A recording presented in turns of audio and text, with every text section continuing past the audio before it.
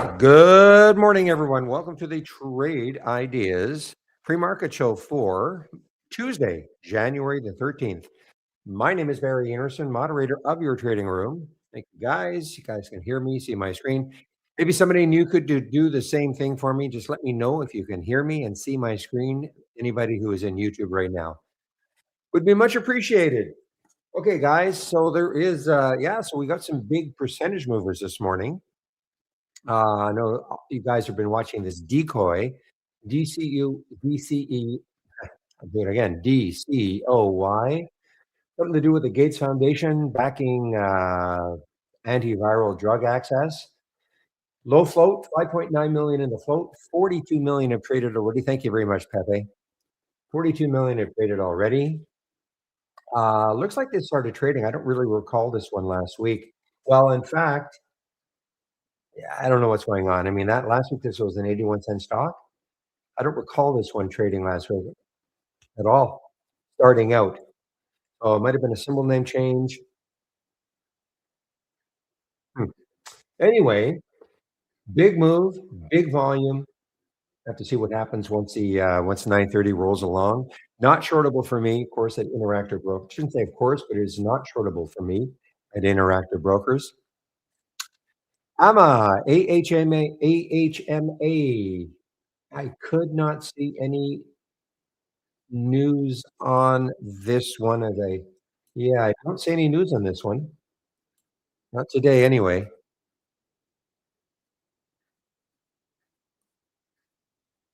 SLRX. Thank you, Obi. Okay, so it used to be, I do remember SLRX, so they changed their name to DCOY. Okay, thank you, Obi. As always. And then we have Aton, ATON, ATON. This, no news today. This was yesterday's news, closing a $46 million AI compute deal, etc. That was yesterday's news. And it had a bit of a reaction, but not a huge reaction. William, I'm wondering if you want to take a look at TVTX. TVTX. TVTX. Another bio that's been really beaten up. TVTX.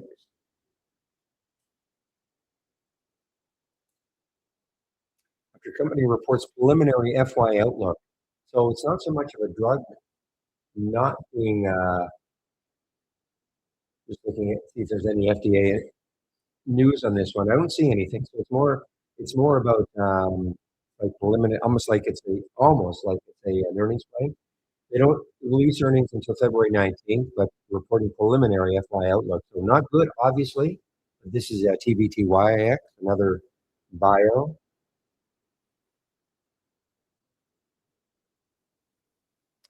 XAir trading higher after XTL Biopharmaceuticals agreed to acquire an 85% stake in Neuronos subsidiary with Beyond Air. Okay, so a little convoluted, but that's the reason for XAIR being up, Beyond Air.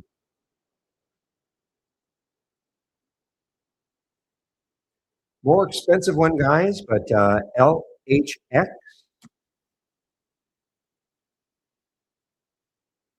Critical Research Partners maintain. Well, okay, first of all, that's a price chart, but they did have some news. Okay, they're going to build the arsenal of freedom with the United States IPO missile business. Okay, so that is LHX. I don't know. Maybe they have an ETF for them. I don't know.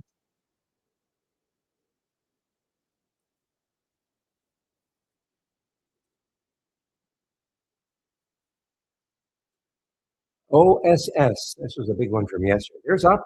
Okay, up. So up had a big day yesterday. It's above yesterday's high. There is a 200-day moving average above it. You can see some of the flyers that we've been FlyX, flyer from last week. GP, a flyer from last week. Some of these ones that are starting to give it up. Of course, LVLU. Yeah, which could be today's LVLU. It's hard to, yesterday this did not have like a massive amount of pre-market action, and so I look here.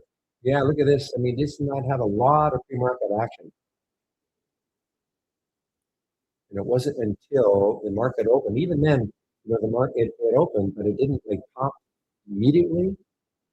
And then once the market really got open, this is 9:45, and then it really started taking off. But even at 9:30, it hadn't really popped that much.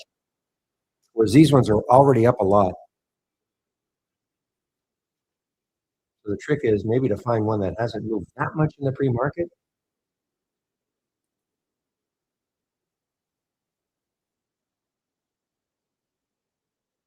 Am I in TVTX? Never. I shouldn't say that. No, no, no.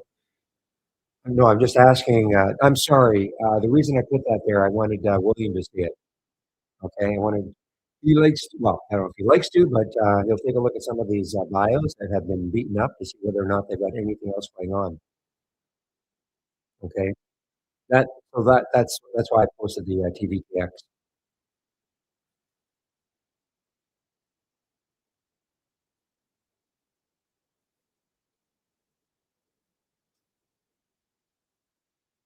Yeah, there's some earnings plays actually. Didn't I see the JP Morgan? Well, we have Delta for sure.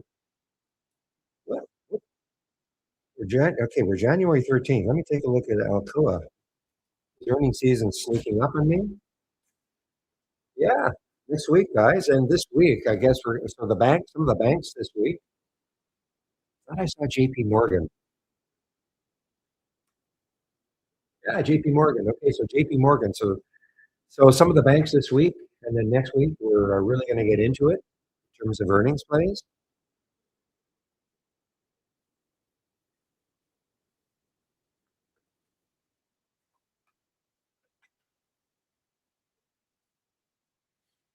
And Delta, let's take a look at Delta. So Delta down 4.5% or so on earnings.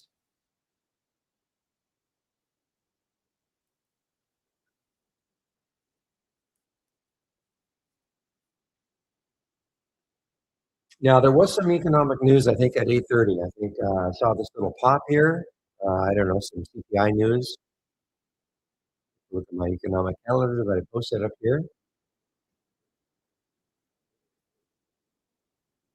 So we got some stuff happening today. Yeah. So we've got core inflation, inflation rate, CPI, CPI, Red Book at 10 o'clock, new home sales at 10 o'clock, new home sales, September, October, November, and October again. So I don't know what all these mean, to be honest. I mean, I don't know what, oh, month over month. Okay. So it's month over month. Anyway, so there is some stuff coming out at 10 o'clock also, the market short term.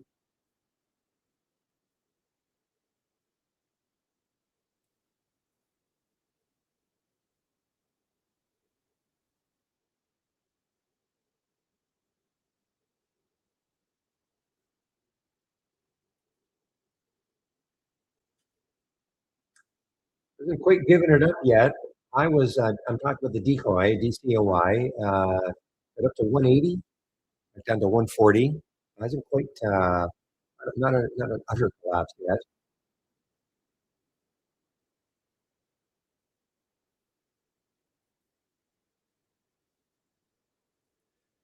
Silver, will silver hit? That's that question. We don't know, but let's see. Silver, you're talking about SLV.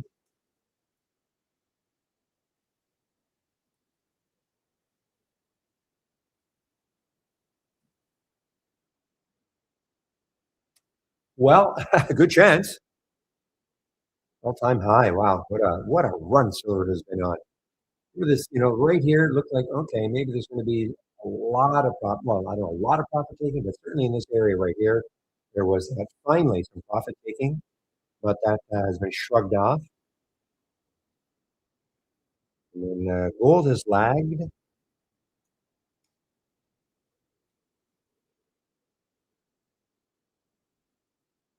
I mean, it's almost a lifetime high. I mean, it looks a little bit. I mean, look, gold was doing the same thing that silver was doing, but it's just the last year's rise in silver was amazing.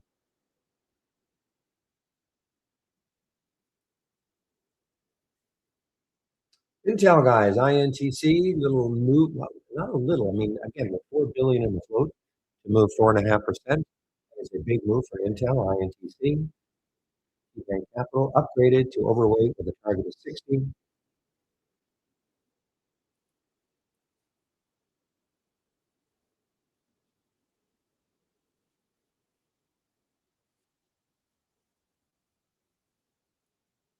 There's ANTA. Still, still. I mean, look at this. They got up to 104 in the pre-market. ANTA, ANTA. Yeah, still no shorts available for me at Interactive Brokers.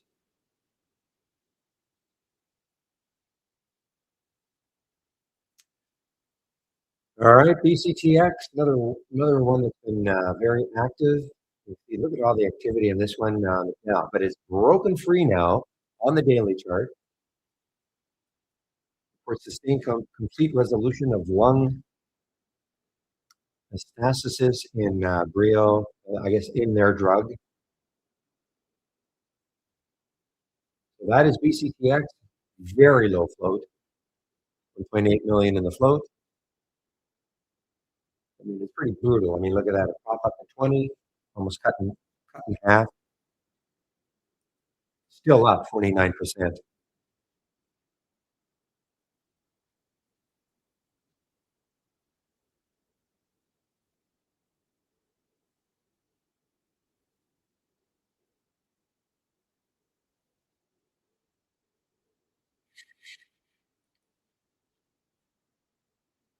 What I'm really looking for right now. These are up. Some of these are up really nicely, but they pulled back a lot. So here's IOTR was up at 581, pulled back down to 324, still up 25%, but pretty brutal pullbacks underneath the VWAP. Just looking to see if there's anything that's up a decent, well, a big percentage, but still, not hasn't pulled back that much.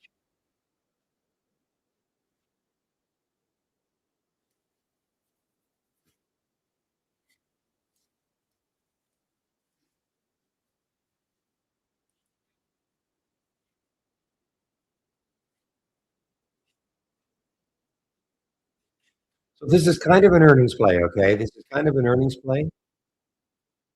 I'm going to say it is an earnings play. It's reacting like it's an earnings play.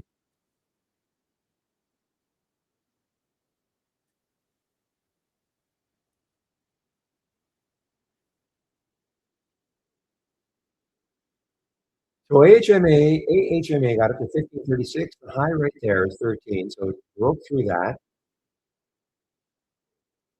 Yeah, watching this one, I mean, 3.9 million in the float. That is the United Arab Emirates. There's a few. Well, I don't know if this is the same one I keep seeing, but there's been a few out of UAE.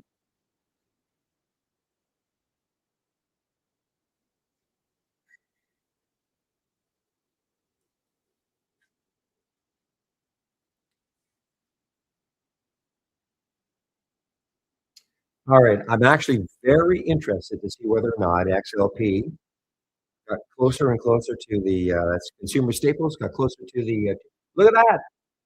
Look at that. We're finally over consumer staples. Finally, really the last one, the last major sector for several months has been underneath the 200-day moving average.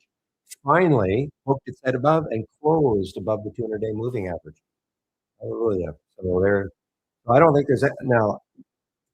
Take a look at the dividends or XLU. It's still above. Yeah, so I don't think so. Every single major sector now is above the 200-day moving average.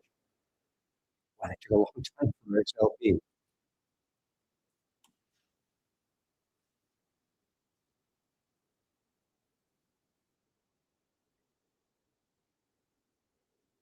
Versus the SPY getting closer and closer to 700. All right, William saying, tough one to get right there. Back of the envelope is minus 40 cents. They have substantial revenue, but lose money and lose cash. That being said, they have two approved drugs. Expected revenue for 2025 is a 75% increase from 2024, but doesn't appear to be enough to make them profitable yet. They do have two other late-stage drugs. My gut says they bounce, but I don't know expectations. Thank you, William, for the analysis of TVTX.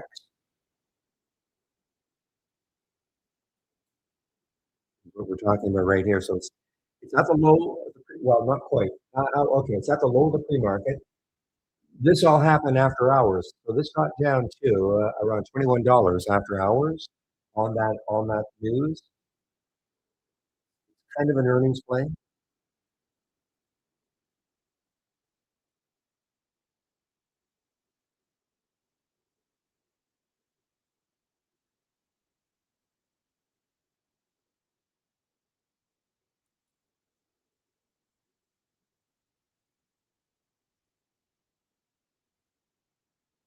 Been a while since we've seen a big bounce in one of those, and I mean like a really big bounce, $2 or $3.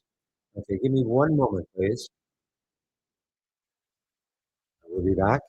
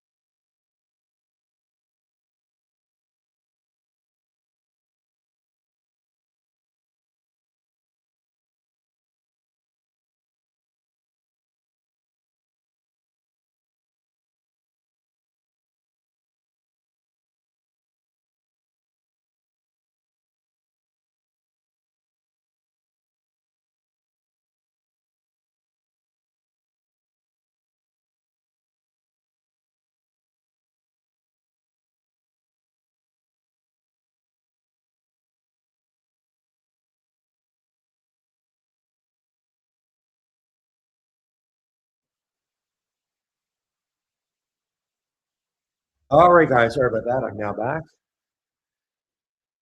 Um, the gentleman had a problem logging in. Are you still around? Was it Nick M?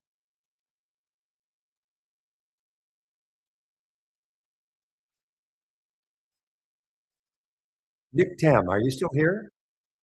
Were you able to contact? I had another idea. But let me know if you're still around, okay? Nick Tam. Nick Tam.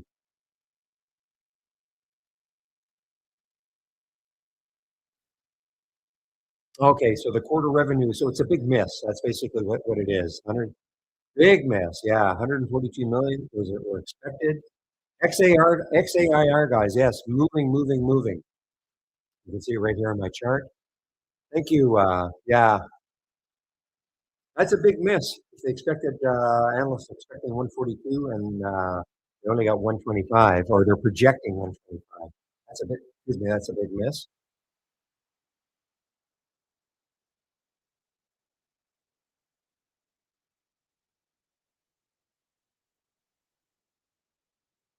No, I think he was, no, it's okay, Dwayne. I think I rarely post tickers, okay, just a symbol.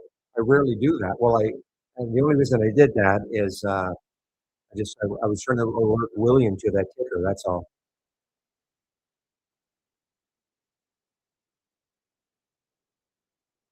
Yeah, yeah, it's okay, guys. Yeah, shake hands right now, Dwayne and FinFan forever.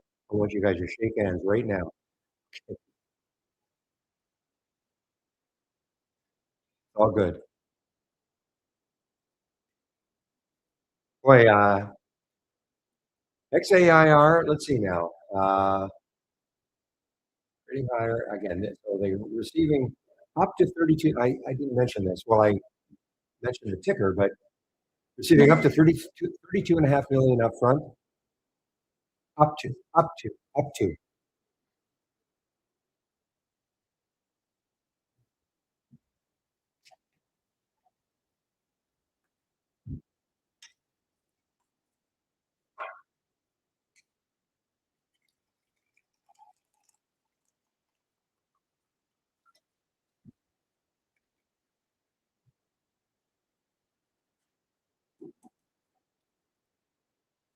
And again, a low float, 7.6 million in the float.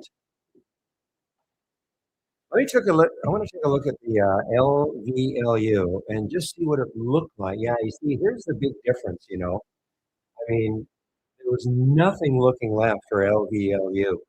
Nothing looking left to stop this. Okay, so that's the difference between what we're seeing now, say for the X Air. And again, this was the one that the guy's name is Friedland. Friedland. I gotta write that down.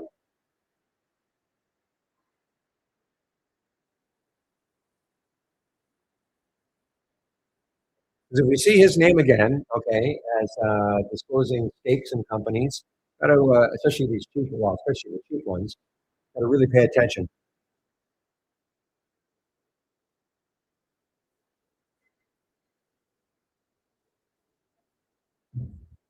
Watt, WATT. This is moving, but again, look left. It doesn't have a lot of room to run. It hits all these little areas.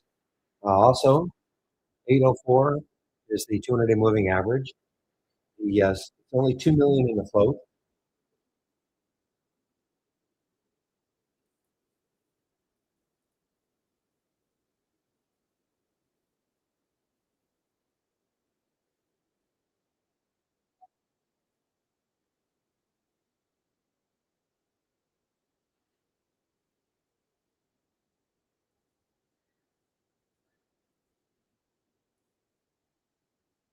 I'm sorry, guys. I'm just rearranging something. I don't see any news on Watt. I'm sorry. I do see some news. It's not another one. It's may as well be an earnings play. Preliminary. Okay, this is preliminary revenue, etc. So it may as well be an earnings play, even though they don't release until end of February. It may as well be an earnings play.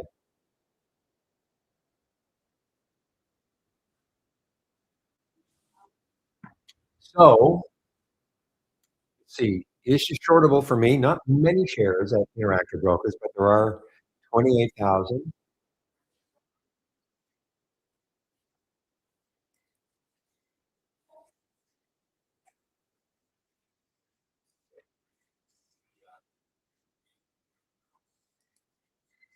Hmm. Okay, guys, it is now 9:23. So what I want to do now is get my 9:30 layout up and running. So first thing I do, of course, as always, save my layout.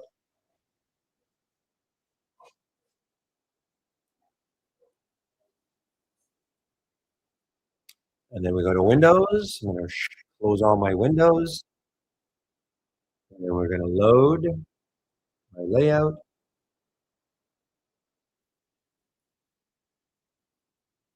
This is what I use at 9:30.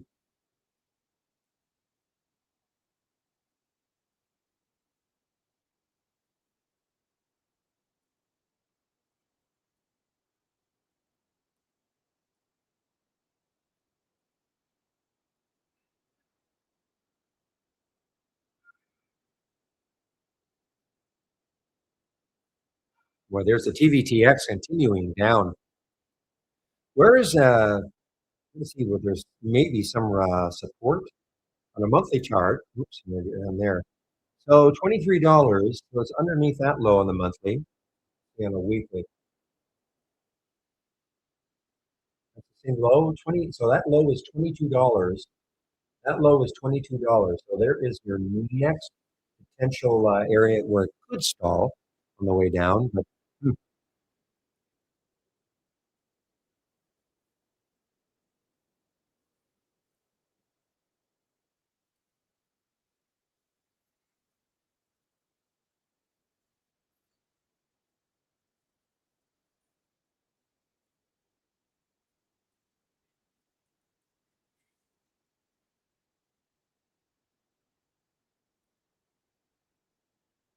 give me a moment, guys. I just want to find right back of here. So now these are the top six from my previous layout where I had the pre-market actives up. They were the top 15. These are the top six. So let's see if there's a. I did see this THH.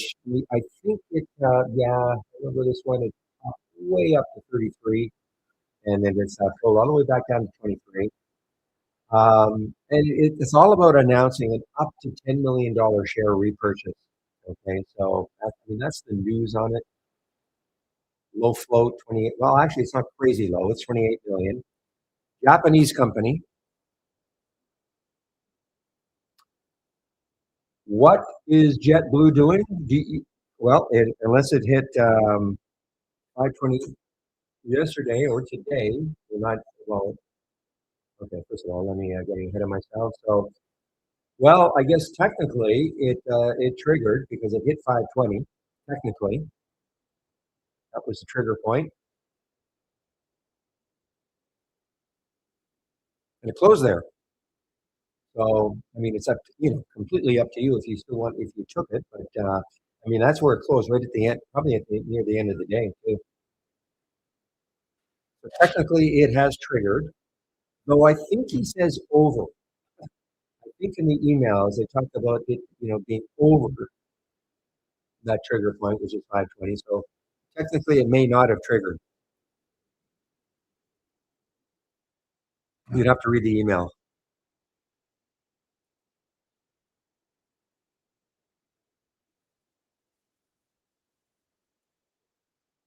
Okay, so it did not move above. So it literally got right up to 520. So technically, it is not triggered.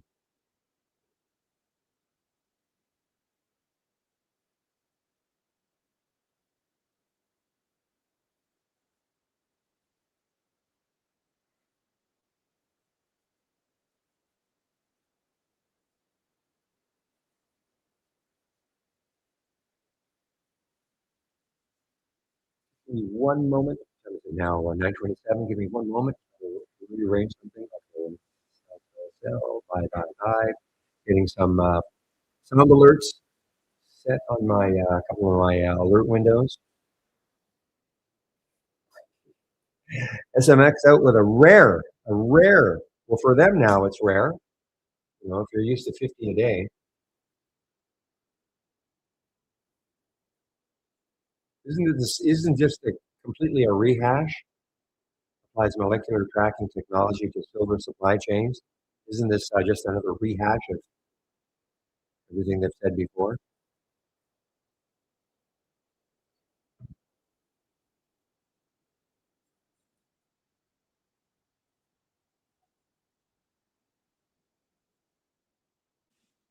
Yeah, Obi, I'm sorry. I saw I don't know.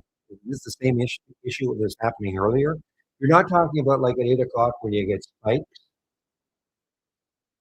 We don't show the spikes anymore in terms of the topping tails or bottoming tails, but it can trigger.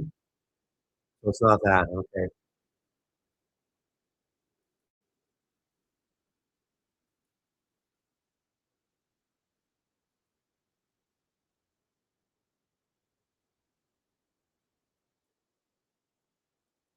All right, guys, less than a minute to this open. Let's have a great trading day, everybody. Well, the sound stopped working for a while. That's interesting. That's a new one. Now, is it possible that you had several windows alerting almost at the same time?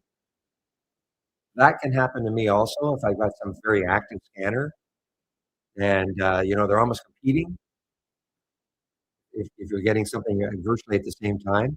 Now, you should still get one over the other, but that's sometimes what happens to me.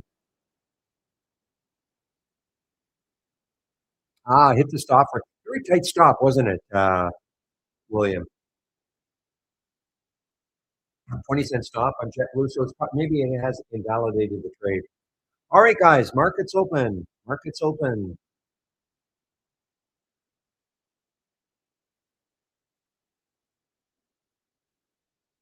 Well, 9:30 is open. Let's put it that way. 9:30 is open.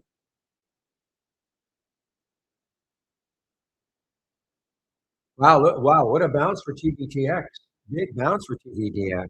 Big, big. I mean, I don't know how much more it's going to bounce, but that is a big bounce. 22.36 all the way up to 25. Big bounce.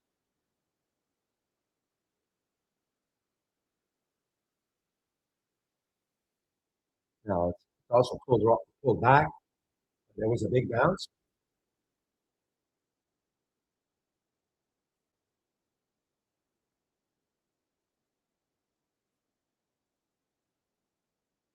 USAR guys on the move. USAR on the move.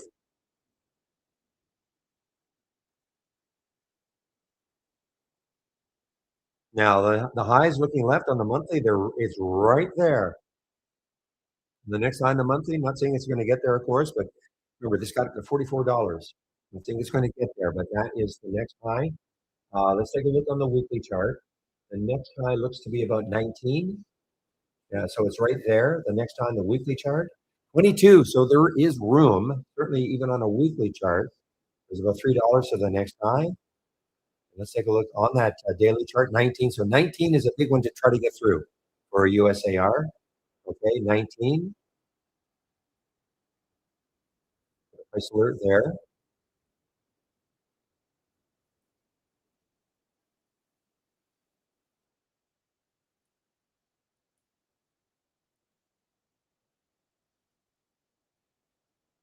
Wow, Coupang, CPNG getting hit here.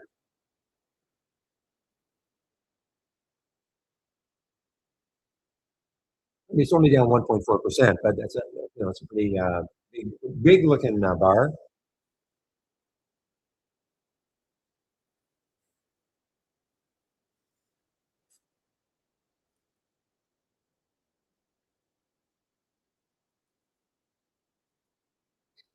Okay, so USAR did briefly take that out, and it came right back down. And the reasons I don't like trading in the first 15 minutes, you can kind of see how choppy things can be in the first 15. I'll always run the risk of something running right from the beginning without me, but I also have been nailed by this sort of action. You're not getting sound alerts either. Hmm. Did you leave Trade Ideas working overnight? Be honest. Okay. That happened to me the other day. I wasn't getting sound alerts because I thought I could trick it and left it running over, well, not so much overnight, but I had to reload it. Okay. Just reload it. I'm sorry. You might have to reload it. I am getting sound alerts. Before you reload it, maybe go to account and reset the connection a couple of times. See if that helps. I'm getting sound alerts galore.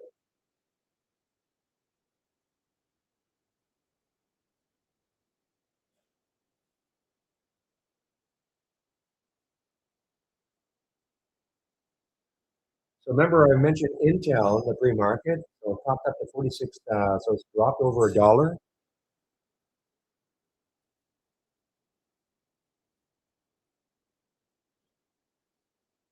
Moderna, mRNA. Let's take a look at this one. See what's happening.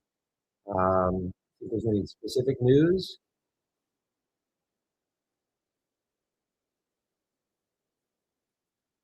Drone play, guys. RCAT is starting to. Well, it's still up 4%, but it is starting to drift down a bit. And this is also an earnings play. I mean, a preliminary, okay?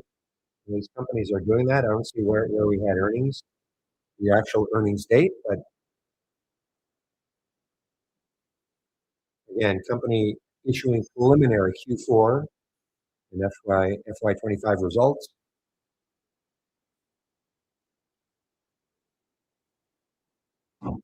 Boy, that TVTX, that's what I was looking for, William.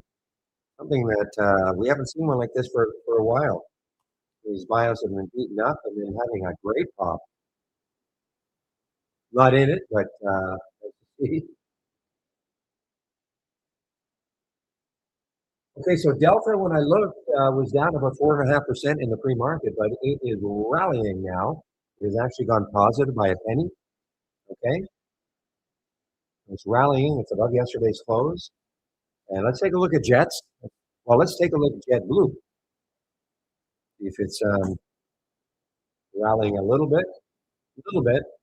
But as William said, it did hit. This is a non-event because technically the buy was above 520. It got to 520, but it didn't get above it. But the stop is 4.5. So I mean, obviously you can still trade it if you want to.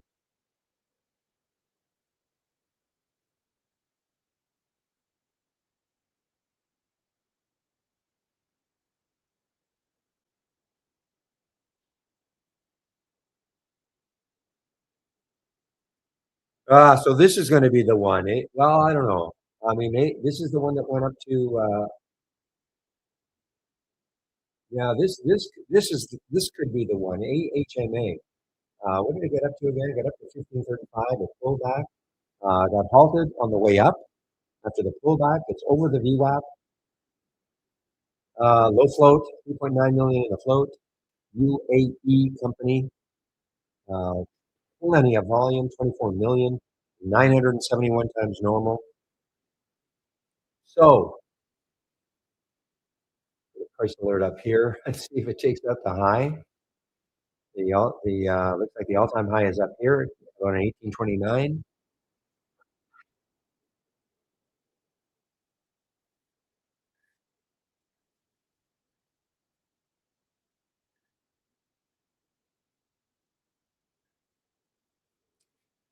So silver, of course, was silver, guys. So SLV, probably no pullback. Not really a pullback, but I mean, it's hanging around the 80 level. So silver, you're going to play a silver play. I would have SLV up and running as a thumbnail chart. If you want to play something, one of the silver miners.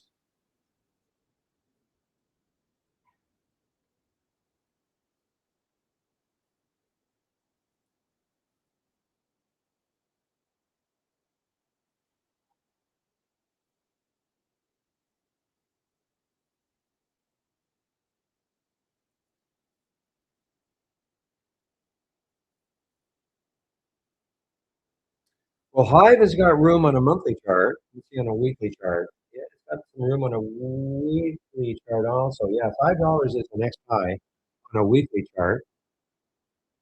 It's over that 356 on the daily chart. So Hive has got some room.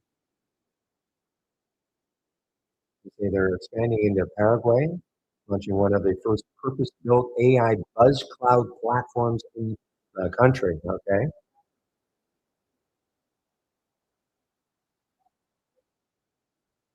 Now look at USAR. Remember what we were watching USAR. It was ripping higher. Now look at it. This is what I should print out and just to always reinforce. There's no rush to get into some of these.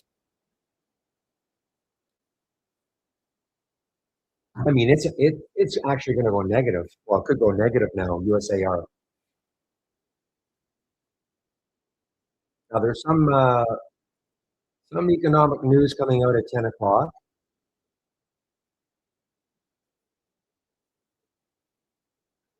and it actually it's barely positive. USAR barely positive.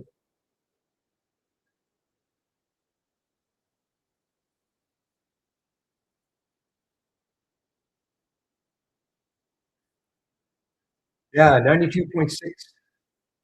That's what I've got for Bitcoin. CSIQ. Let's take a look at CSIQ. Solar play, Canadian solar.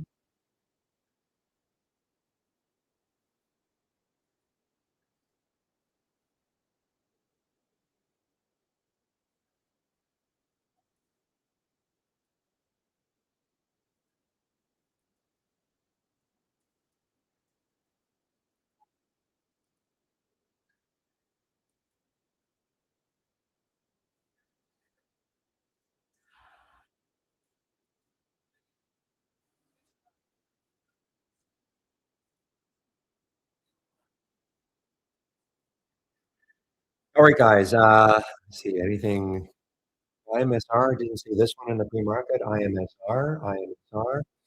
Wow. So this, yeah, this so it's above yesterday's high now, above yesterday's high. Now, this is what I'm doing with our AI today, okay? I am only gonna look at re-entries. That's all I'm looking at. So something might rip right from the beginning, but I'm only gonna look at re-entries if they happen. That's my plan for the AI today. Would have worked extremely well yesterday. I don't know what's gonna happen today, but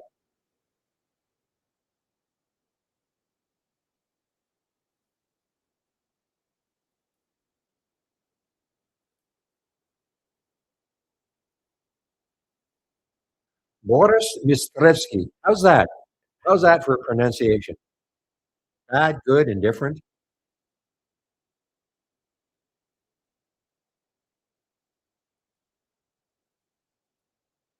Close enough? Okay.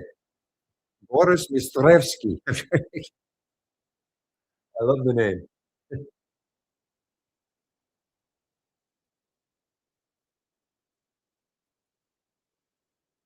Probably be more like Mistre as opposed to Mistrevsky. Mistrevsky.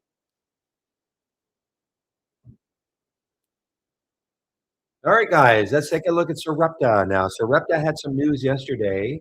I got knocked down on that news yesterday, and it's above yesterday's close now, a little bit.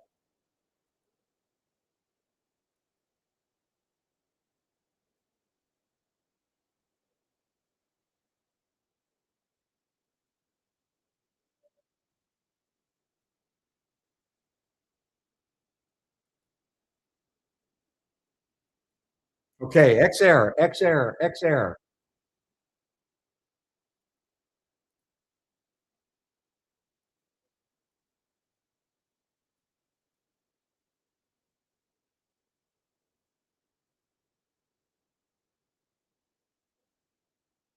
So this is a re-entry, guys. This is a re-entry. Guys, if you have our AI, I'm gonna go over this in what time is it now? 9:42. About a little over 10 minutes. I'm gonna go over this.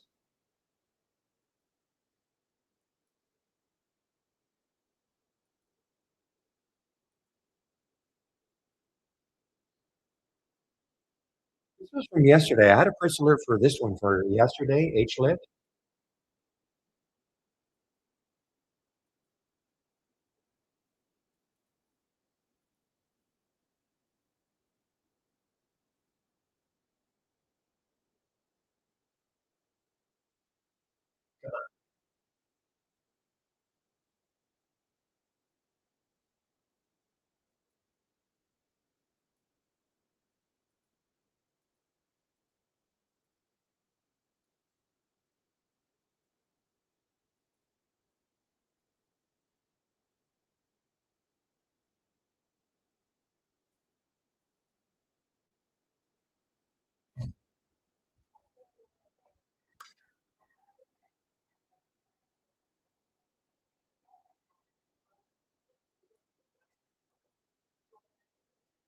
Guys, I'm really keeping an eye on this XR, okay? I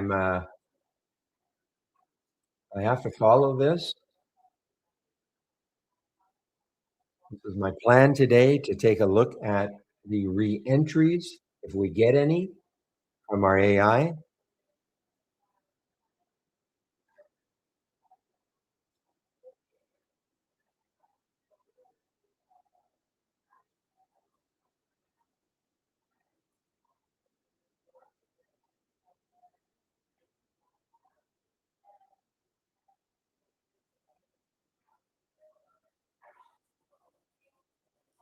All right, froze just over the whole number, FRO, just over the whole number. And looking left, it looks like it has certainly some room on the monthly chart, 2846. Let's take a look on the weekly and the daily. So looks like it has a little bit of room, FRO, shipping company. Okay, guys,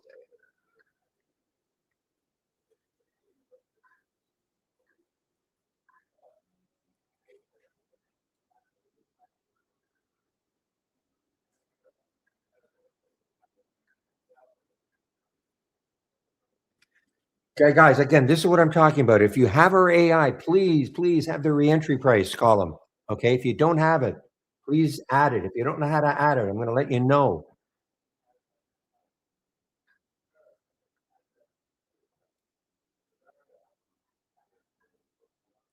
Do you have our AI, Doodle Dum, in our answering you in our YouTube room? Do you have our AI? Never premium service? Access to the AI? Holly, whatever you want to call it?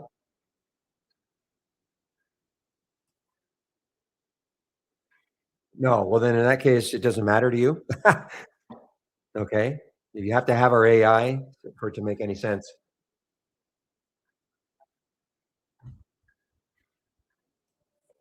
I will go over it in a bit, but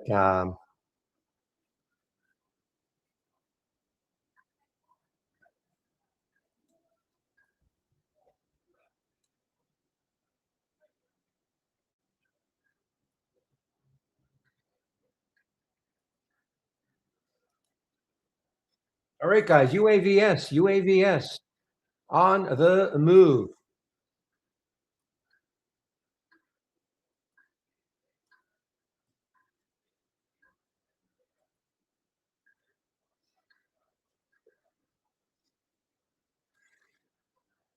Okay, I'm going to go over this in about 10 minutes. Okay, Doodle Dum. It's just a column, very quickly. It's just a column that can be added to the AI that can show you a reentry price, which is halfway between the original price and the stop. And you get an alert there.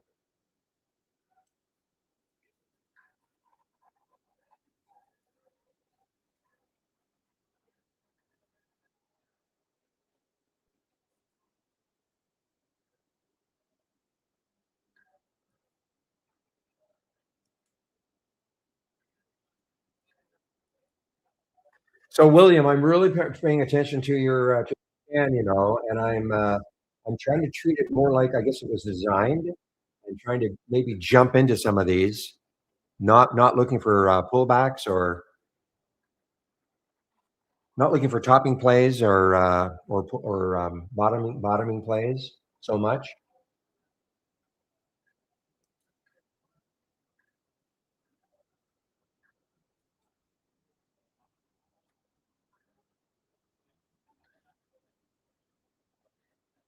And within reason. I mean, if I see something and it's popping into what I consider some resistance, then it becomes more interesting as maybe like Oxy might be more of a topping play.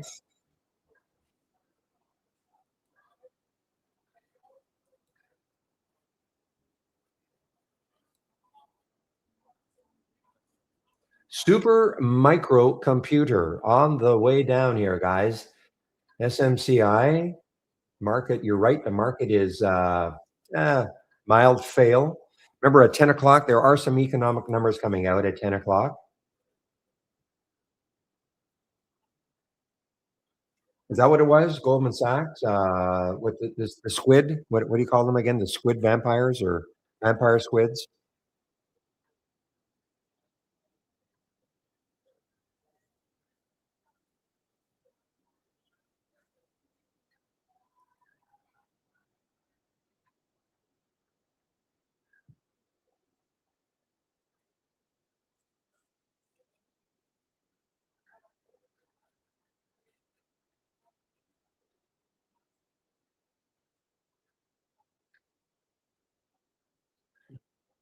Yeah, the silver plays. I did not. I was thinking about getting into this one, but I didn't do it. Unfortunately, SSRM silver play didn't do it. That was from your scan, William. Well, it's probably here too. Interesting that a lot of the ones that I'm seeing are also in this crawl.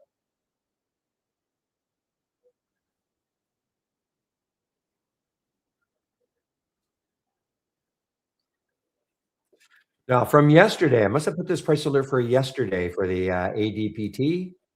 And does it still make sense to me? Not quite.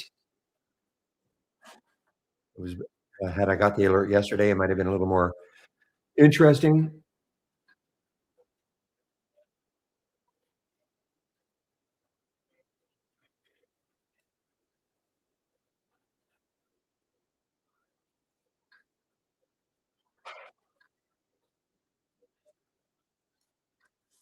Boy, SMCI. So you're $26. Yeah, $26. Goldman Sachs putting a price target on this one for SMCI. So that is the cause for the thumping, I guess. I don't see any other news. A little more flavor to it. Warren's margins face further downside. That's Goldman Sachs. That's their opinion anyway.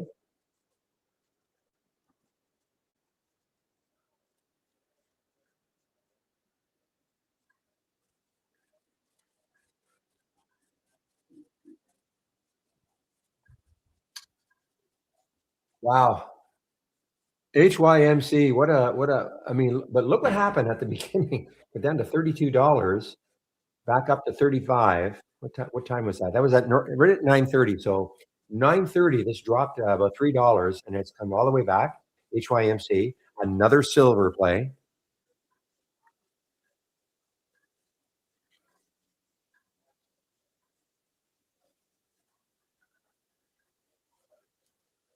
Haven't seen Fig for a while, guys. Fig, wasn't this supposed to be the Adobe killer? FIG.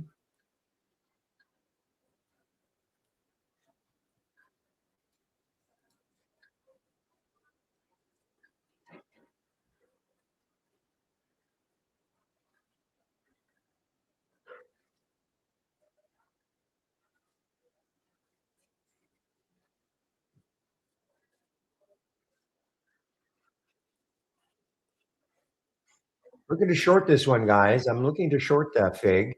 The next low looking left on the daily is way down here, 34.69. So about $1 to that low.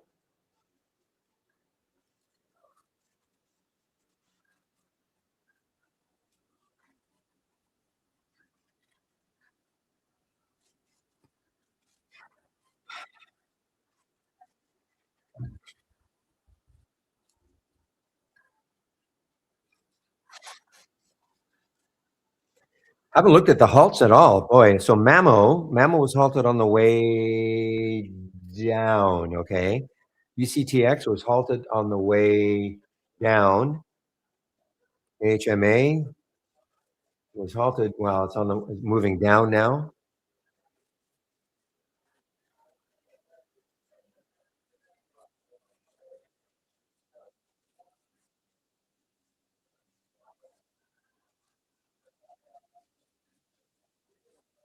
Come on, XAir. There we go. That's what I was looking for. Okay, so there's XAir, guys. Like, what time is it now? You know what? I'm going to go over this now. Okay. For those of you who have our AI, please pay attention. So first of all, I'm going to get my homepage link in.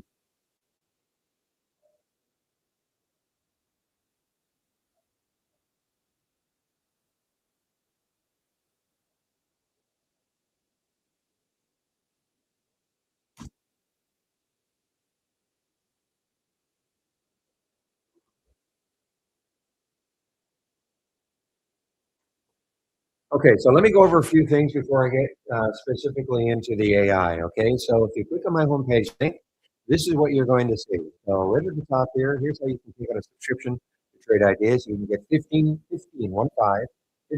off the first month only for the entire year of a Trade ID subscription. Doesn't matter what plan you choose, or standard or premium. Okay, so 15% off first month only for the entire year. All I ask is that if you do take out a subscription sometime in the future, please use my code. The reason why helps to keep the rooms free. I'm moderating a YouTube room and another room that I call the trading room. Okay, so helps to keep the rooms free. Company tracks the use of the promo codes. They see my code being used enough. They say, okay, let's keep the rooms free.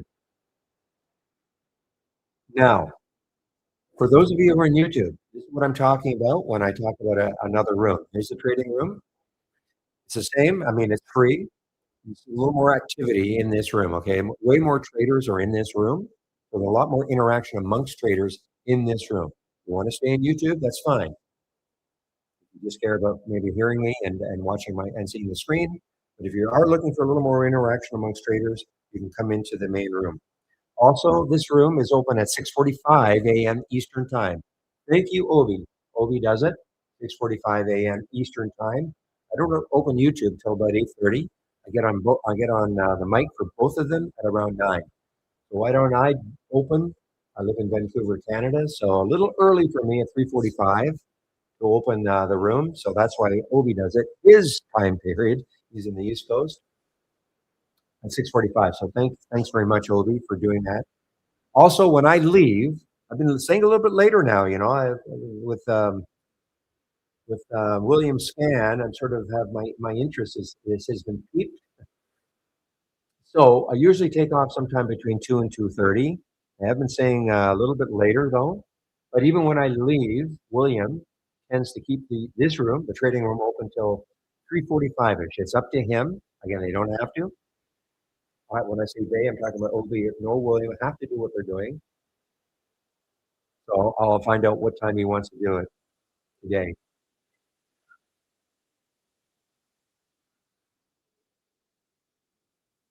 Now, if you take out a subscription to Trade Ideas, the first thing you must do, before I do that, scroll down.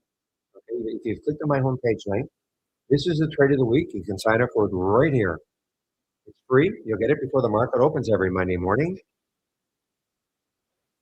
And if you sign up for the trade of the week and you don't think you're getting it, before you contact us, please check your spam folder. And if you have Gmail, check your promotions folder, okay? If you don't see it in either of those two folders, then contact us. Now, if you're taking out a subscription or thinking about it, click on the education section. So if you've taken out a subscription, mandatory, this is the first thing you do. Getting started with Trade Ideas, 12 short videos to get you started. You don't have Trade Ideas, but when you're wondering if you should even try it, I would start off with that second video and go to the last one. That should give you an idea about whether or not you'd like to try us for at least a month. If you're new to trading, back to basics, this is for you. A free series of videos, 15 of them, if you're new to trading, okay? Now, looking for my information that I'm currently sharing. If you click on my homepage link, scroll down the middle section, the scans, okay? They're not all scans, but I'm not going to quibble. So right here, biggest gainers from the start of the race is up here. This is the movers to the upside versus movers to the downside. You're basically taking two scans and running them off against each other. Okay, right now it's about 50-50. And if it's in red, that means the stock has met a new low of the day with filters in place. And in green, made a new high of the day with filters in place. And these are all real-time alerts. Okay, sort of old school ticker. Just a different way of presenting our data. This is a race, presenting the data in another different way. Boy, XAir, guys, I have to show you. Okay, let me keep going. Pre-market actives up and down. Pre-market actives up and down. This is what I use in the pre-market. Pulse resumes is here. And what else we have? I do have another race. I don't have it up and running, but you can have it if you want. This is another race. It's a more volatile race. The momentum scan and the combo scan. And actually, I don't have my gap scan up right now. So these three scans, I don't have them up and running, but you can take a look at them. Gap scan once we get right back into earnings season again. So let me, hands up if you've got the AI, and this is what I'm talking about, okay? This is what I said. I said yesterday I was going to do this. Just give me a moment as I. Now, first of all, this is it's a trading room, but it's also, a support room. So you can ask me questions all day long. Asking me questions keeps me engaged, okay? So this is what I was talking about. I'll just show this briefly. It's not, if you have our AI, first of all, this is the window that I would have up and running. Strategy trades all. So click on File. Click on New from the toolbar, and then you see where it says there's a middle one that says Premium AI Strategy Trades window. That's the only thing that I have up and running. That's it. Well, if you go to you can go to our channel, but it's a lot of information coming at you. It makes it nice and clean, okay? The other thing to do is in that filter section, it's possible, more than likely, that it's going to say profitable trades check. Uncheck it. Uncheck profitable trades. You want to see them all day long. You can use this like a watch list. Okay. Sometimes maybe the A is a little early in getting into on the alert. Set up better at a lower price, which leads me to the reentry. I said yesterday that this was what I was going to do, and I'm only going to look at reentry. So if a stock hits, there's there that was the original alert price for XAir. That was the stop, very tight stop. Hit the stop, and it got halfway between 164, 159, halfway between was 161. Okay, so I said I was only going to look at reentries, and that's what I did with it. And it was a little bit choppy at the beginning, but boy, it's really working now. Okay, now I'm not saying that if you have our AI, that's what you should do, but that's what I'm going to do going forward. Just wait for the now. Obviously, I run the risk of having an alert and then it running. That's okay. It doesn't bother me at all. Now, notice it's the only one with a reentry. It's the only one, and that's because none of the other ones have come halfway between. Well, it hasn't hit the 28,875, so it's a little bit above. But let's say it hits 2789, the stop. That would be Warby. Again, if it hit, if later on it got halfway between 2875 and 2789, you will get an alert. So hopefully that made sense.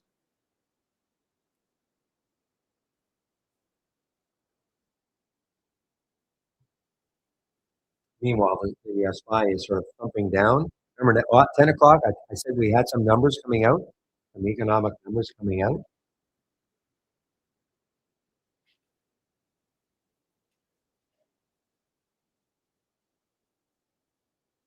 Now, I'm not saying this was the easiest one, okay? You can see right there, some chop down, but yesterday when I looked at the reentries, about five or six of them were really, really good.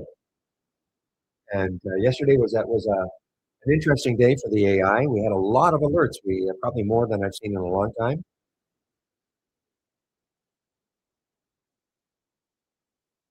Now this is getting parabolic, okay? Look at this on the 2 minute. On the 2 minute, you can see the wave, and you see that bottom of that bar is getting out of touch. So it's getting very parabolic. So with that in mind, I am taking some off. Okay, I'm taking some off, and I'll hold on in case it just has keeps running. But the high of the day was 230. Can't expect that much more. So I don't know how much more we're going to get, but I'm trying to follow the wave now. Though why I won't get out of everything, just in case.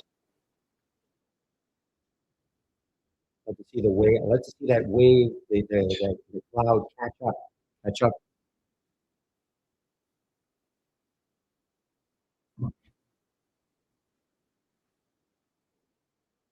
Well, I mean, there's a 31% move, and that's from 164, so it's a little bit better coming from 161.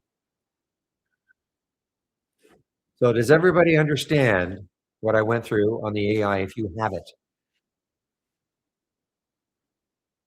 because I think now when you load that, you do get this as part of the default. Okay, your entry price.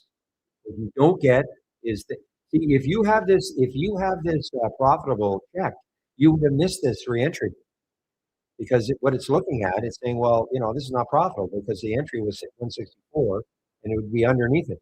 So you would not see it. Crazy. So uncheck it.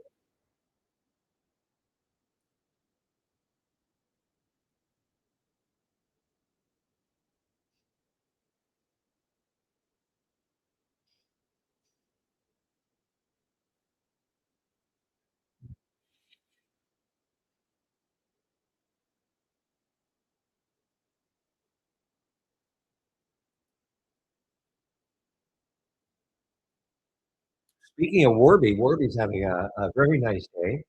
Um, WRBY, if there's any news on this, and trading higher in reaction to Meta, after reports suggest that Meta may double its Ray-Ban glasses output due to demand. So obviously this is a spectacle supplier, including, I don't see Ray-Ban. Well, they obviously have something to do with Ray-Ban, online retailer. Yeah, so obviously they would have Ray-Ban.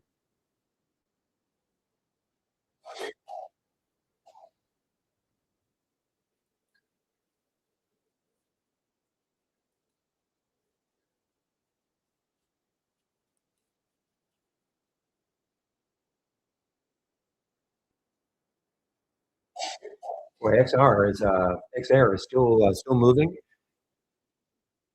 What this allows me to do, though, the fact I took some off, allows me to hold on to it in case it does have another crazy move.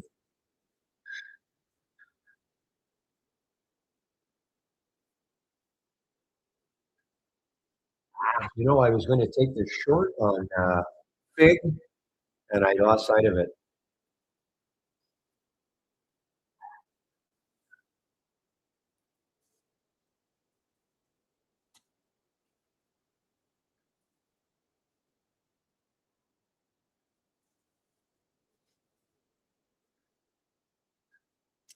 So Intel's had a choppy day. I mean, it had a big pop up and then the drop, and now the move. INTC, Intel.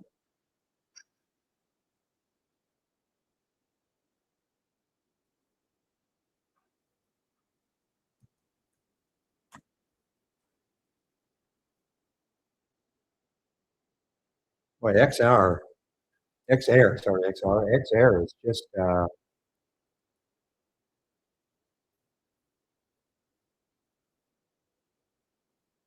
so. I mean, this was the news for it this morning. A little bit convoluted, but that was the news for it. XTL Biopharmaceuticals will acquire 85% of NeuroNos for consideration, including etc. But they've got something, obviously, some tie-in with Beyond Air. I think it's some kind of subsidiary. It's a low float. We're going to buy 172 times normal.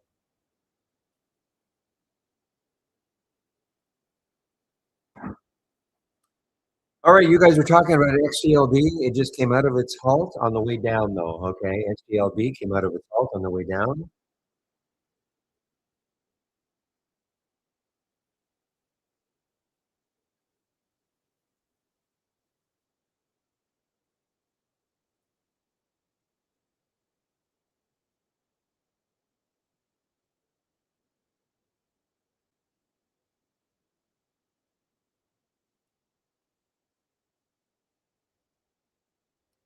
Okay, is Warby coming into any sort of resistance? Looks like, I mean, right there, the next high is 30.24. So, I mean, we're right at 30, okay? So the next high is 30.24. Will it take it out? I mean, will 30 stall it? Will that whole number stall it? William, I don't know if you're in this one or looking to short this one. This is from your scan, of course. And that's the WRBOY, WRBY.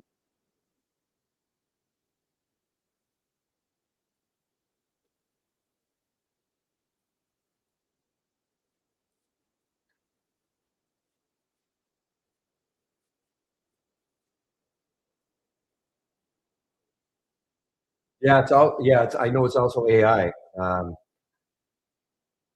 just waiting on the reentries though.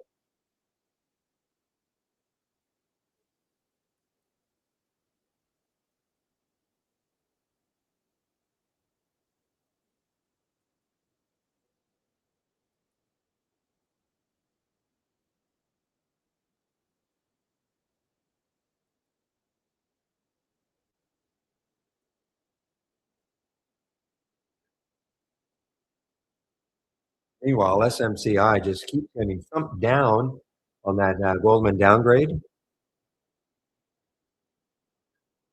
Wow, XAR. I mean, that's, it's corny, but one good trade, guys. That's all it takes. I mean, this is a tremendous percentage move now. And just goes to show, just because the stock was up a lot earlier, it can still move.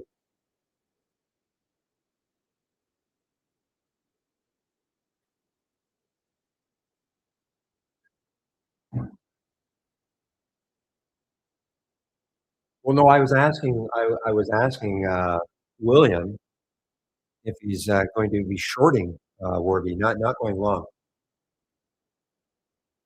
It was meeting his criteria.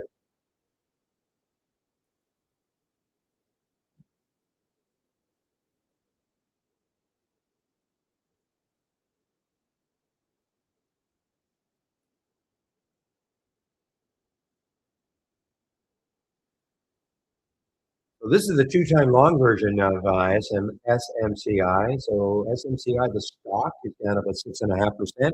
This is double that.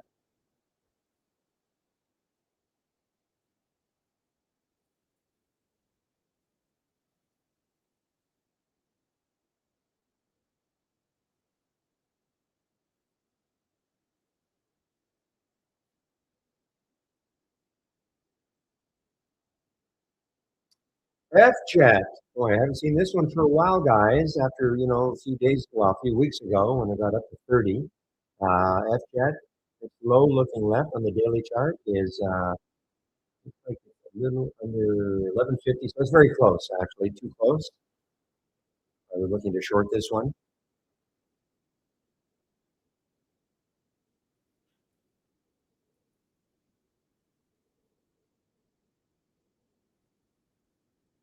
Yeah, don't do it. Those are my thoughts, Bert. Don't do it.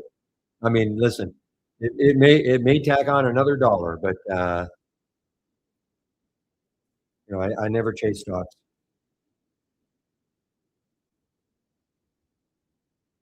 Now, if it has any sort of a pullback, maybe I don't know what it would have to pull back to, maybe 210 or so, and hold.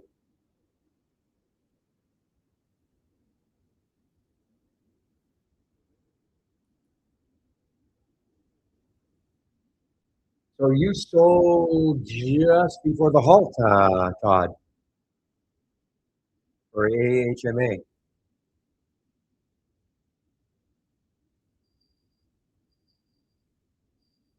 Well, it's looking good.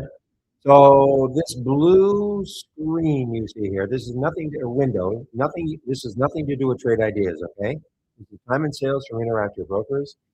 You can't see the symbol, but it is AHMA. This is the halt price of 11.25. This column trying to tell you where it could open. And typically, they are 5-minute halts. This number will fluctuate. What you want to see, if you're in this one, is a number above that 11.25 over here. Right now, there's not a big clue as to where it's going to open.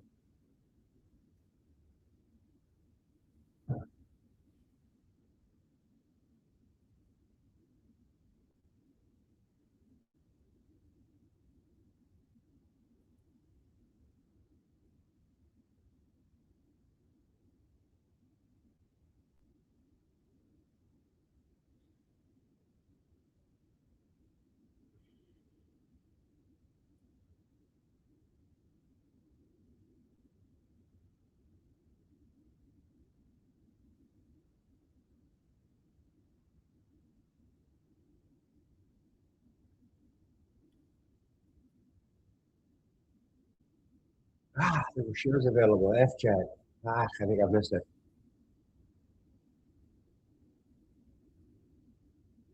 Shares available to short.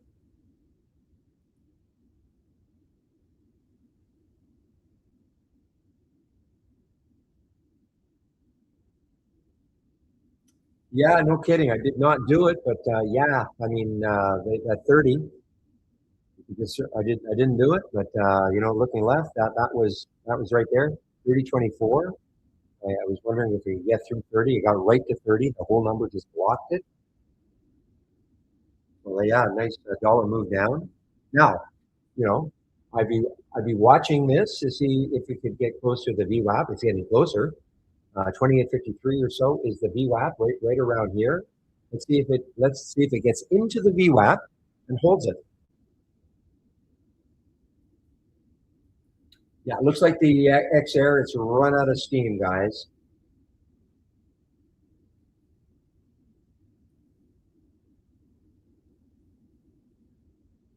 Yeah, I didn't have shares available to short for XR, so I cannot flip the script on it.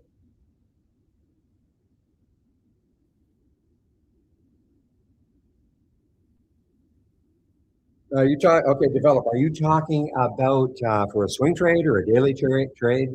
Remember, I'm not a swing trader. You're asking me about Cisco. I'm not a swing trader. I mean, it's been the trend was down for most of this time. It's had a couple of decent days. The next high looking left, 75.39, has earnings coming up. Over a month from now. I don't know. Is there any news on it? I mean, it's not a bad little move today. Nice move on the two. I mean, there's no question. Nice, not a bad move on the two. But if you're asking me on a swing trade, yeah, I'm the wrong person. I mean, it's maybe it found a base down here. The next high is $1 away, less than $1 away.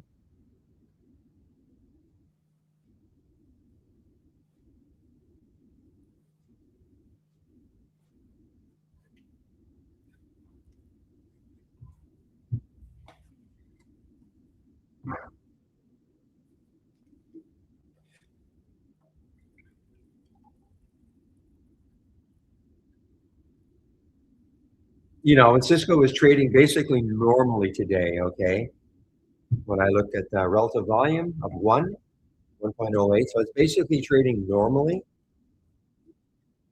Nothing abnormal about it today. And it also looks like. I mean, if that turns orange, that could be the end of the little move up for a while anyway. Look at that. I mean, it's starting to. If I get to a 1 minute chart, I guess it could be orange. The answer is yes. So you can see how the trend is on a 1 minute chart is just starting to change a little bit. Okay, from strong to, I mean, it's flat. Don't get me wrong. I mean, it hasn't cooled down excessively, but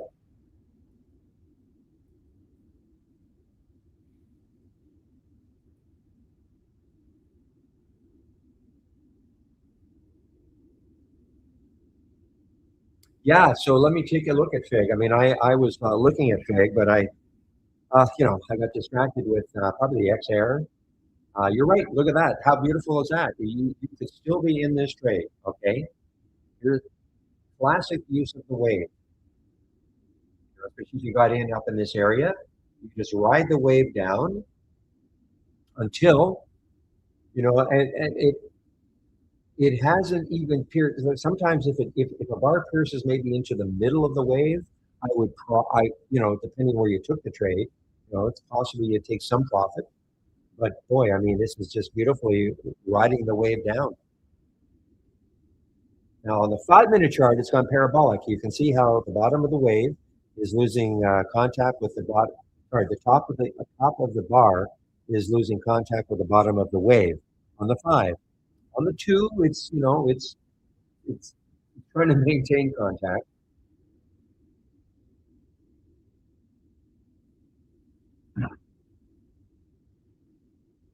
You get a couple little blue bars here. You might start to think, okay, I'm going to watch this one really carefully now.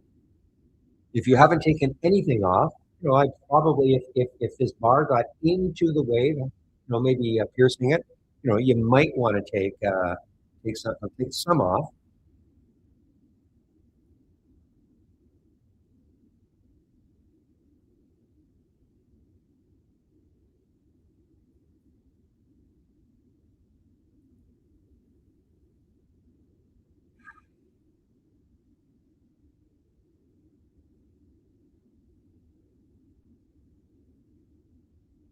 Yeah, decoy is sort of a non-event right now. DCOY.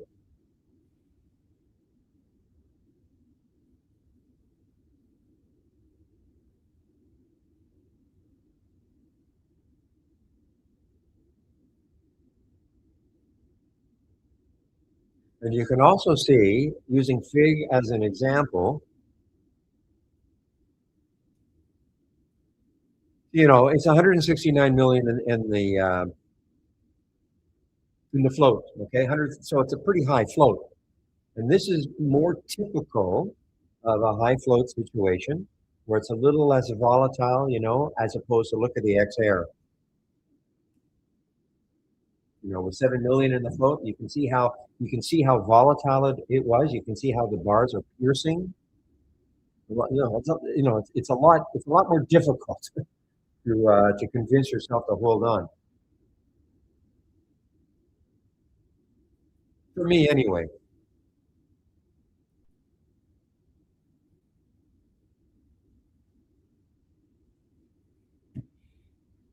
Bienvenue, SSG.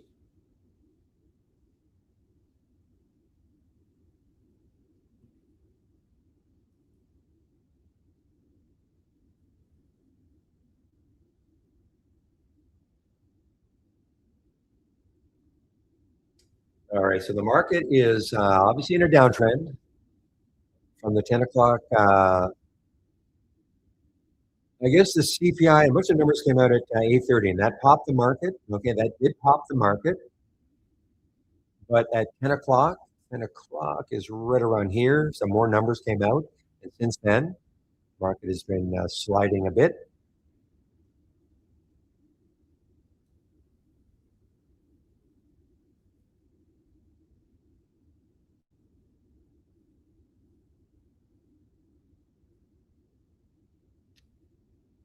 EVTV, you're talking, Dwayne, about EVTV. I see it right here.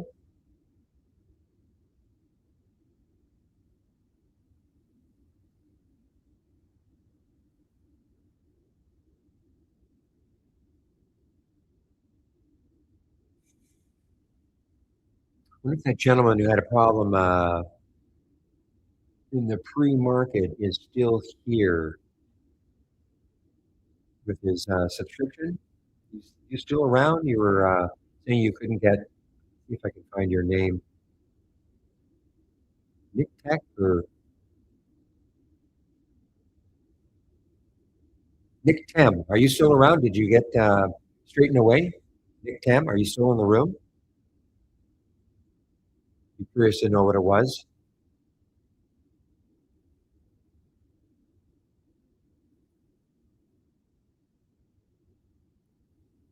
Yeah, so EVTV, you're absolutely right. I mean, it checked out yesterday's high like nothing now.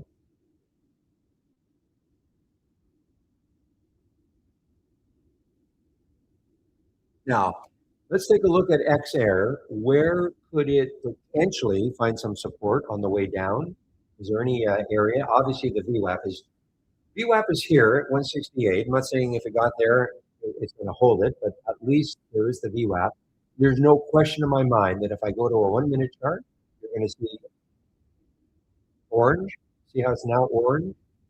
So, that for me, it's a tip, if you will, just because you don't see the minute you start to see a downturn, depending on the time frame that you're used to trading, I would go to a lower time frame just to see if we are getting that transition.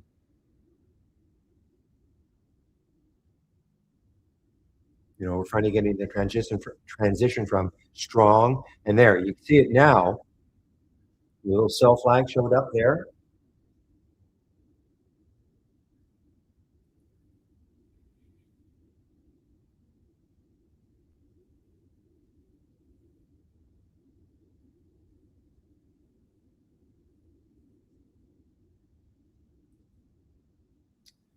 Well, so far, I'm not in this, but I mean, here's another one. I mean, 500 million in the float. Look how nice this is.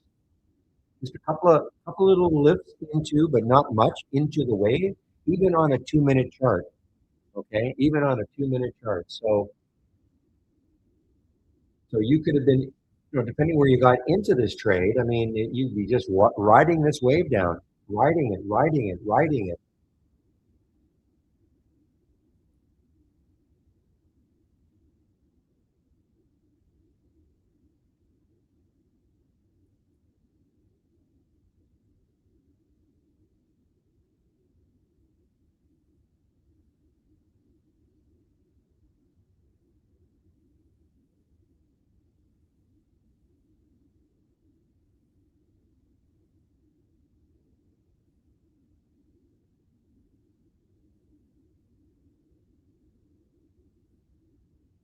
Now, at some point, you might think, well, we probably think SMCI is going to bounce. So let's take a look at the monthly chart. Monthly chart 2571 is the next low, I believe.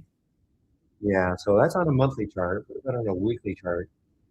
I have to back it out a bit. So, I mean, there's still a little bit of room to run if it wants to on a monthly chart anyway. A couple of dollars to that low.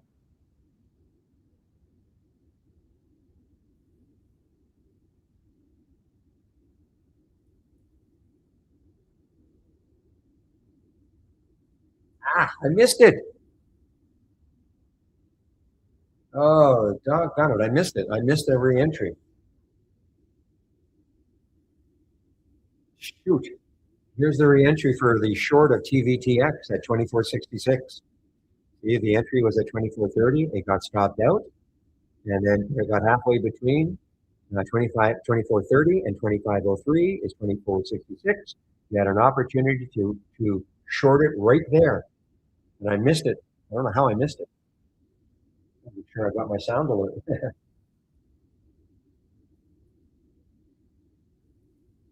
Yeah, no, I just flat out missed it. Going forward, guys, that is how I'm going to use the AI. I'm just going to forget about the first alerts and just wait to see if we get any re-entries on those alerts. Some days you may not get any.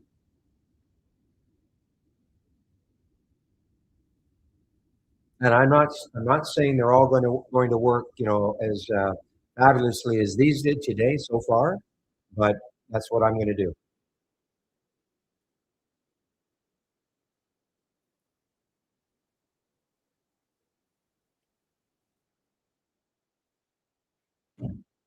QBTS for a day trade. Take a look at QBTS.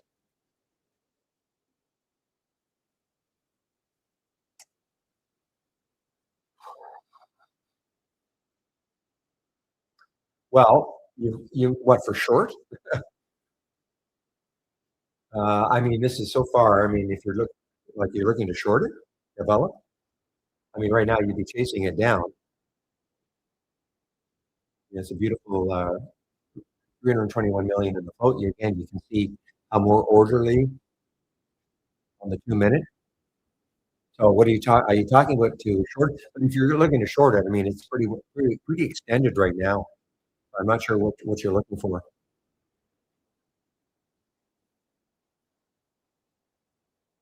I mean, you're looking to play a bounce 27.49, 27.53 is the next low looking left.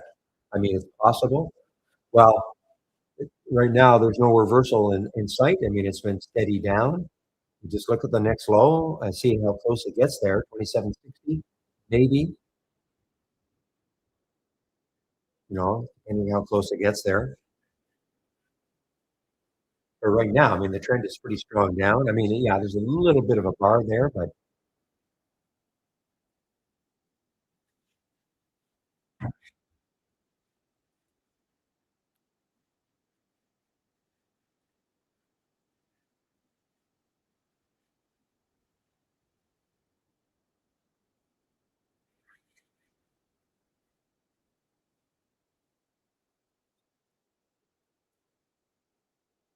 because you're just kind of guessing right now. I mean, look, a lot of trading is, I don't want to call it guessing, but I mean, trying to put the odds in your favor.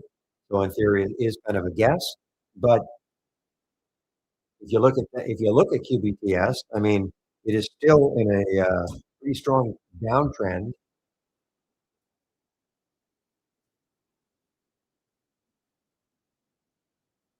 It's trying to maybe get hold 28, maybe, but to me, it's still in a downtrend. Ah, no kidding, XAR bounce, XAR bounce. No kidding. Not in it anymore.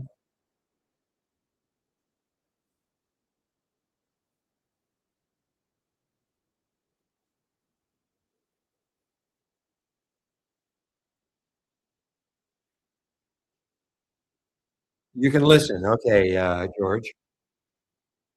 Well, only nobody can actually talk in either rooms. Okay. So it's not a matter of having headphones and then you can, so people can only type in the room. So are you talking about, you get an alert, trade wave, 5 minute EVTV.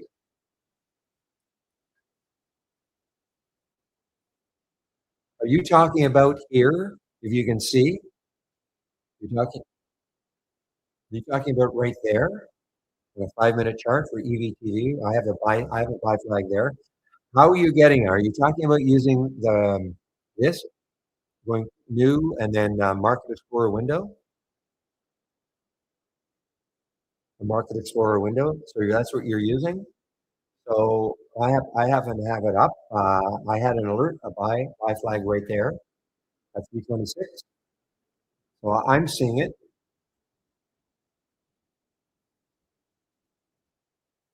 So when you say it's not showing up on the chart, do you have a 5 minute chart up and running?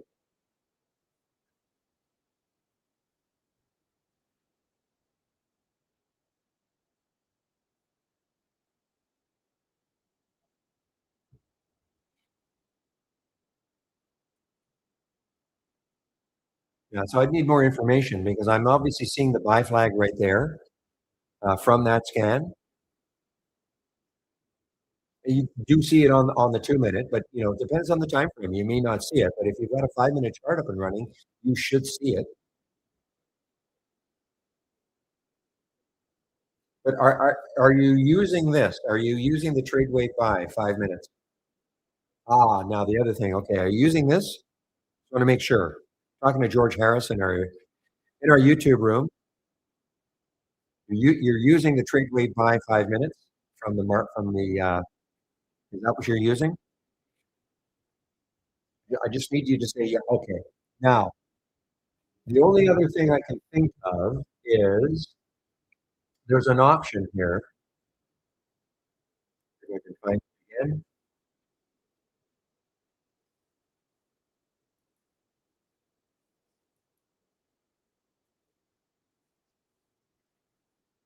Well, I actually have display only last two trades. Also check.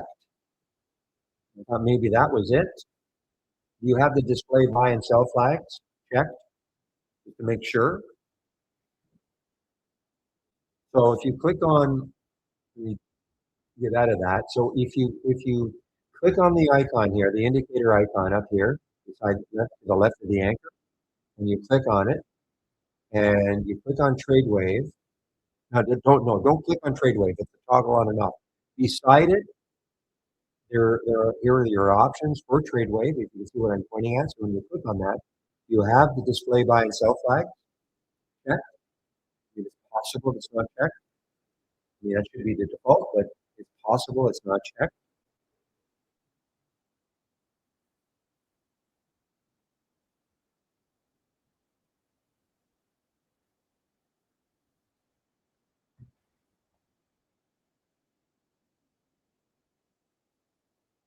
So, did you see what I was doing? Are you getting other buy and sell flags? How's that? Is it just the EVTV that you didn't? But are you seeing other buy and sell flags for other stocks?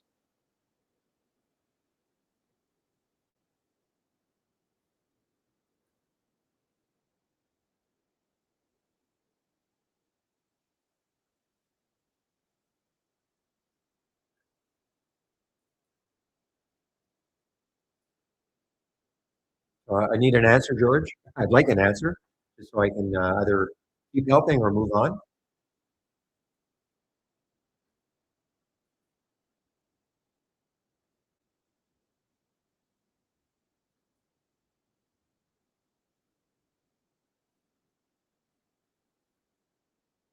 Well, okay.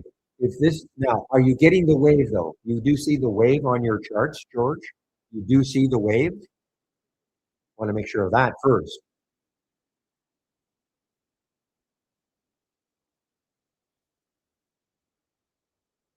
because you have to enact trade wave, of course. But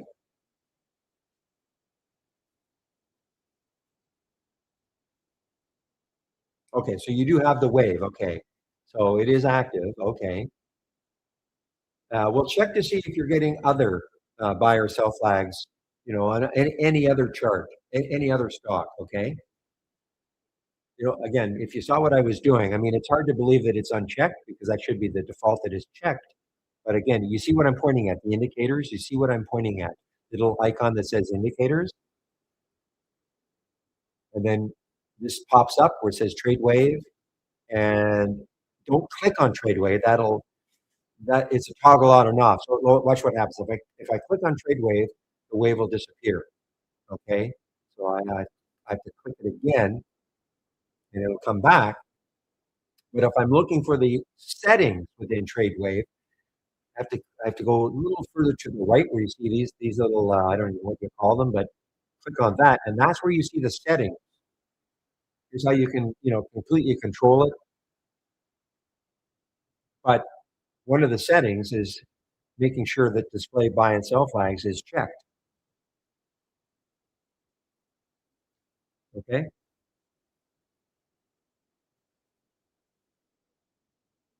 Otherwise, I will not have an explanation why you're not seeing it.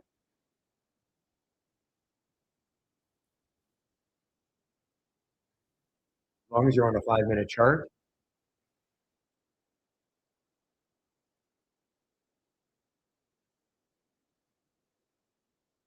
Okay, so it is checked. And are you seeing buy and sell flags on any other chart?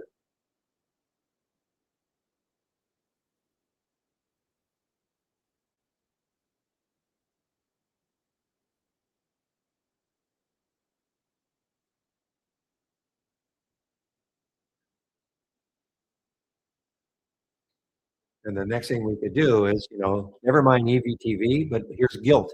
GILT is the next one. This was at 10:35. Okay, so there's the buy flag right there. That's what you should see. You should see GILT as being the last one in that scan. 10:35. There's the buy flag there. So if you have it up and running and you click on GILT, and you have a 5-minute chart, you should see a buy flag.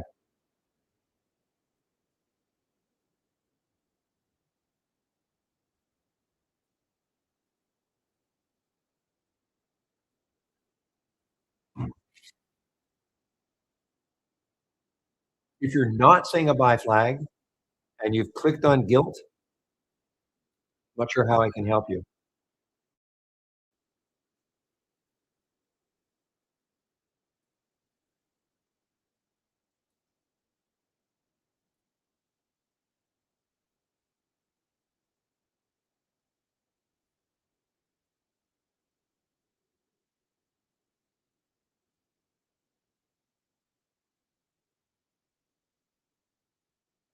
Now, are you talking about, you see that, are we confusing here? You see, if you can see what I'm pointing at, you see where it says buy there? This is not the same as this buy, this little buy here, okay? You're talking about like this, the buy right there, that little sideways arrow that says buy for GILT?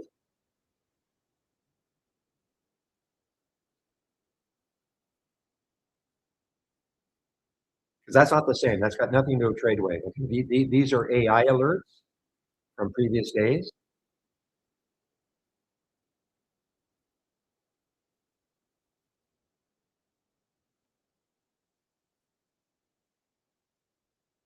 So I have to know what you're talking about. Are you talking about these little buy flags where it says B? If you see what I'm pointing at here, that is a TradeWave buy flag. This sideways buy, it's not really well, it's an arrow. That all that indicates that was an AI alert from yesterday. And you could see others. Here's a buy in the monthly chart. Back here this month, that was a buy. That was an AI alert back here for GILT in this month. So what are you talking about when you're talking about buy flags?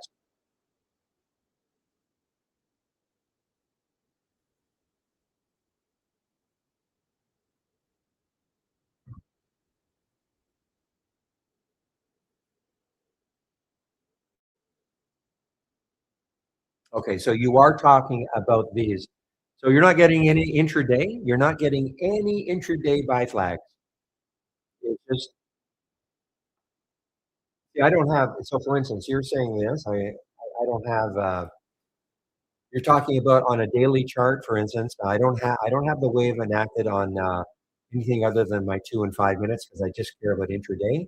You're talking but you do see the buy flag or something on a daily chart? Like I'm looking here. I mean, you can use trade wave on higher time frames too, but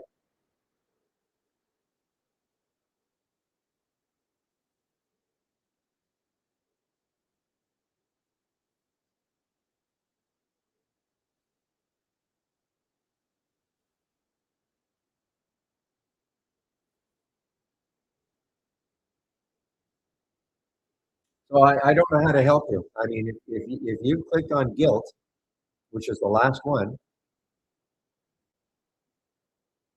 if you clicked on gilt, GILT, and you're not getting a buy flag, I'm not sure how I can help you. And you have a 5 minute chart.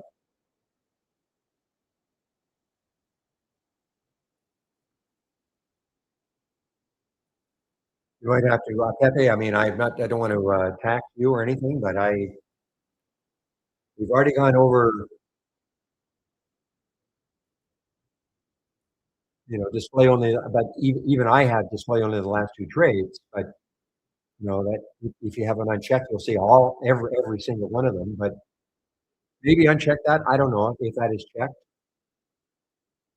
And then you're going to see all the buy flags. Yeah, I don't know what the solution is.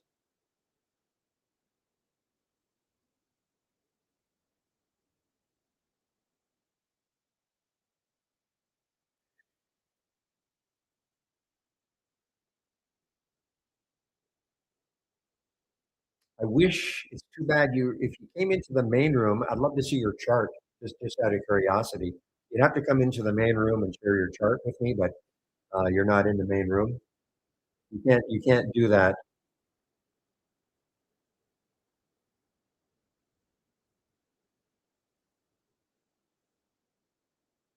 Okay. So Pepe's asking, what version of trade ideas are you on? If you click on account and sorry, if you click on help and about, okay, it'll tell you the version. I'm on a development version, but what version?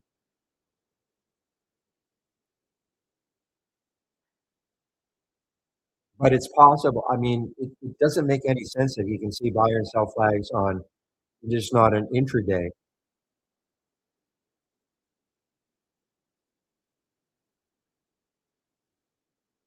or does it? I don't know. I just don't know.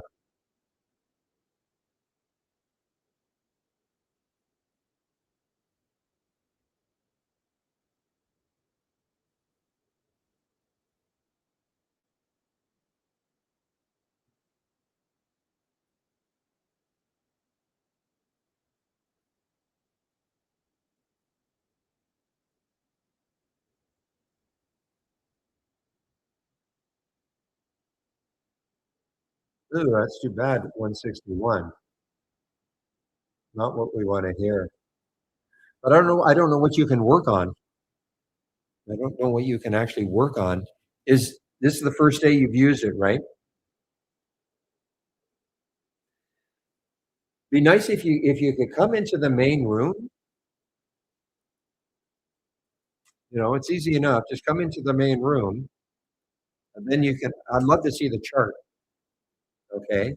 So if you come into the main room, click on my homepage link. I just put it there. You come into the main room right here, trading room. Okay. And then I'd like to see your chart. And because you all you'd have to do is right click and save or share to cloud. Just take the chart, the 5 minute chart, save or share to cloud, and then paste it in, and then I can take a look at it just out of curiosity.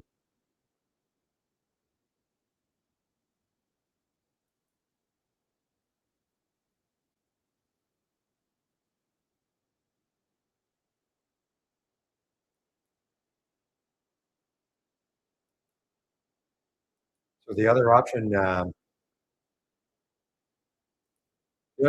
Pepe is talking about here, I guess, cloud one and cloud two, check. But how would you be getting any cloud at all, any wave at all, without having these checked? But okay,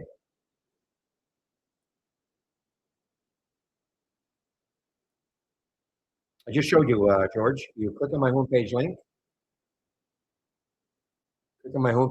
and then scroll down a little bit, and on the side here, the trading room right here.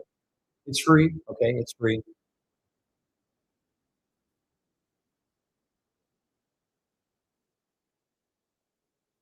These are defaults. I mean, you're only using it for the first time, but let's see if we can figure out if you come to the room and I'll load your chart and just see what's happening.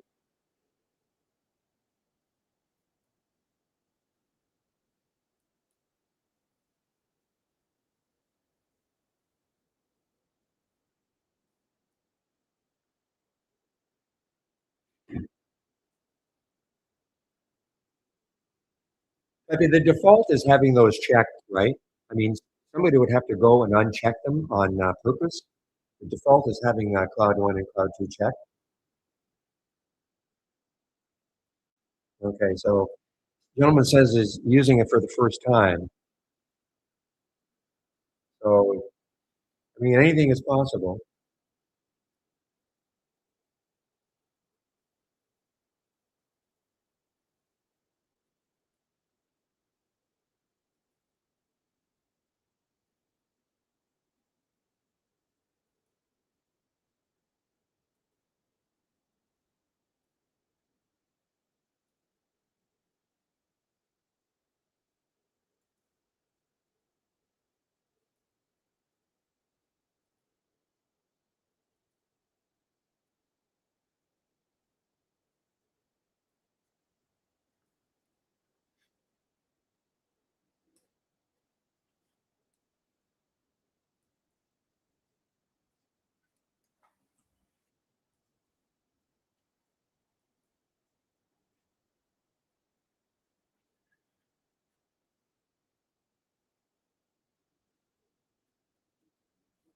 Okay, guys, give me one moment. I just want to load something. I accidentally.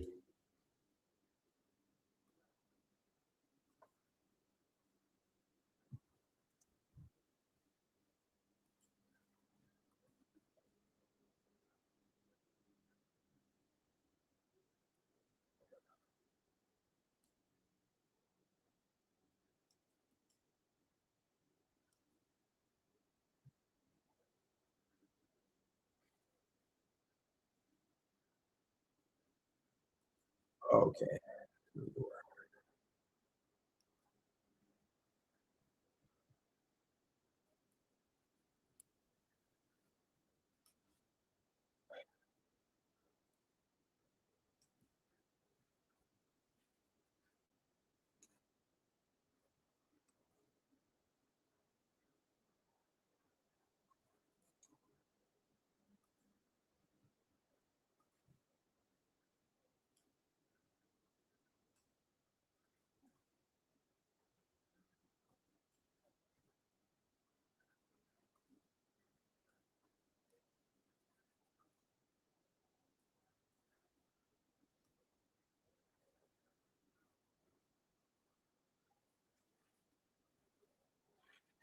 Okay. Well, are you still in the fig? Let's take a look at the fig here. So if you were in the fig earlier on this short, okay, this is where I would have taken some off. Okay, right there. You see how it was starting to curl up? It still did not turn blue, but the minute this started happening, I would go to a 1 minute chart and see if it turned blue. My guess is that it might have turned just a little bit, hardly anything though. So that should have kept you in the trade still after taking some off, okay? And then you just keep riding it down. I'm ticked off. I'm not in this one, but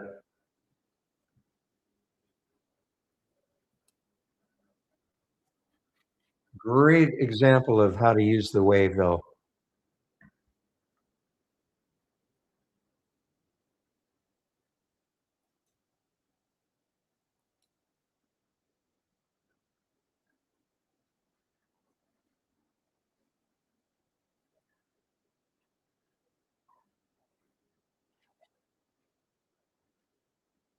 Well, we were looking at gilt earlier. Yeah, I mean, that was a nice buy flag.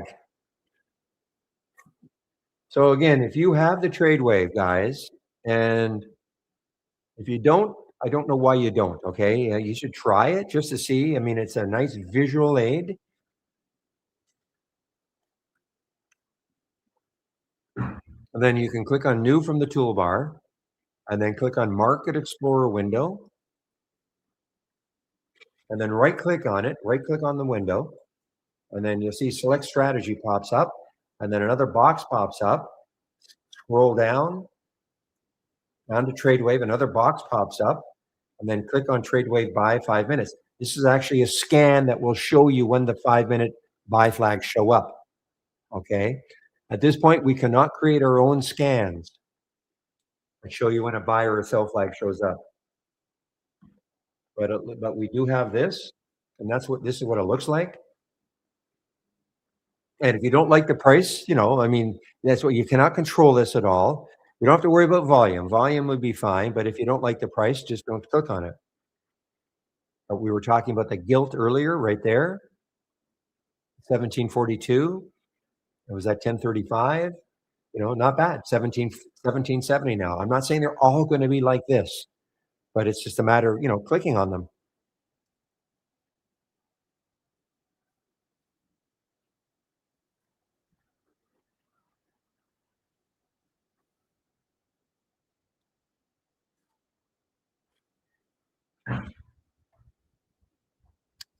Yeah, isn't it amazing how it can work to keep you in a trade way longer than you probably ever used to? And I'm talking about me, AJ Roland. Now, at this point, no, let me get rid of the. That's the problem. I don't like the wave on the higher time frames because I like to be able to hover over the candle, over the bar, and just see right up there quickly. So the low is 33.93. So at this point, it's getting maybe we had a couple things going here. 34, the whole number, and you also have a low right there with 34.93. So that could be some support. Now that area 34.57. Let's see what happened there. Now you can see right there at 34.57, it started to stall a bit. Okay, so it's also not just following the wave blindly, but also looking to see, okay, is there 200-day moving average around? Where is the next low on the daily chart if you can find it? And it's interesting because you can see it kind of pause there for about 8 minutes, right at that low, right at that low, 34.63. But now, you're getting close to you're at that whole number right now. It's very conceivable that this could bounce from here. I wouldn't be out of my trade yet. I'd like to see, because if it takes out 34.93, 33.90 or so, and the next low is 33.47. So you still have room.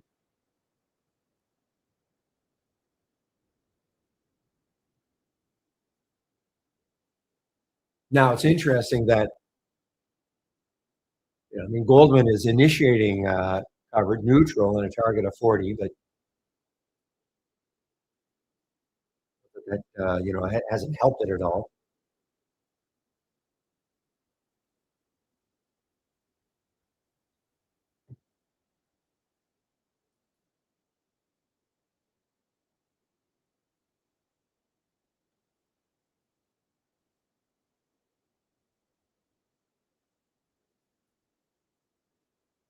So George, were you able to come into the room? I guess not.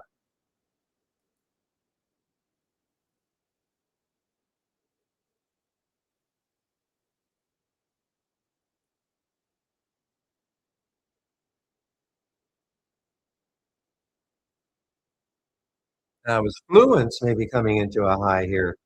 There's the high 25. That's quite far. That's quite a bit away.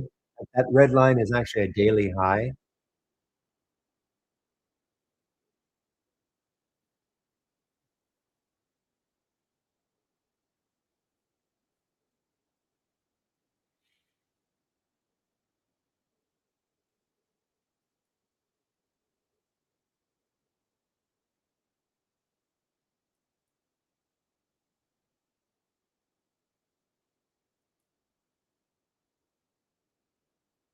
So I do see that UAVS also has a re-entry, but it is really choppy. Okay, so the only way I would probably take this, number one, it would probably have to get over two. So that's number one. So I'll put a price alert in that area.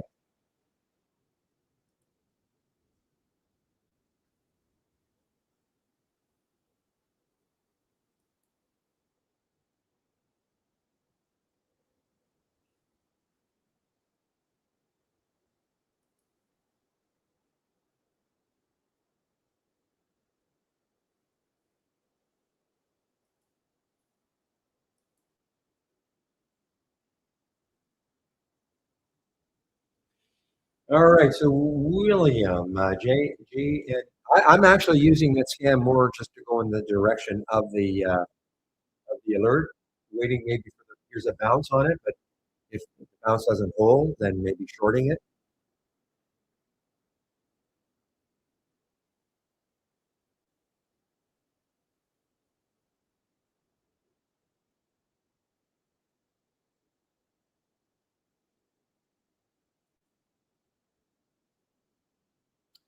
Yeah, well, the key area probably is the VWAP. So let me put a price alert around the VWAP and see if that holds it or gets through it.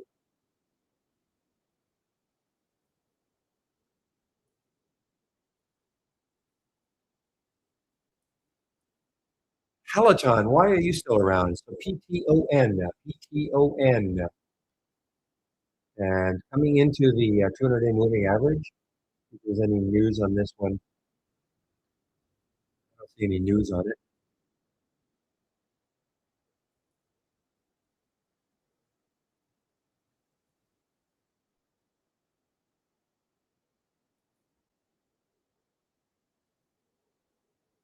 All right, so GNTX, the next low looking left, too close.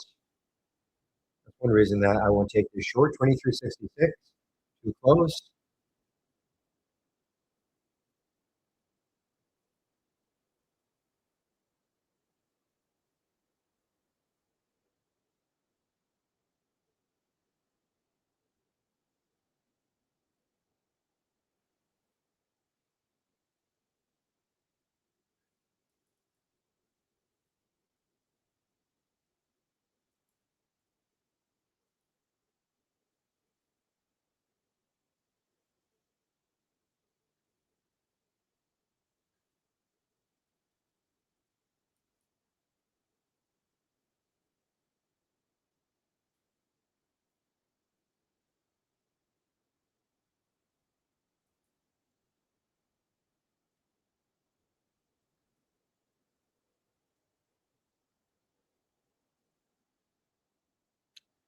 Well, let's see now. TE.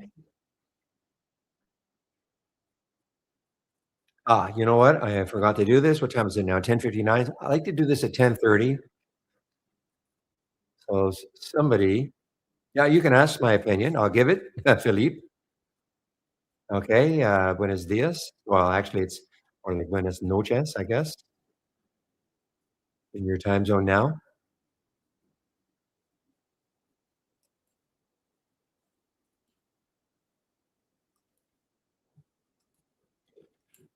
Always welcome people from España. While I'm waiting, Felipe, I will just go over this. Click on dock channel bar. I like to do this at 10:30, but I have to. Somebody has to remind me to do it. Show more, and I'm going to go over the sector status. Okay, I think this might be a way. I mean, some of you might want to trade.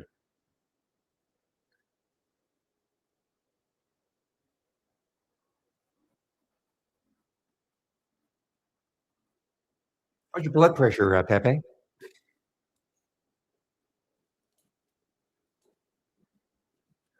Okay, so what you're seeing here, these are some of the major sectors, okay? And you can see silver right at the very top, SLV, just like yesterday was about up 4% also. Here's OIH up 2%, etc. Okay. It's about 50-50 though, you know, of these symbols in here, the sectors in here, you know, about 50% are up, 50% are down, approximately. So this is the top sector right now, SLV. If you go all the way down to the bottom, XLF, financials. Financial. So JP Morgan, I know, released today. I don't know if that's dragging it down a bit, but financials are the weakest sector right now as we speak. Okay. So if you're into that sort of trading, so you can now maybe so maybe go to XLF and just see what it looks like. So XLF is down right here, right underneath. So 86% of the stocks that make up XLF are down. Now, I don't mean they're down like a horrible amount, but they could be down like 0.0001% from yesterday's close. But to see the worst one is now. Okay, so Mastercard and Visa. This is all about. I think I read somewhere how they're trying to top out interest rates or something to that effect. Am I correct? Okay. So that is why I think I know that's why Mastercard and Visa are down.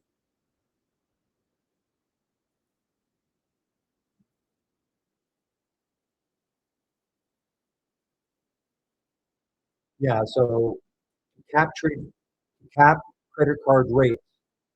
Okay, cap. So they're looking like they're trying to cap credit rates to 10%. Okay, just one moment, please.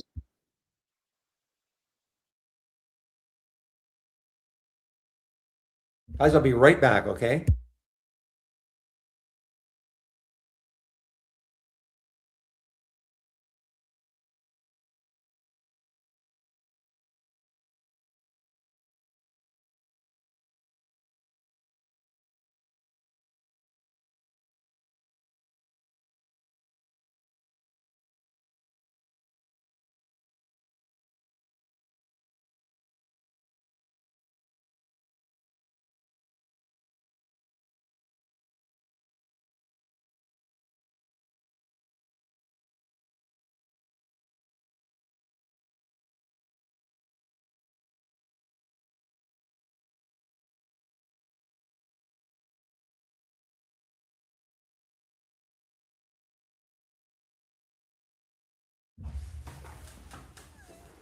Oh, just give me one moment. Yeah. Okay, guys.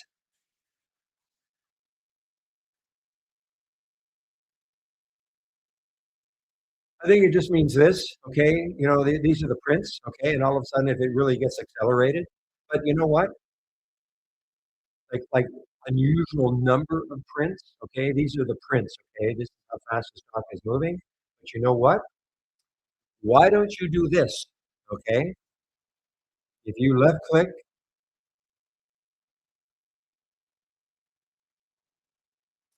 and do it from and just go to the help, and it'll tell you exactly what it is. Okay,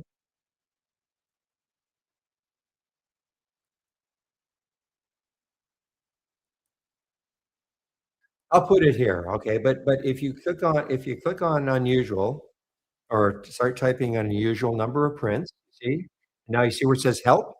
Just click on it. Pretty detailed. There you go. This tells you exactly what this is. Yeah.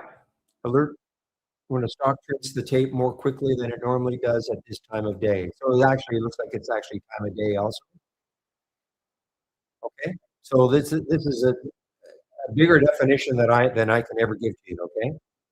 So but it's a good exercise if you're wondering, not just you, but anybody wondering about, well, what is this? What does it mean? Well, you just find it and then help, and we've got a pretty detailed information about what it's all about.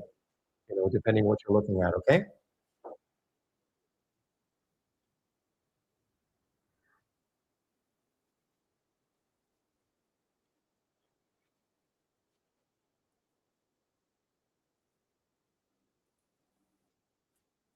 Okay. So now let's get back to this. So now you can see that.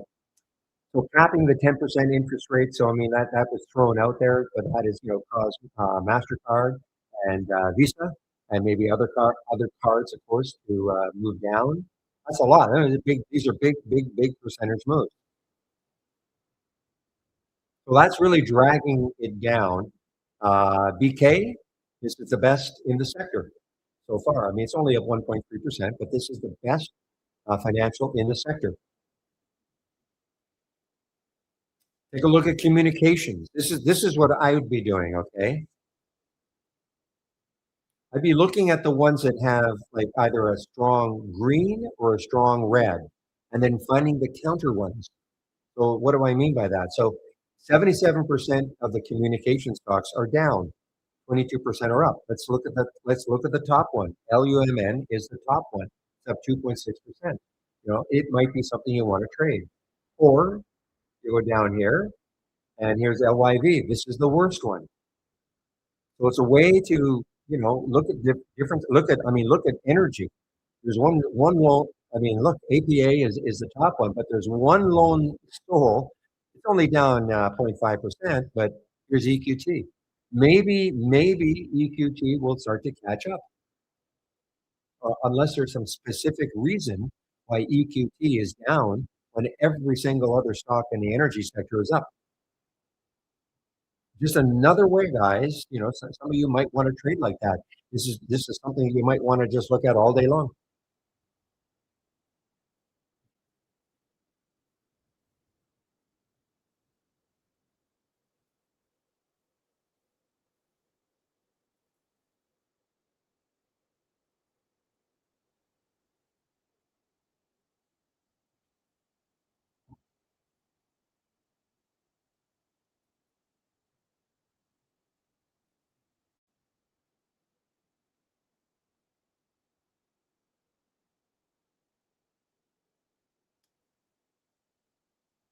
Okay, guys. Let's see what else is happening here. Yeah, the 186 is still the UAVS. I'm interested, but it would have to take out two. This is on the a reentry. What would I say about Enovix? Well, I don't know what the symbol is, but I'll type in the name of the company. Enovix, ENVX. I don't know them at all. Battery manufacturing. I mean, it's really not doing much. I don't know if there's any specific reason. There is some. I mean, if you're looking at it, obviously it had some news today. Independent testing confirms A1 dash AI dash one achieves 935. I don't know what to say. I mean, it's been a very choppy on the daily. It's still, it looks weak on a weekly, very choppy on a monthly. Unless you're a real fan of this, you know something about it. I mean, I don't see anything for me anyway. I don't see any reason to take this trade unless you're talking about a short underneath it. But it sounds like you're talking more about going swinging it or something.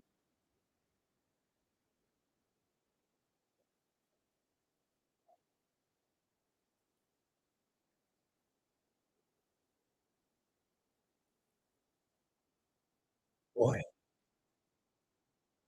big miss by me on the reentry on the TVTX. Yeah, well, I mean, to me, there's no reason to hop in now, but don't let me stop you if you think, I'm not a swing trader, but I look at his daily chart. It's still on a bit of a downtrend. The weekly chart is just sort of flattening out.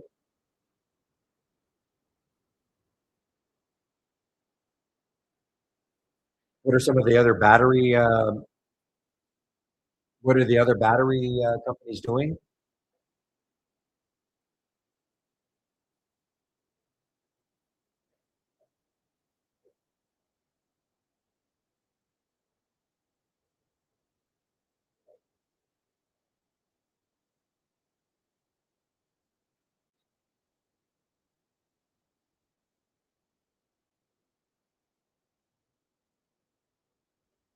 Okay, guys, Cipher might be interesting to me on a short. Okay, this is I want to see how well it holds under 18.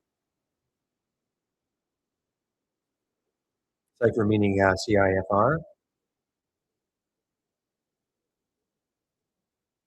I would check the other battery, some of the other battery stocks though, just to see what they're doing.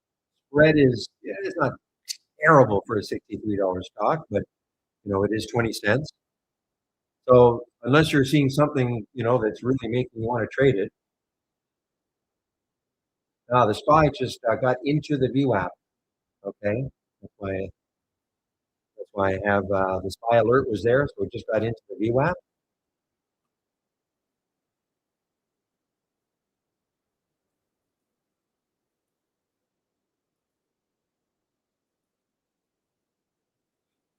So yeah, unless you see something that really is really interesting you in the I not, I don't know. I mean it looks pretty good on a 2 minute way, but I mean you'd be chasing it now. Ideally, had you seen it down here, I guess, on the right at the VWAP, which was 61.31, right around this area, and watching to see if it held it. But it does still have some room. I mean, compression still has some room on a daily chart, 60, almost 67. So, I mean, it does have a lot of room.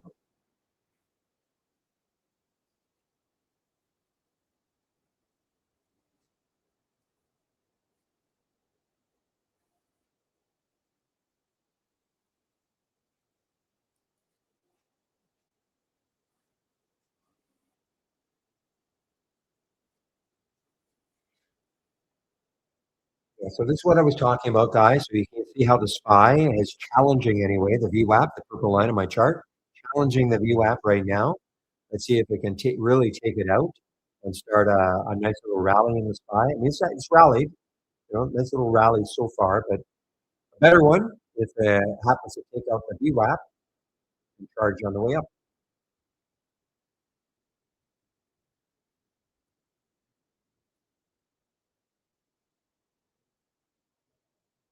Yeah, the relative volume is not great. It's basically it's trading normally.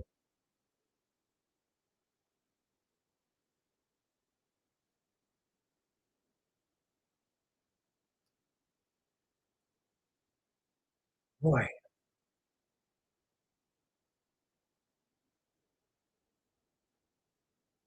how I'm sort of looking at your scan, William, is you get something like this, and then it has the pop, and then it hits that low again, and maybe taking a short.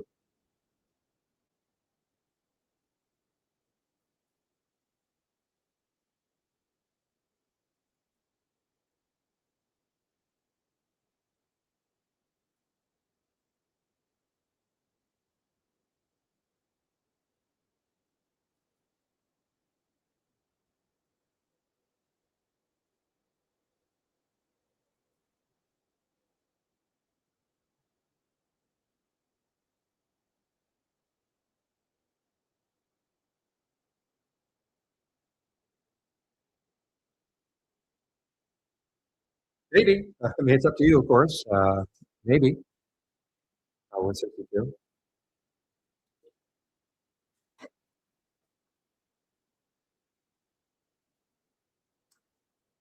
Well, it's fascinating how this fig is just moving down so beautifully using the wave, and now the next low, it's right there, 35 50 33.50. So it is right there at the next low, and then underneath that is 33.35. So this area right here, I mean, it may stall it. I mean, it's stalling a little bit here, but I still would not be I would not say, okay, that's it. Especially if you've taken some profit already, I would be holding on, and you never know. I mean, if it takes that out, and the next low is 32.81. At some point, you have to think it's going to bounce, but when?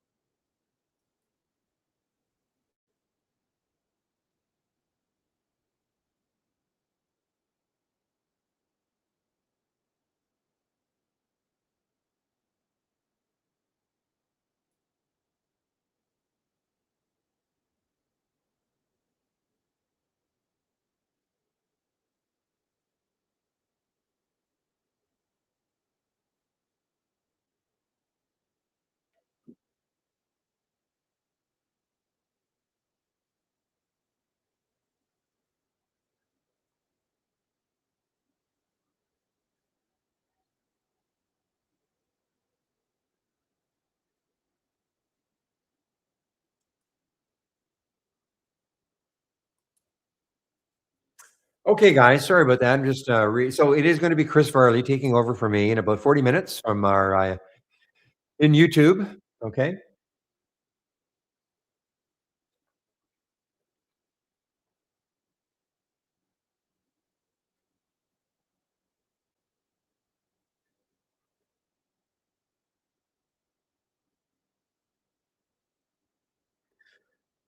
just the one trade for me today, guys, and that's the X Air.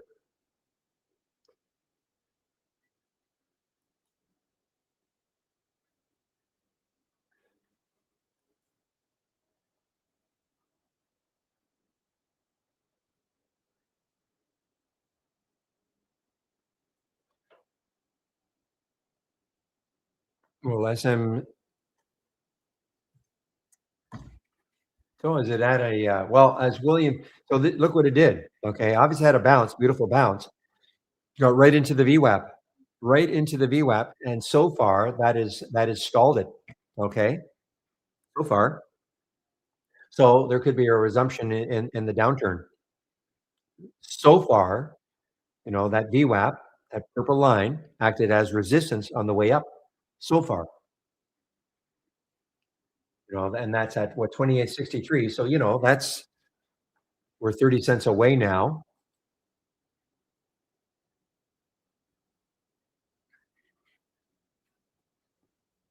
I mean, it looks to well, I mean, obviously, it looks to me that it's gonna have more downturn. Now, whether it gets all the way down to the bottom there, I mean, I'm not saying that, but certainly it tested the VWAP and could not get through so far. You have the VWAP on your chart, 162, so you could have seen that,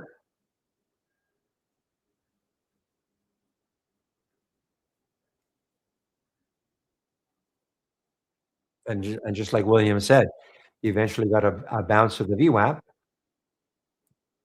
We started back here, that was about 10:30, and it got into the VWAP at, about half an hour. Took about half an hour.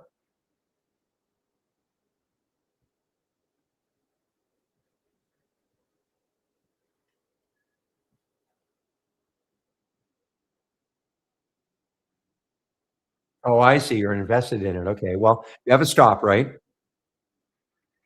I'm assuming you're in a lot lower, but you have a stop, right? Nope, no stop. Okay, well, where are you gonna get out if it's not working?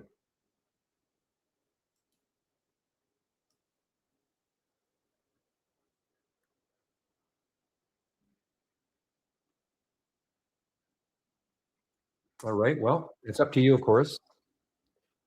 Definitely not the way I trade, but that's okay if that's,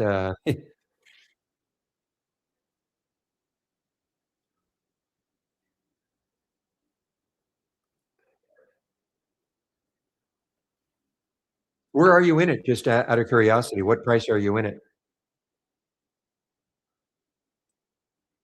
No, I understand, but even swing trading, in theory, well, not in theory, but, we always talk about having a stop. Doesn't matter if you're swing trading or day trading, but where, what price are you in it? Mid-30s? Okay, well,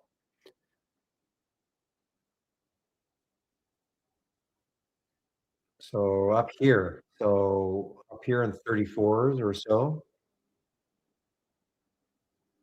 Well, good luck. That's all I can say is good luck.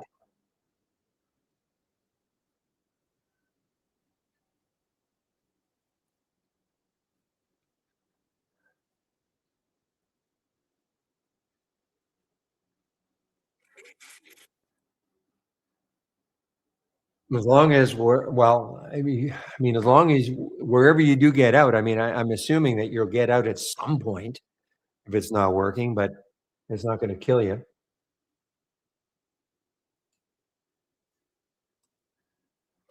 Goldman has not helped you today.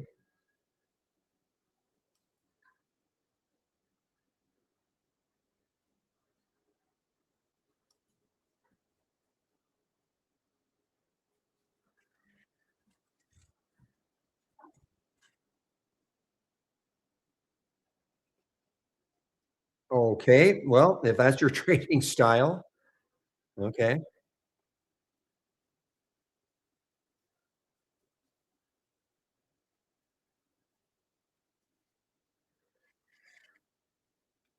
Well, you are a gambler, 162, if you're gonna rely on earnings also. When is that? February 3rd? So, coming up.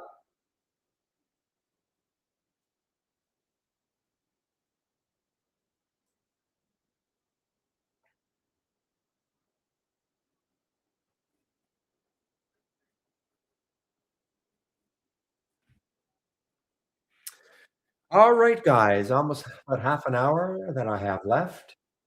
I'm waiting on the UAVS, see if it takes out 2 later on.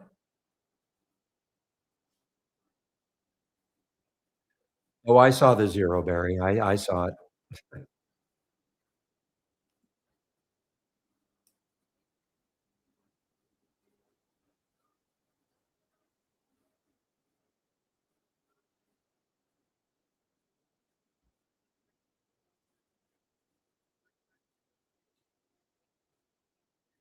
Well, this was one we saw earlier on in the day. It was beautiful, and then it kinda and now but from here, from about 10:46, it's had a beautiful run, and that's Moderna, mRNA.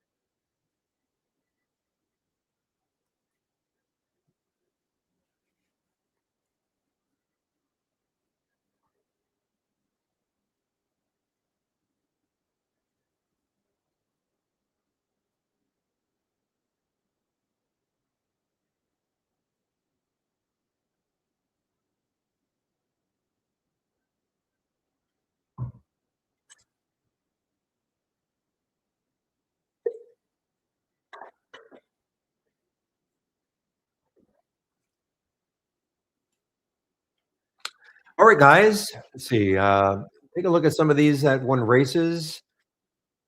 Yeah, VFC won a race earlier today. Haven't really checked the races out, today.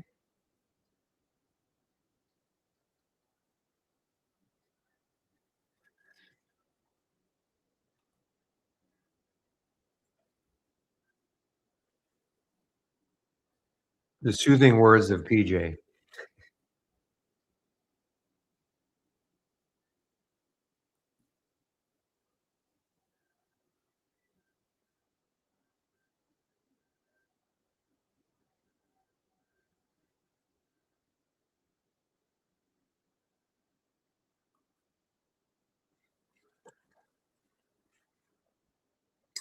Okay, guys, ERAS might be interesting, okay? It is just over the whole number. A little buy flag there. It's not that I have to see a buy flag, but it's just over the whole number. It got close to the VWAP, kind of held. And yeah, the high today was 738. So there's certainly room to the high of the day.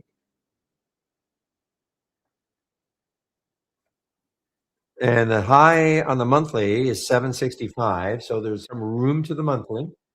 That is ERAS, ERAS. So that could be an interesting one.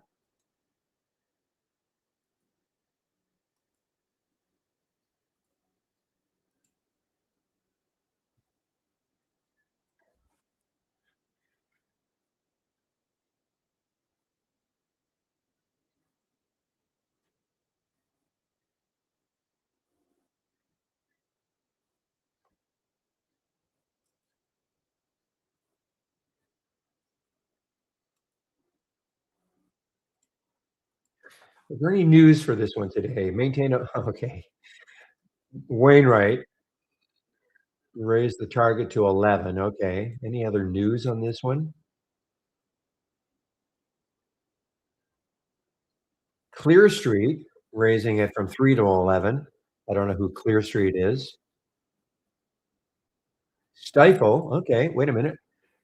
Coverage with a buy and a target of 10. Okay, I think Stifle is not a bad firm.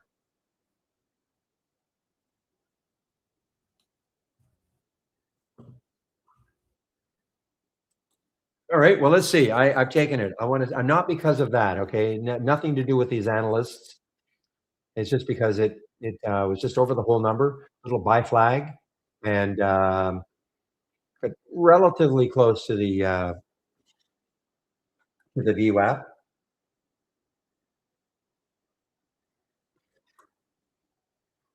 I'm not going to hold it long though. If it starts to like if it takes that out, I'll be out of it almost immediately. You don't want to see it go down below 7.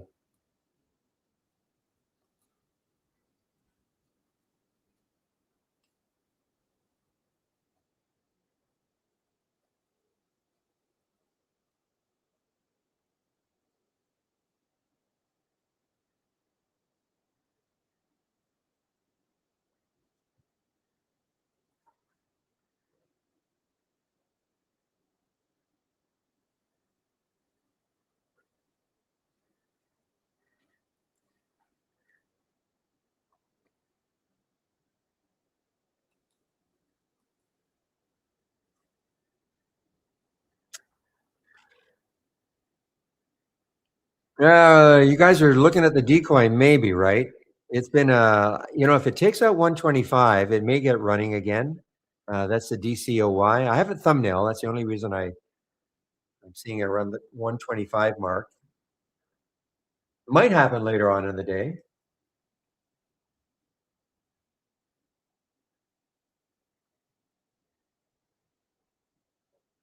but it's having like a minor little push here, guys, from 110 to 117.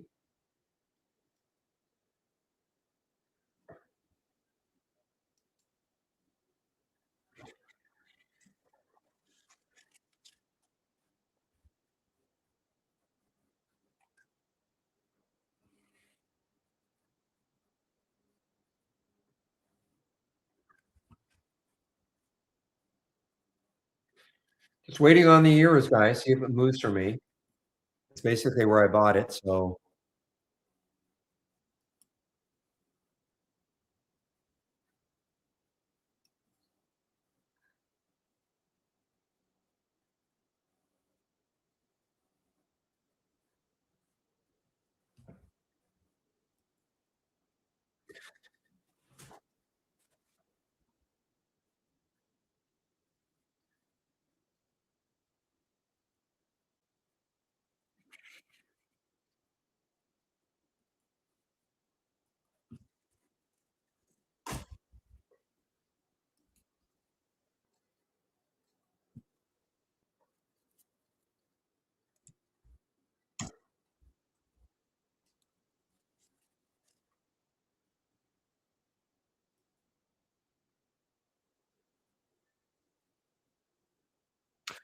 okay, guys, I'm just kind of biding my time right now, just waiting to see if this ERAs is going to move for me.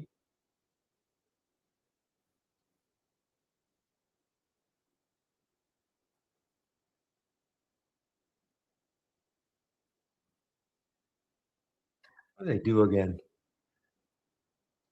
Clinical stage precision oncology company. Okay.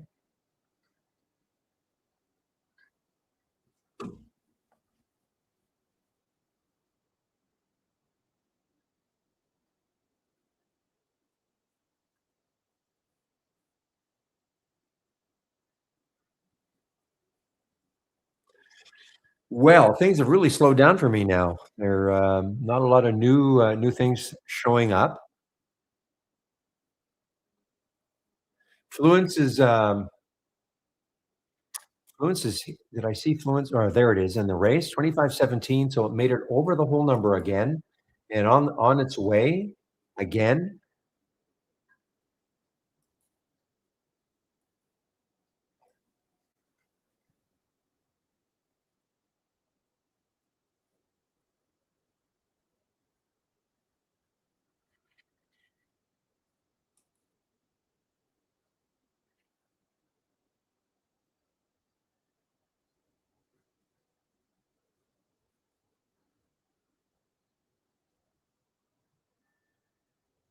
Well, you can see how, you get a buy flag and a sell flag, then a buy flag, a little bit choppy on the 2 minute anyway.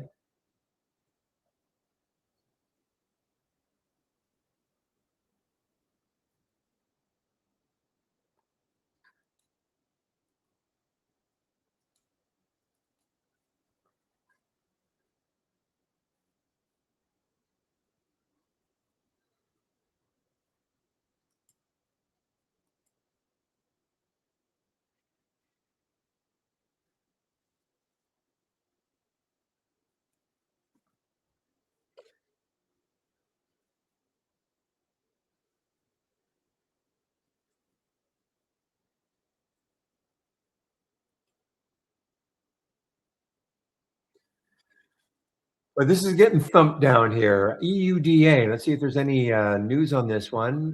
They had some. This is in the pre-market entering into a convertible loan agreement.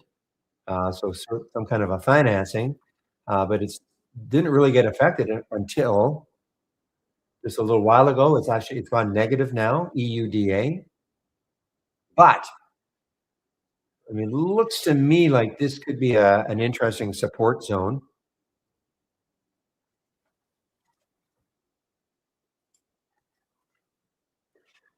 Yeah, I'm not seeing too much right now for me either, Barry. I'm just looking at, kind of hold on to the eras for a while to see if it can maybe get into the mid 720s.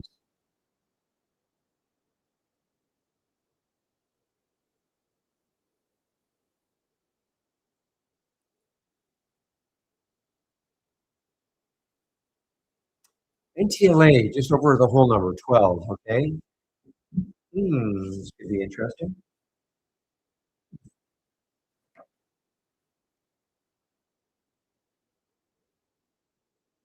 So just over the whole number, following the wave, pretty nice so far.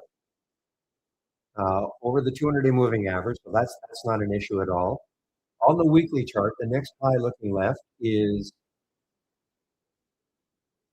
way above that. So the next high is 1369. Okay, 1369.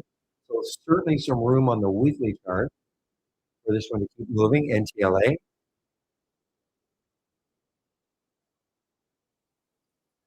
I'm not going to do it because I'm going to be taking my break pretty soon, and this might take. But it's to me, it looks pretty good. I mean, just over the whole number of 12,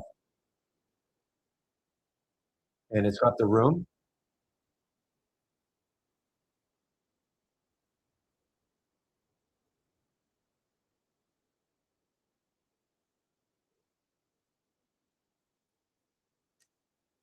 So this is I guess this is the reason for its popping a bit. The Bernstein Social General Group. I don't know. Maintaining coverage with a market perform and a target of 13. So that's helping it a bit, I guess, today.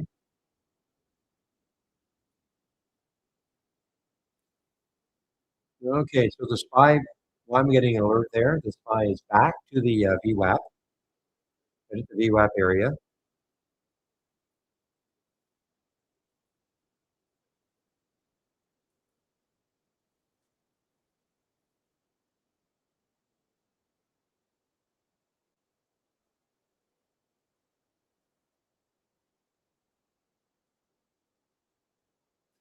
But definitely some choppiness. I mean, look at that bar. I mean, that looks pretty good. It would look like it was right here. Is that the VWAP? And then all of a sudden cursed flat.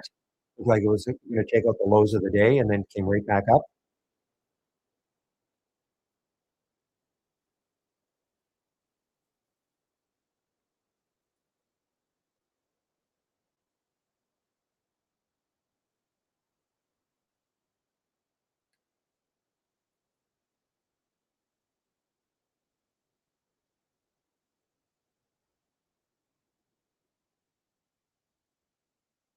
Pony's right at a low here, I think. PONY, right at a low.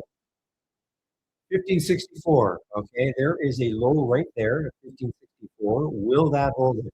We got down to 1576. So within about a dime of that low on the daily chart, will that hold it? There's volume that came in that pushed it down. We're talking about the Pony. Pony.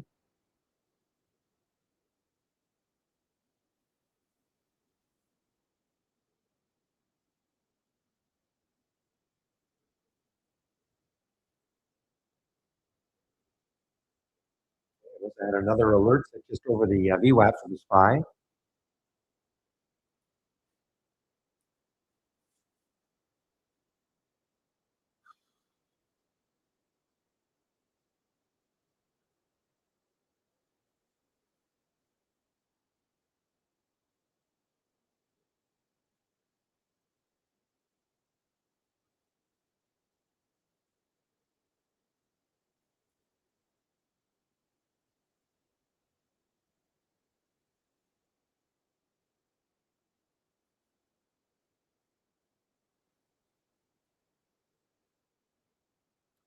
Okay, guys. Well, before I go in about 20 minutes, 15 minutes from now, when Chris takes over, I'll just talk about my homepage before I do take off for a while.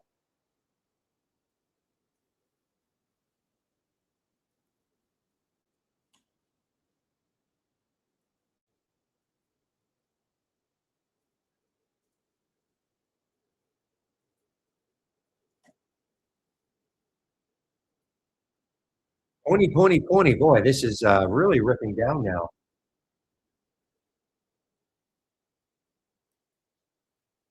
So that little area that we thought may hold it so far, nope. That was at 1568. So it's well, it's still there. It is still there. If we can get through that, you can see where the 200-day moving average is at 1459. So that's $1 away.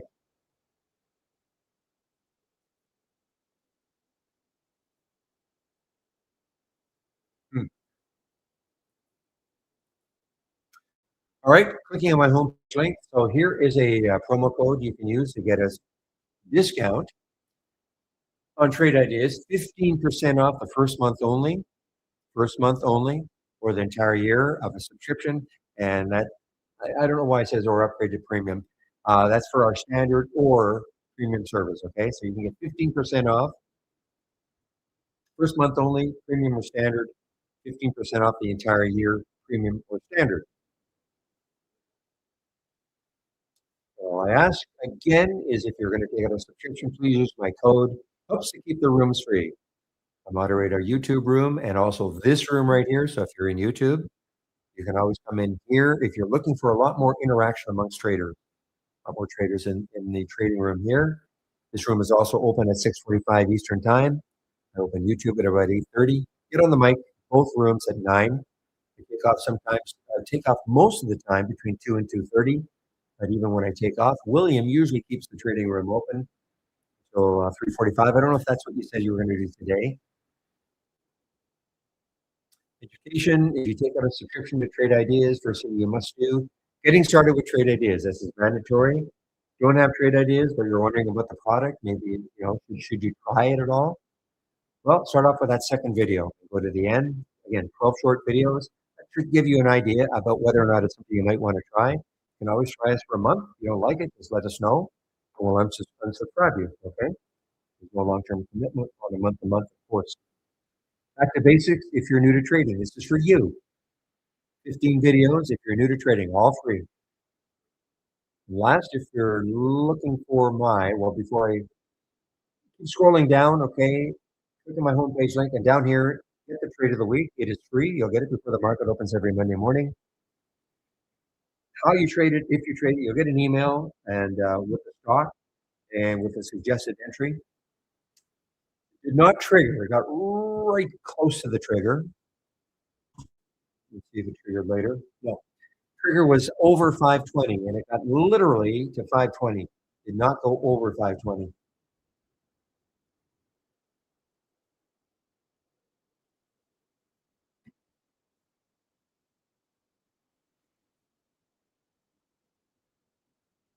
All right. Yeah, got it to 516. I thought it actually got up to 520. Well, I was looking at the wrong one. We're only Tuesday, right? Yeah. So the idea was to take out the Friday high and look at it. So yesterday it only got up to 516. So So it's not a bad trade of the week. It just hasn't triggered, and the stop was 5. Technically, this is sort of a non-event now. It doesn't mean you can't trade it if you want to later on, but it would not be counted. And if you're looking for the information I'm currently sharing, just click on my homepage, scroll down a bit till you see the custom scans area. And so you can take a look at all these.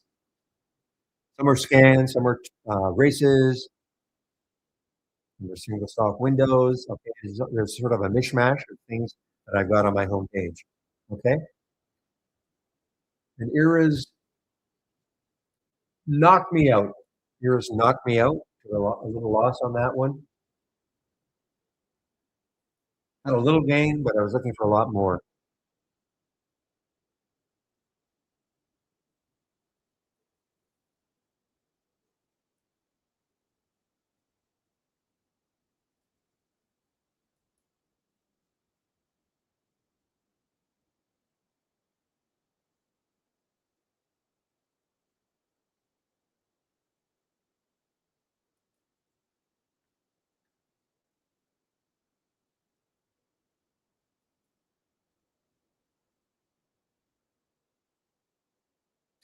JKS guys, a little pop here for JKS. Is it topping out? Well, it's above yesterday's high. Look at a monthly chart. The next high is 3164 or so. So there's still room there. And that's going to be the same, about 3194. So we'll call it 32 or so. So there is room on a weekly chart for it to keep moving if it wants to. George Castagna, George Lasagna, George Castagna. Yeah, it's been a while. Hope all's well with you also.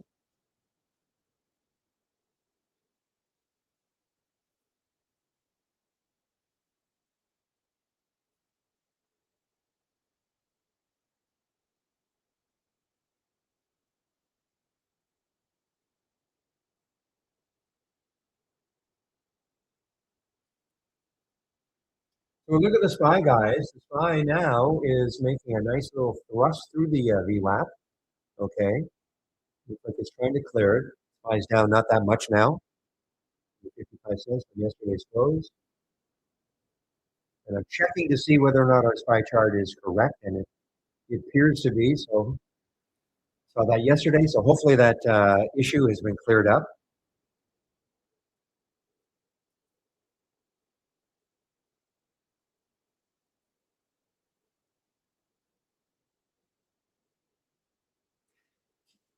The only reason I know about this one, guys, is I have a thumbnail from yesterday. Look at Beam here. So Beam now is underneath the whole number. There's the VWAP, though. Yeah, maybe the VWAP might hold it. Too bad. Interesting to me, breaking down over the underneath the whole number. The wave is orange.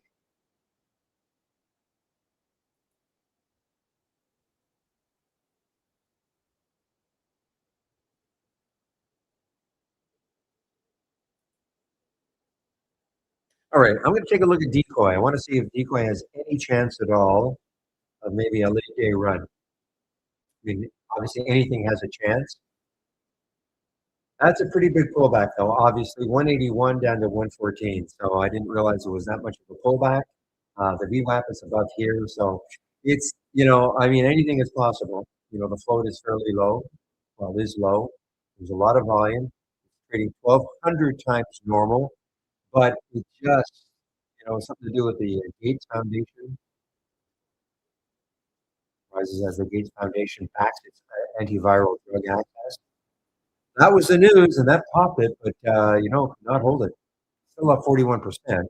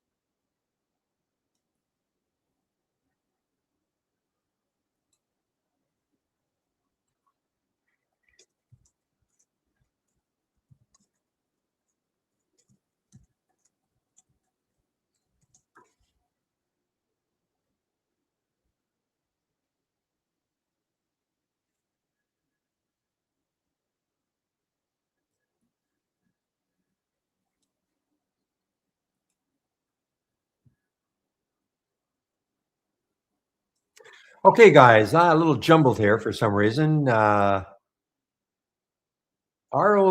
Let's take a look at ROIV, see if there's anything interesting happening. Wow, not a bad move from here.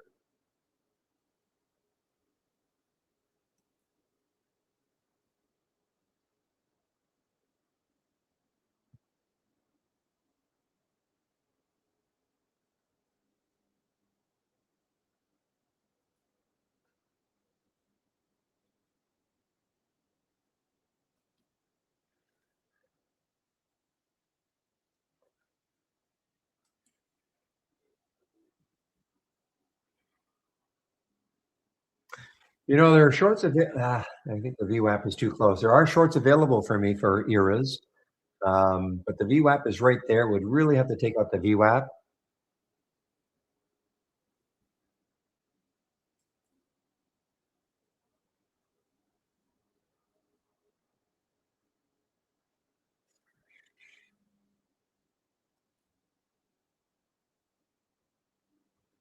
Okay, now if I were, I don't know if I would have taken any off if I take off the fig. Even here, now what's happening is it is consolidating, but it hasn't turned up yet. If you were short, taking some profit up here and then just letting this thing run, it's just consolidating right now. Now, any sort of an upturn, I'd be out.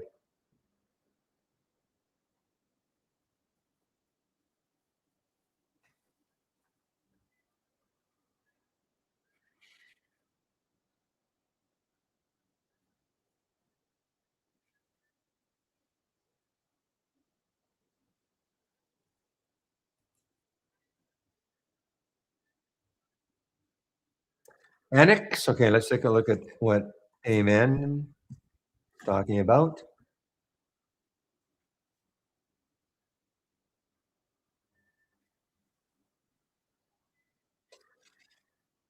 It's interesting. I mean, it's moved 8%. Excuse me, 8%.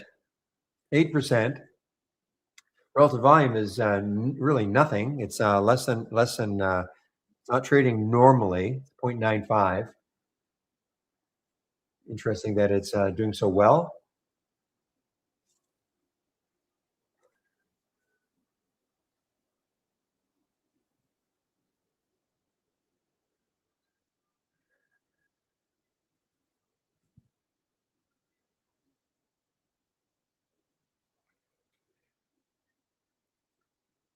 Had some news yesterday, I guess, highlighting their 2026 milestones with their drug, and that is for the ANNX.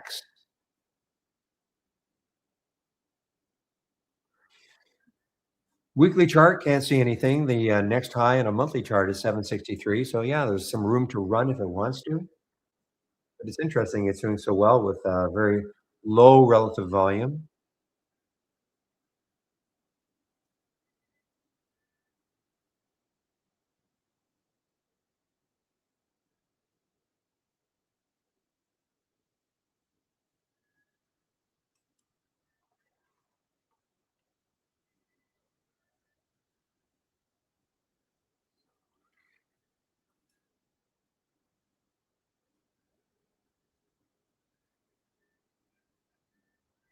All right, guys, it's 11:56, so it's creeping up to noon here. So what I'm going to do now, just put my announcement in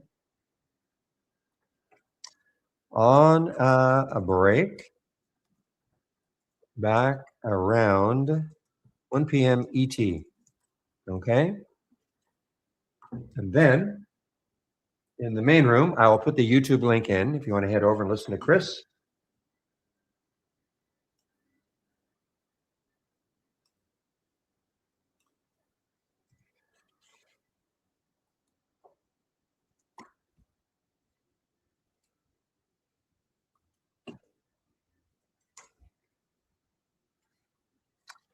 And then mute my music so I can hear Chris when he shows up.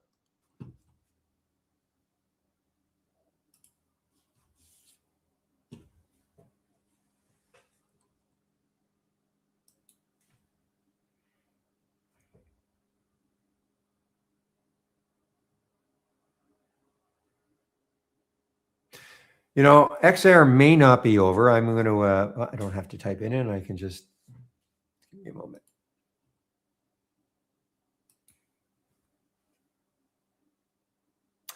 So yeah, I mean, it's, it's not doing badly. It's had the little pullback, but it's still, basing well over the VWAP, well over $2. It's a low float. And what did it get to on the weekly chart? Got almost to this area. So the next high would be 275, 247. Okay, it's got to get to, well, it got up to 240, 250. That's kind of where it stalled. It's at 247. If it can take out the high of the day, then the next high is going to be about 275 on the weekly chart. If somehow it took that out, then you got something. 470, almost $5 is the next high on the weekly chart. I'm not saying it's going to do that, of course, but it's one of the few. I mean, it hasn't really pulled back that much at all. All right, I think I heard a little pop. So, guys, Chris Varley is now in our YouTube room. So we'll see you guys in the main room. I'm going to put myself on mute now. So we'll see you guys in about 1 hour. And now, as a double dip, we can mention Mr. Christopher Varley back in our YouTube room Monday and Tuesday doing yeoman service. Barry, I wish I just had your voice recorded with all these kinds of introductions for everywhere I go. So when I just walk into a room, I could just play an introduction like that. You could. You could, I'll talk to your agent about getting it recorded. Yeah, well, and I will say this: it is off the cuff. I don't actually have it written down. It's just what pops in my head, and there you go. There you go. So, how are you this morning, my friend? We're doing all right over here, plugging away. So I asked the question, about anchored VWAP and go no go. So. Not getting too much, especially anchored VWAP. I see the odd one about go no go, but very odd, but hardly any about anchored VWAP. So I think it's something that's so specialized that if you don't know what it means, you're just going to skip right over it. You got to figure right. 95% of the people that sign up for our software don't even know what the spread on a stock is, right? Let alone a VWAP. And then the 5% that do know anything, how many of them are, that specialized that they're looking for something like that? That's my guess anyways. Right. But I'll tell you what, Chris, I think the trade wave, William said this last week. He said he thinks that the trade, wow, look at XAR, doggone XAIR. I was thinking about getting back in it, but oh well. William last week, he said that he thinks that of all the new improvements, additions that TradeWave has done over the last 10 years or so, TradeWave is by far the best. I would not disagree with that one bit. I get a lot of emails about how can I replicate it in a scan or create new Market Explorer scans for it and all that. And my unfortunate answer is you can't. Sorry, I can't. There's not much for me to elaborate on it other than no. Can't. We can't elaborate on that. But I don't use it like that. I mean, if I happen to see a buy or sell flag at the time when I click on a symbol and I'm liking what I see, but it has nothing to do with the buy or sell flag. It just helps me keep in a trade. Look at FIG. Take a look at FIG. Okay, I don't know. I'm talking about this one all day, and look at FIG, and even on a 2-minute chart. And look how well. Now, I always say maybe if the bar pops up into the wave, maybe take some profit. But otherwise, you can just hang on and hang on and hang on until it turns blue.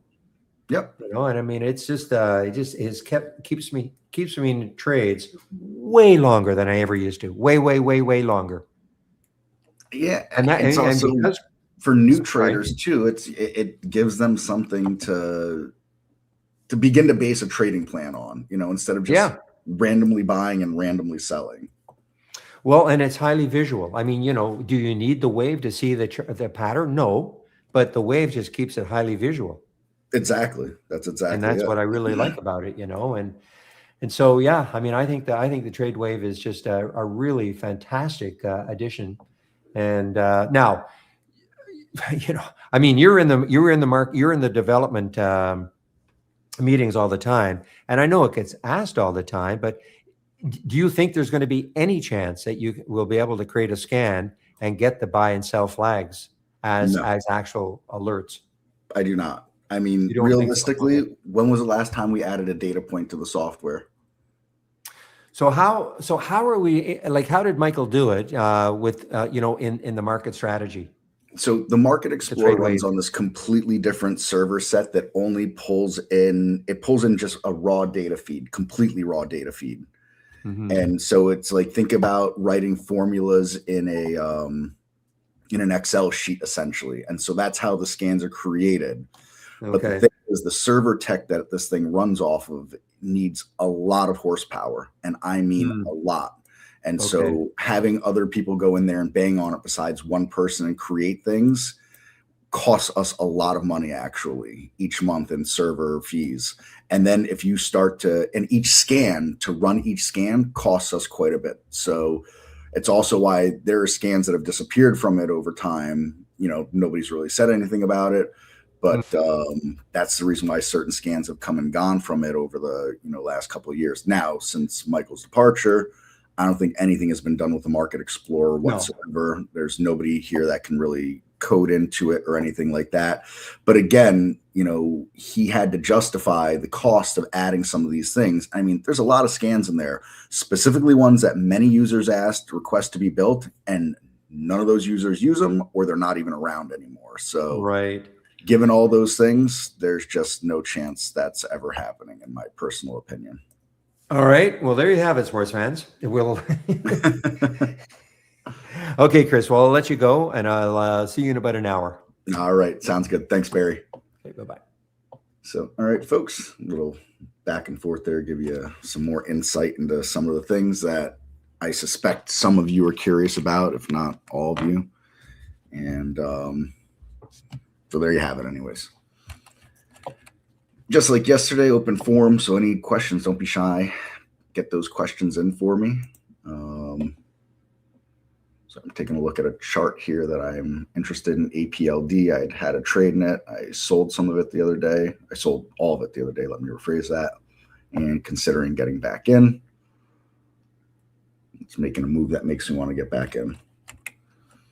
I agree, Pepe. I mean, for what it's worth and my 2 cents, I would like us to, 2 things. I would like us to add data points that have been requested for a long time. Series of EMAs, for example, I would really like to see us have. I would also like to see us have a really large database of historical data to backtest on. And when I say large, I'd like 10 years personally. I think those are the things that, real traders want. The real quants want, your CMT types and things like that. But that's not the kind of stuff that actually sells to the masses, unfortunately. So, here we are. I also wouldn't mind if we did something where we were very upfront that you get no support with it whatsoever, and it's a huge add-on cost to you to be able to enter the Market Explorer, and then you could create your own Market Explorer scans that are private to yourself. I think there could be a market for that, but how do you sell something you're not going to support also? And there's nobody here that can support it. It's just that simple. So there it is.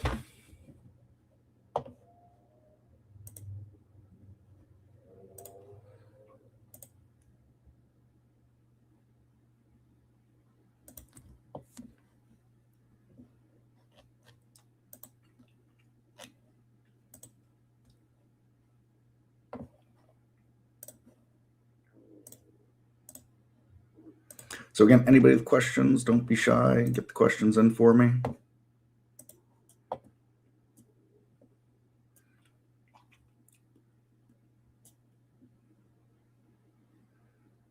Stocks unhinged. Are you we're looking at charts, or you're just throwing out random symbols?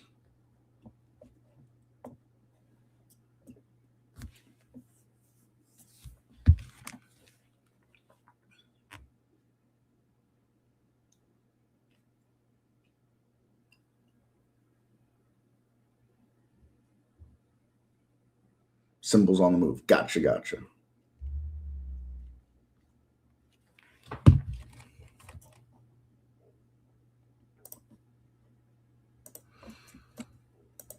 So again, folks, with questions, please don't be shy.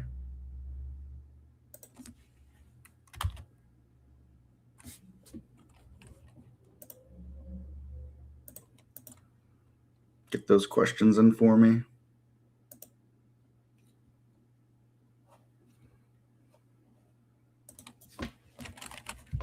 So let's see, AMD.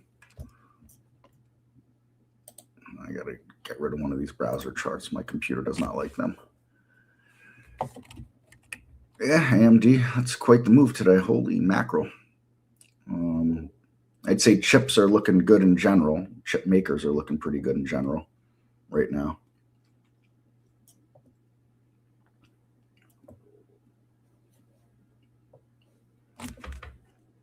There's some chip makers that are on my radar. I think ATXI is one. Yeah, ATXI, I'm watching this here. And another one I'm watching. I'm having myself a nice day after yesterday's down day. Nice recovery going on for that right there. I know there's another chip maker or two I was looking at, but I can't remember what they are now.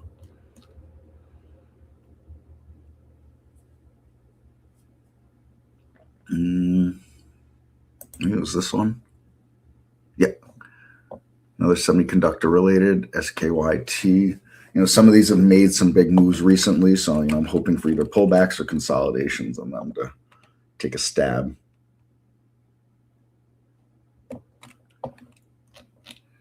So again, with an open forum here, folks, do not be shy. Please get your questions in for me.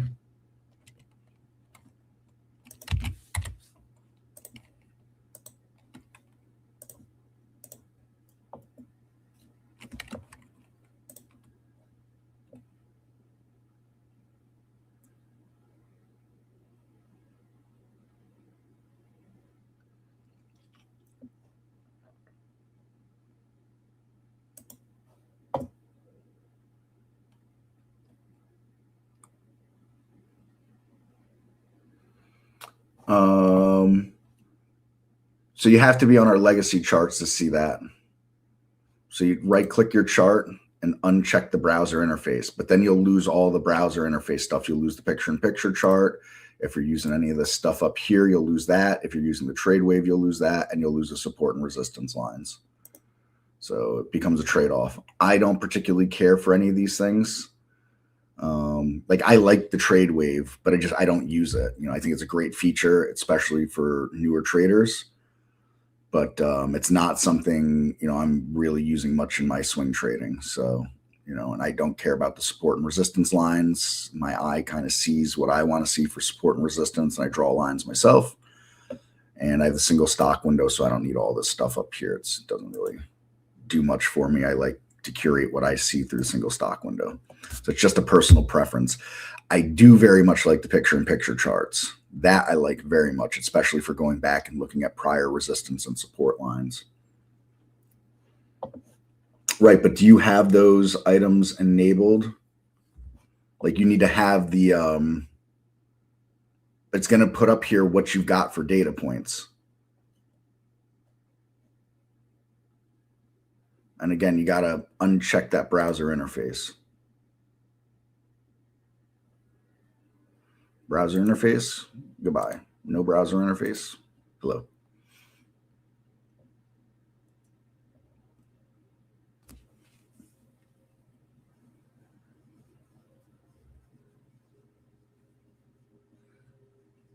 Again, folks, don't be shy. Get those questions in for me.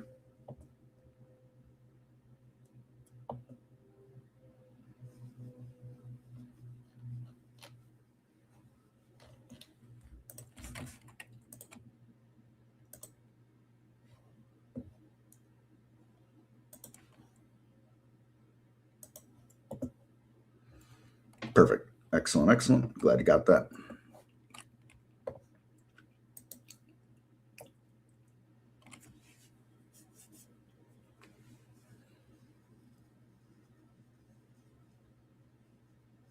Yeah, and the picture-in-picture. You got to have the browser interface checked, and then it can be tucked in here. Also, you got to pull it back out sometimes with some of the charts. Sometimes with the charts.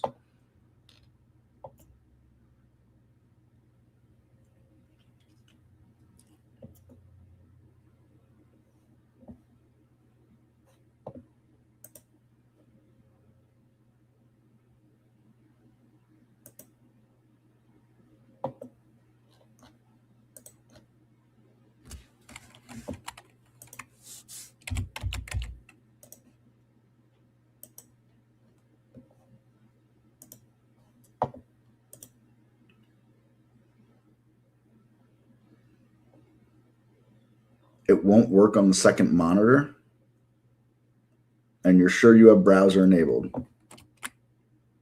You right click and that browser is checked. Yes.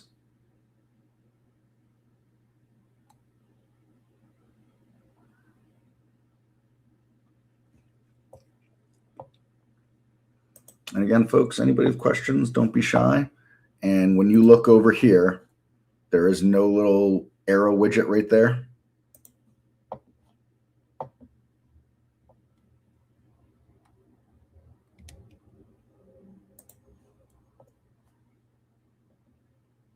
Interesting. Can you send a screenshot of that chart to info at trade?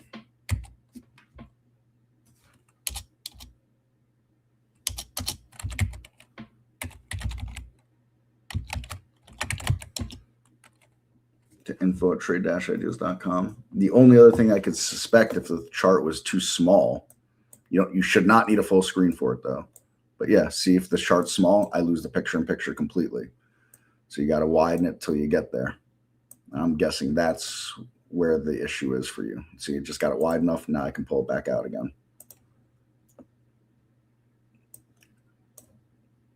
I would bet dollars to donuts. And that is what's going on.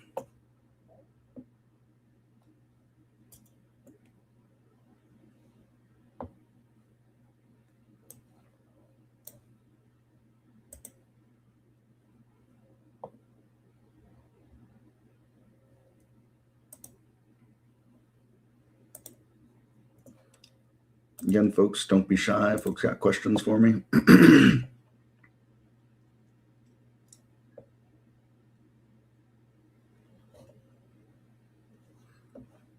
So go ahead and send that picture in for me, that screenshot, if you will, and take a look and see if there's something I could deduce there. It would be very strange for you to be one of many thousands of users that can't do it. Yeah, that's my guess too, Pepe, is the height.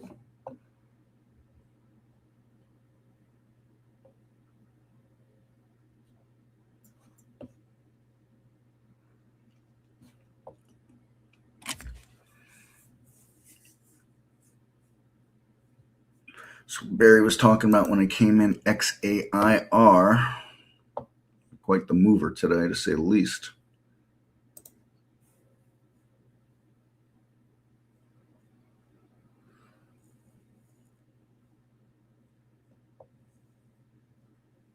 So it looks like problem solved.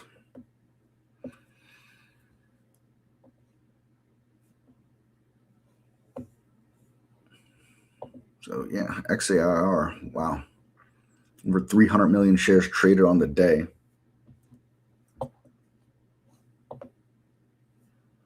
Yeah, I think it's intentionally programmed like that, so I don't think it's something that needs to be fixed. We'll certainly pass along your feedback to the development team. But I'm fairly confident that's exactly the way it was programmed, actually.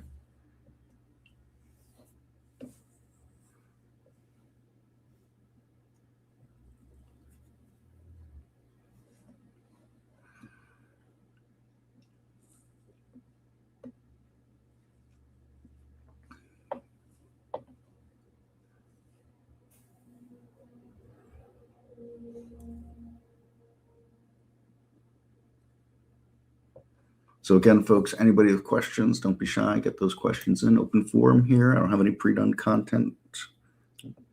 Relying on you folks. to drive us in the direction you want with your questions on the software.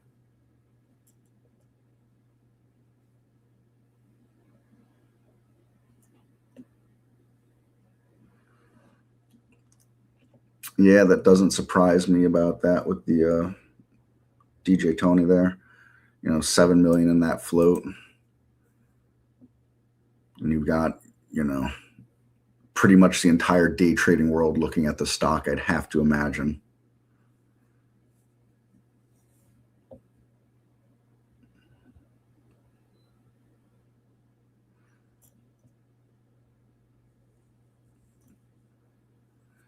I guarantee you've got some of those less than tasteful individuals that run trading rooms, pumping this thing up and telling everybody we're going to buy right now, and then we're going to pull the ripcord right now, and whatever other tomfoolery they're doing.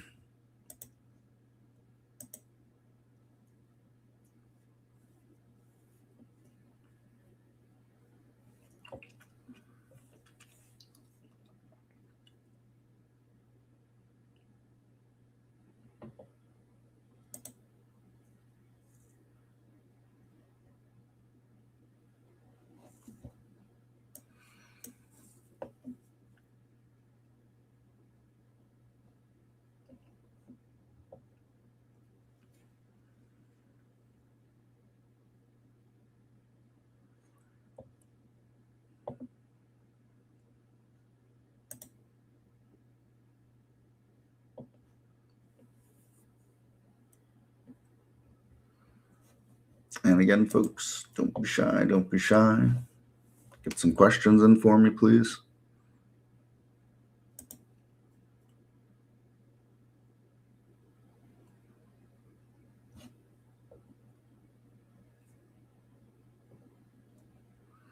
Well, a fix would imply that it's broken.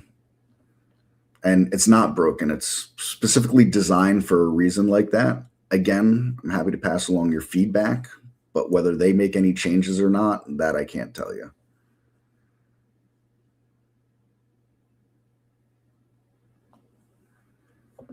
I'm certain there's a reason it was coded that way. Our developers here don't just do things randomly. So again, I'll pass along that feedback, but fix implies something broken, and it is not broken. It's working as they designed it. And again, I do believe there is a reason for the design being like that.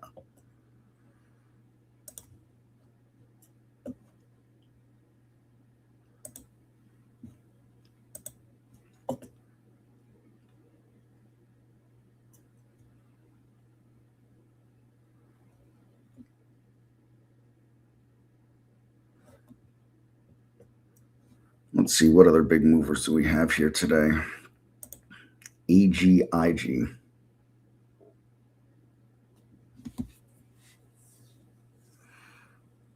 Kind of weird. Not a ton of liquidity on it with that huge relative volume. I'm guessing it is a new issue. I'm watching a bunch of miners and silver stuff, but I just can't go chasing things like that.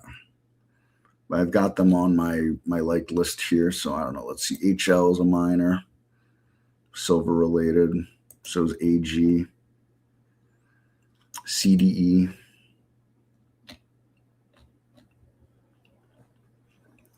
So, CDE looks the least like a chase, but I'm still going to need a little more, and with, SLV with another huge gap up today. I mean, that's tough. That's tough to go chasing those things.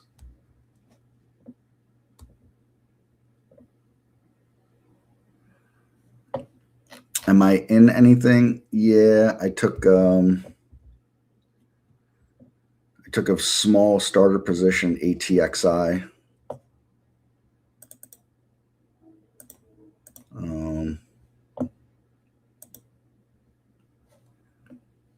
Took a small position in this today, played against the low of today as a stop.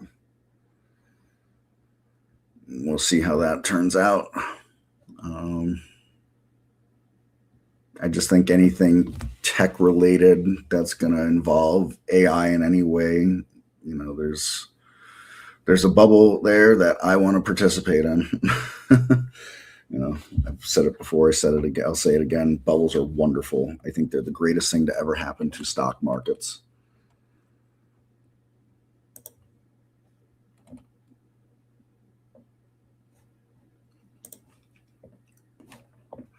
So yeah, I took a small starter position on this earlier today. And I'm looking at a PLD to re-enter this. I'm looking real hard. I'd like to see it capture and close a few candles above this VWAP. It closed one above it, couldn't stay above though. If it can do that, then I'm interested in this, getting back in it. I had a positive reaction to earnings. Some other things that I like, it's right up near an all-time high, and it has quite the short float on it as well. It's a very high beta stock, though, also.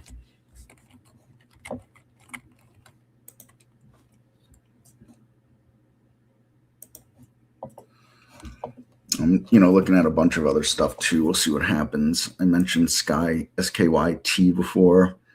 I need this one to consolidate or pull back a bit, though, before I can be involved in that.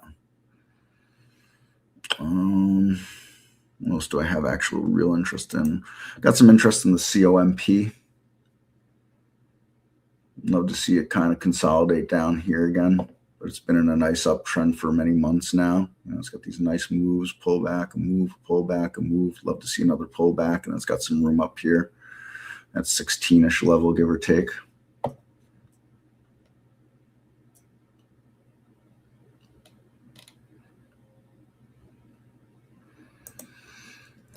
I was also interested in the SIMO, but it is very illiquid. 190 shares traded on the day.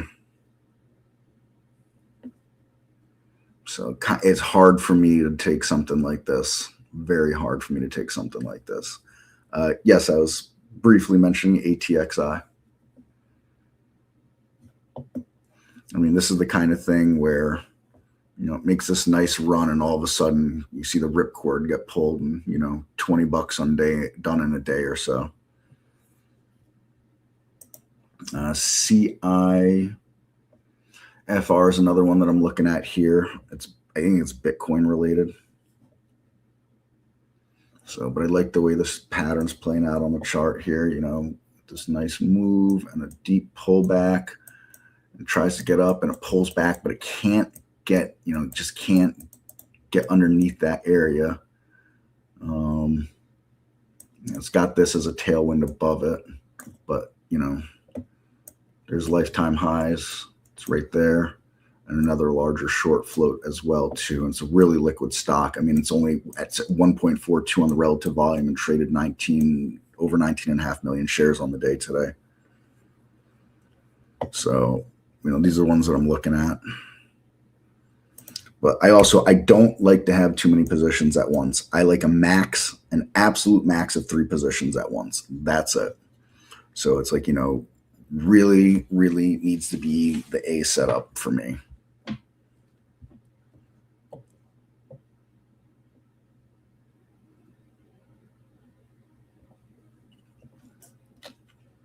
think those are the big highlights I'm looking at. I'm looking at this VSAT too, but again, 600,000 shares traded on the day. Like,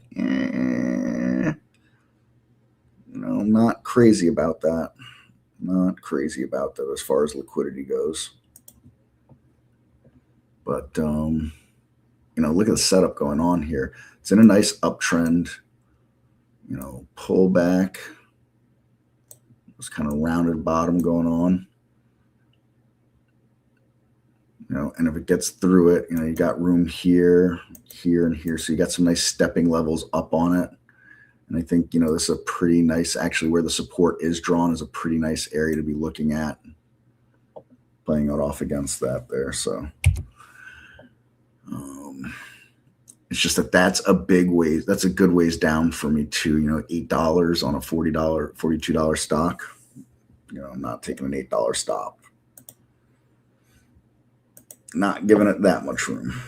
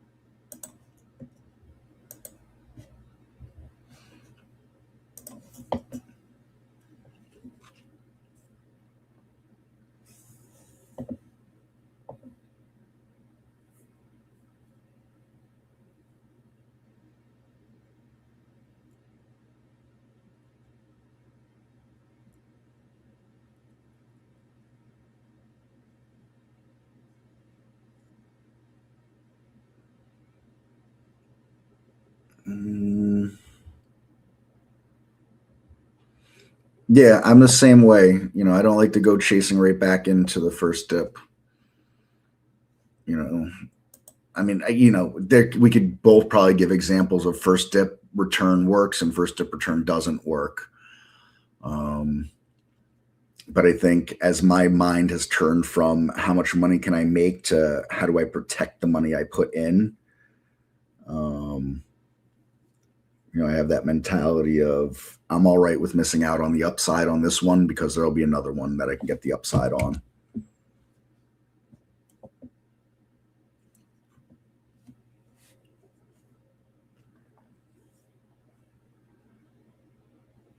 I've also found myself over the last few months starting to do more kind of scale into positions. So, if we start to see the bounce and I like the bounce, I'm taking 25% of a full position. And if it keeps moving up and I like the way it's moving up, I'm going to add in kind of 25% increments like that.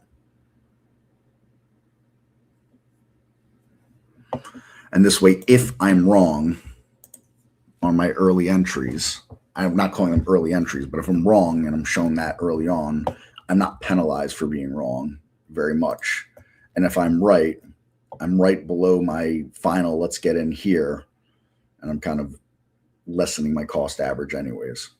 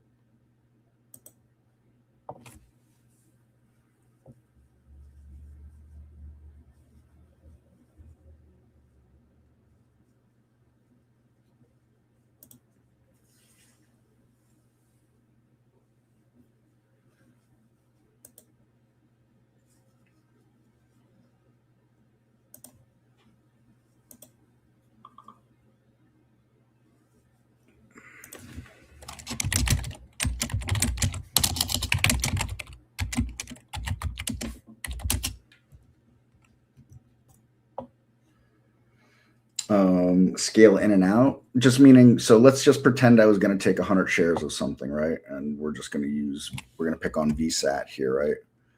And let's just say, I'm really looking, at a break above this area for this thing to get rolling. Well, then let's just say yesterday or Friday, maybe I thought I liked what's going on here. So I'm going to take 25 shares on it.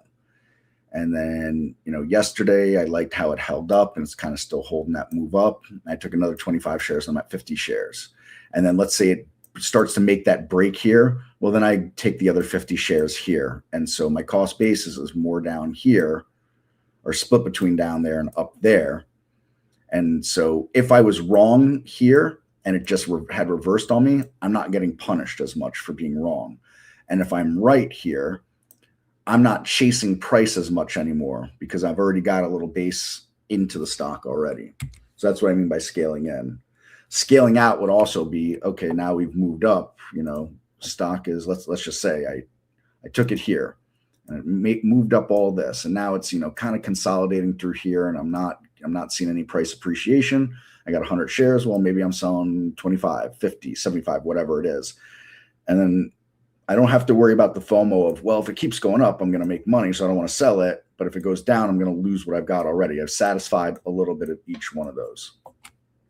I will go on to say that any true quantitative traders that have true trading plans hate that. They do not like that at all. I understand why. The math says you're leaving lots of money on the table always. But the problem is that very few people become that systematic and quantitative with their trading. So they have to do that in order to survive, let's call it.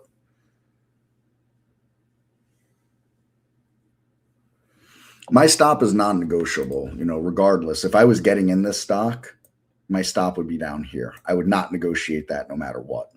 There's nothing on this planet that would make me change my stop once I've decided how I'm going to manage the position. I never have targets. I have areas I'd like to see the stock go to, but if it is not making its way there in a quote timely manner for me, and the market is not helping push it along, I'm going to exit because I could always get back in again. So, targets are, I guess let's call them negotiable.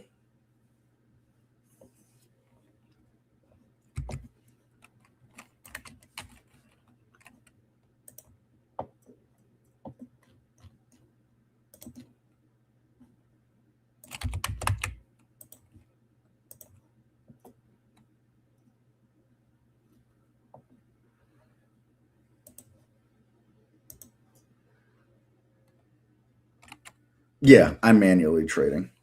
I'm manually taking it.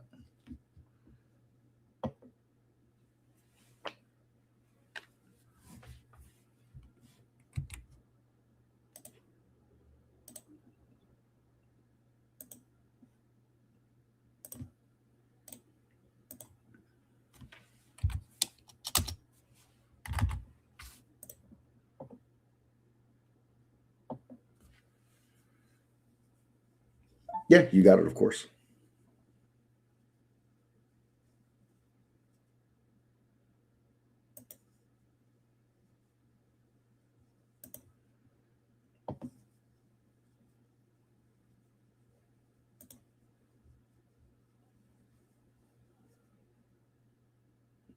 Yeah, I mean, when you start negotiating your stop to the downside, that's where you find yourself becoming an investor instead of a trader, which I've been guilty of plenty of times. Let's not kid ourselves here.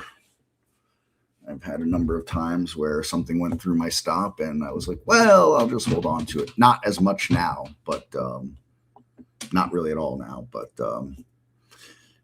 especially the first few years of trading wasn't something that I was able to break. It wasn't like every stop violated I did that either, but I can tell you this: if I had just stuck with my stop on every trade I've ever made, I would be a lot further along than I am now. Yeah, I made my stop for the full position too. I only exit partial positions when I'm in the profits.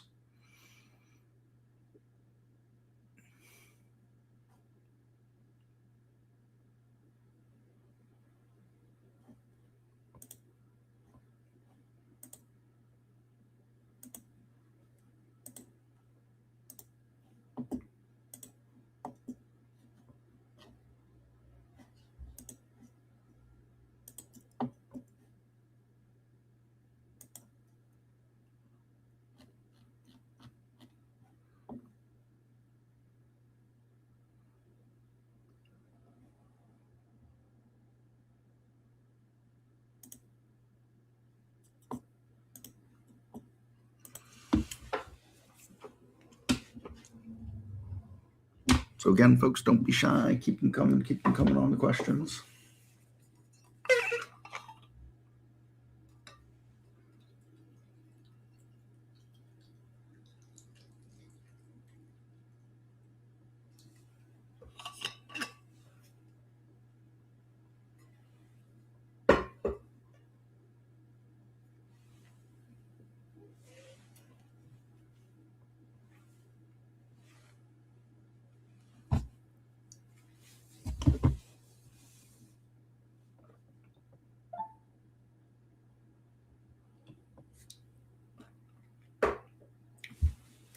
Well, as long as your win rate a 64 win rate, as long as you're keeping at about a 1-to-1 ratio, then you'd be all right.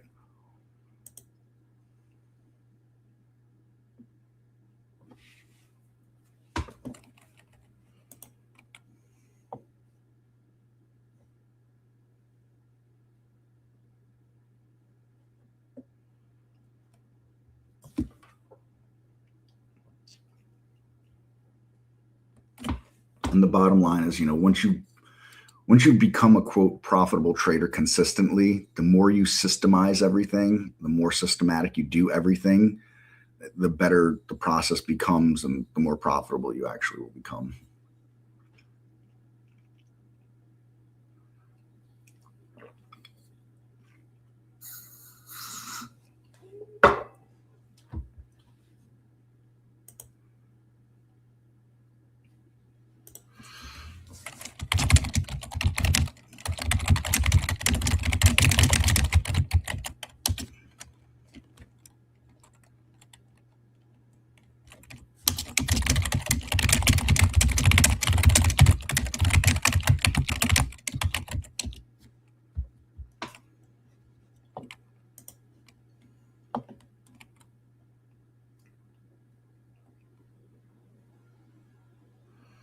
I'm just watching AAOI. Just watching it at this point. I have things that I like more than it now, so I'm probably not going to be re-entering this. I don't think, but we'll see.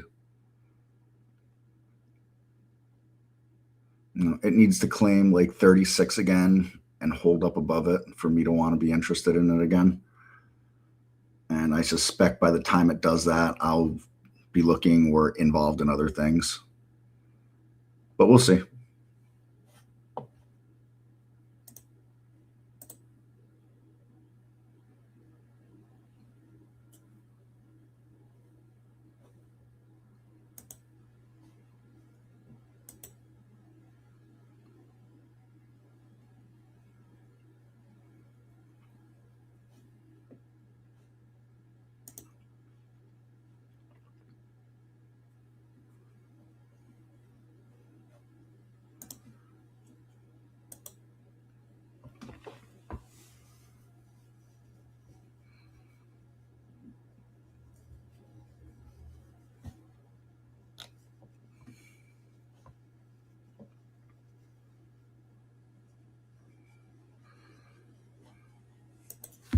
We're in this kind of period with the market right now where we started to trend up again.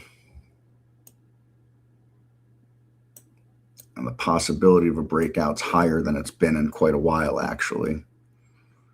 And so this is where if you start to find those positions that have held well through some of this chop that's gone on, when that breakout comes, you're rewarded in them. And if the breakout doesn't come, your stops and trading plan are there to protect you.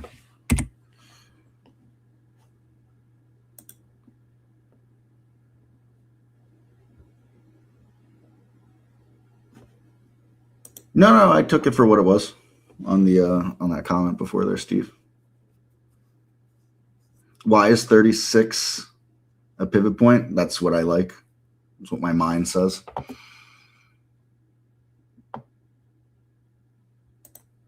I'm trying to look at an area where, let me turn this trade wave off really quick because it's kind of interrupting what I want to show. So, I'm looking at an area here I want to get up above this recent area right here, and I feel like 36 puts me in a position where, all right, we're rocking and rolling now. And we could start to take a shot back at this recent resistance up here. And play it somewhere down against the bottoms of these candles down here as support, or as a stop, because then if it breaks that, then there's this, then there's this. So trying to put myself somewhere in here to risk that to make that. It's about a 2-to-1. Again, that's not a target in the sense of that's what I'm holding out for. I'd actually like to see it clear that and start to take a shot back towards this area here. But this is an area where I may say, all right, well, we got there and we're not moving off of it, so it's time to reevaluate.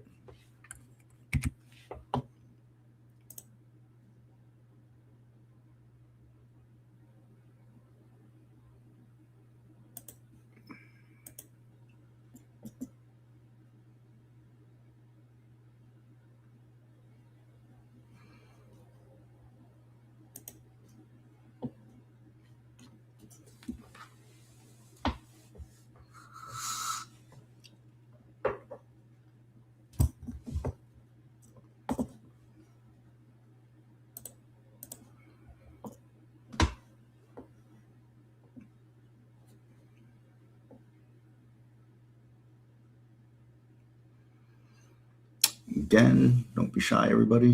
You got some questions for me? Get those in, please.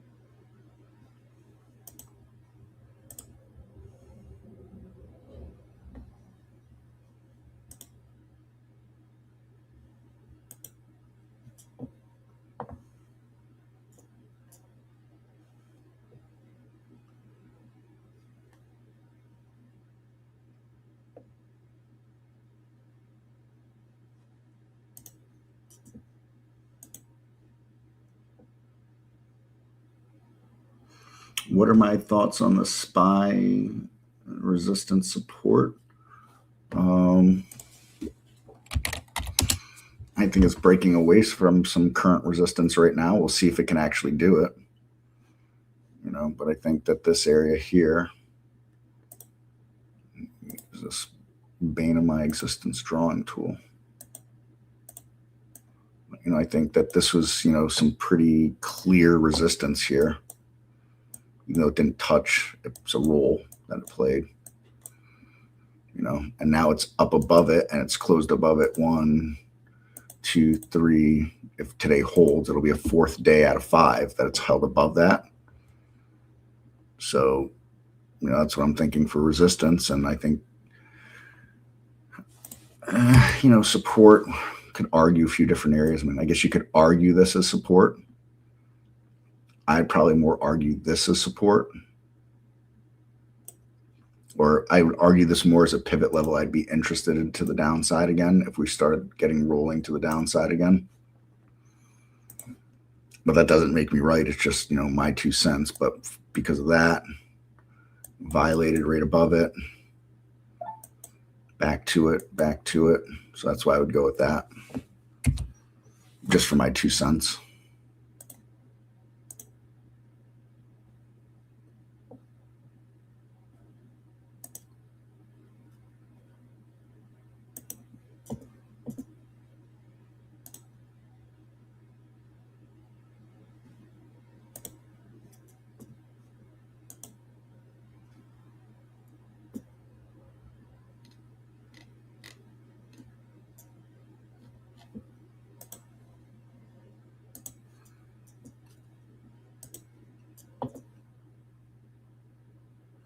I don't look at moving averages for anything. I mean, I could put them on the chart, but it plays no role in anything I'd ever do. You know, I like to look at, you know, if stocks are trending up and down, you know, long term, clearly up. We're looking like we're resuming the uptrend from there. And I'd furthermore say,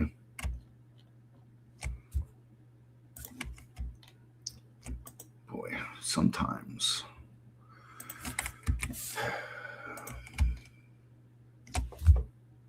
You know, we had a beautiful uptrend going on all through here before we started making the sideways move all through there. So it does, you know, give the appearance that it's trying to make that uptrend now and break out of that.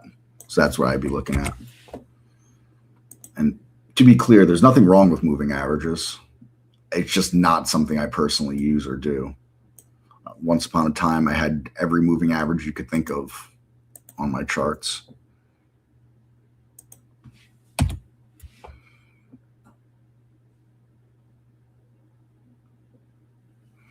I couldn't even tell you if the SPY is above or below either of those moving averages, to be honest, right now. But let's take a look. Sorry, I hate the new indicator manager. I'm going to go with an SMA. Let's go with, you said a 20, right? I'm going to add that. Let's change the color of this. Let's go red. Okay. Oops. Okay. And let's make that 50. Let's add that. Let's close it out. Let's get rid of the trade wave. Yeah, so holding above them nice. Looks like dipped briefly below the 20 and the 50 here. Reclaimed them both very quickly. Bounced off that 20. So looking, you know, looking decent through there, right there, like that. And got the 50 starting to flatten back out a little bit, you know, so might be something to consider here. Again, if this wants to leave it behind. The you know, 20 took this dip here, and even with it violating the 20, it bounced back off it so fast that the 20 didn't really lose its nice little upslope right there.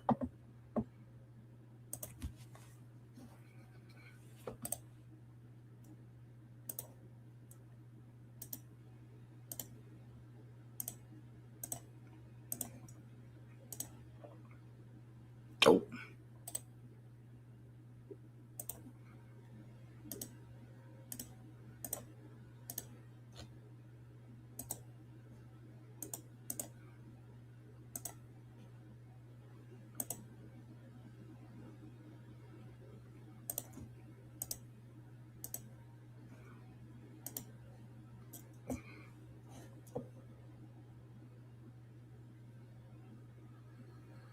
If not, I mean, I'm just looking at support and resistance. That's all I look at.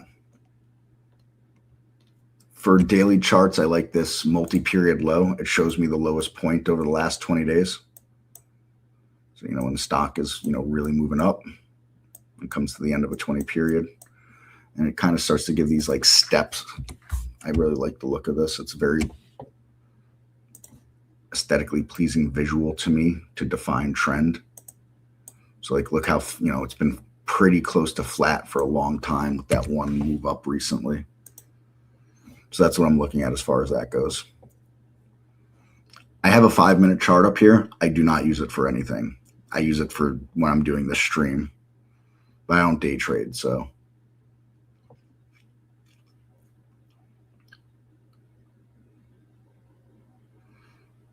it's a swing trader's life for me.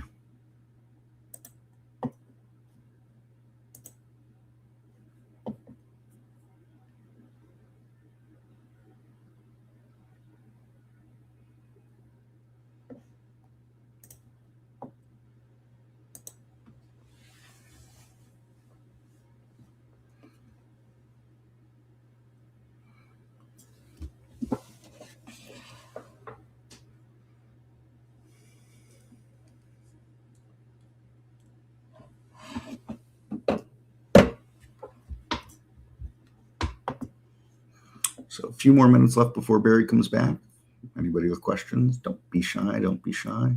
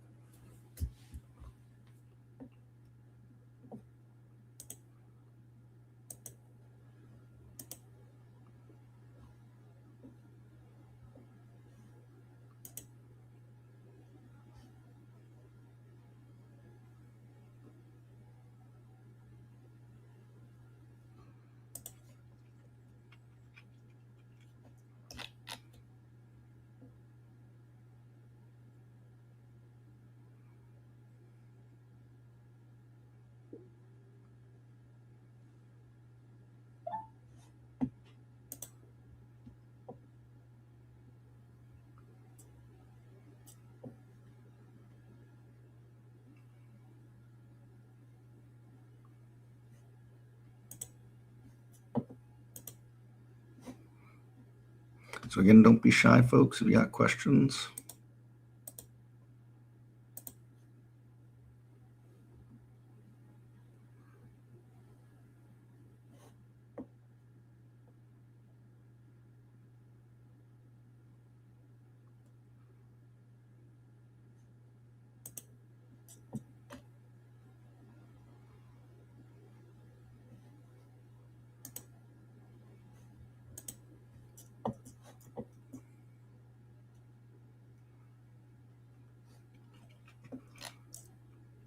I do have to say, in this my liked list earlier today, there's a lot more green up here earlier.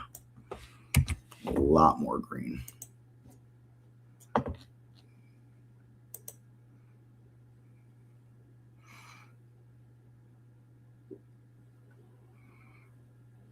And this is why I want to be careful about chasing things, right? This thing went batty, came down, started to recover. Having itself a bad day today.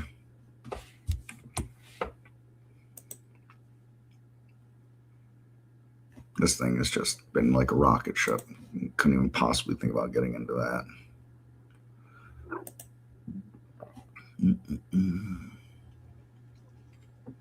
Same thing here. Started off its day pretty green. Before giving that up.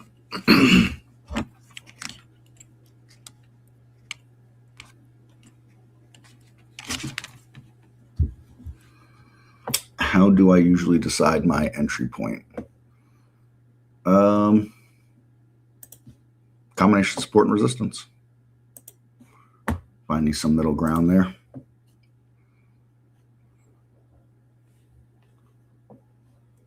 So, looking at ATXI, for example, here.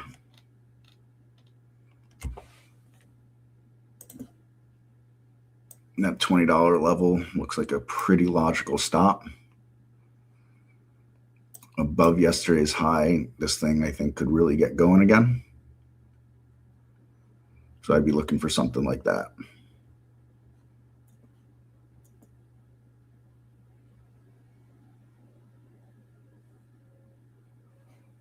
That's the kind of stuff that I'm looking at.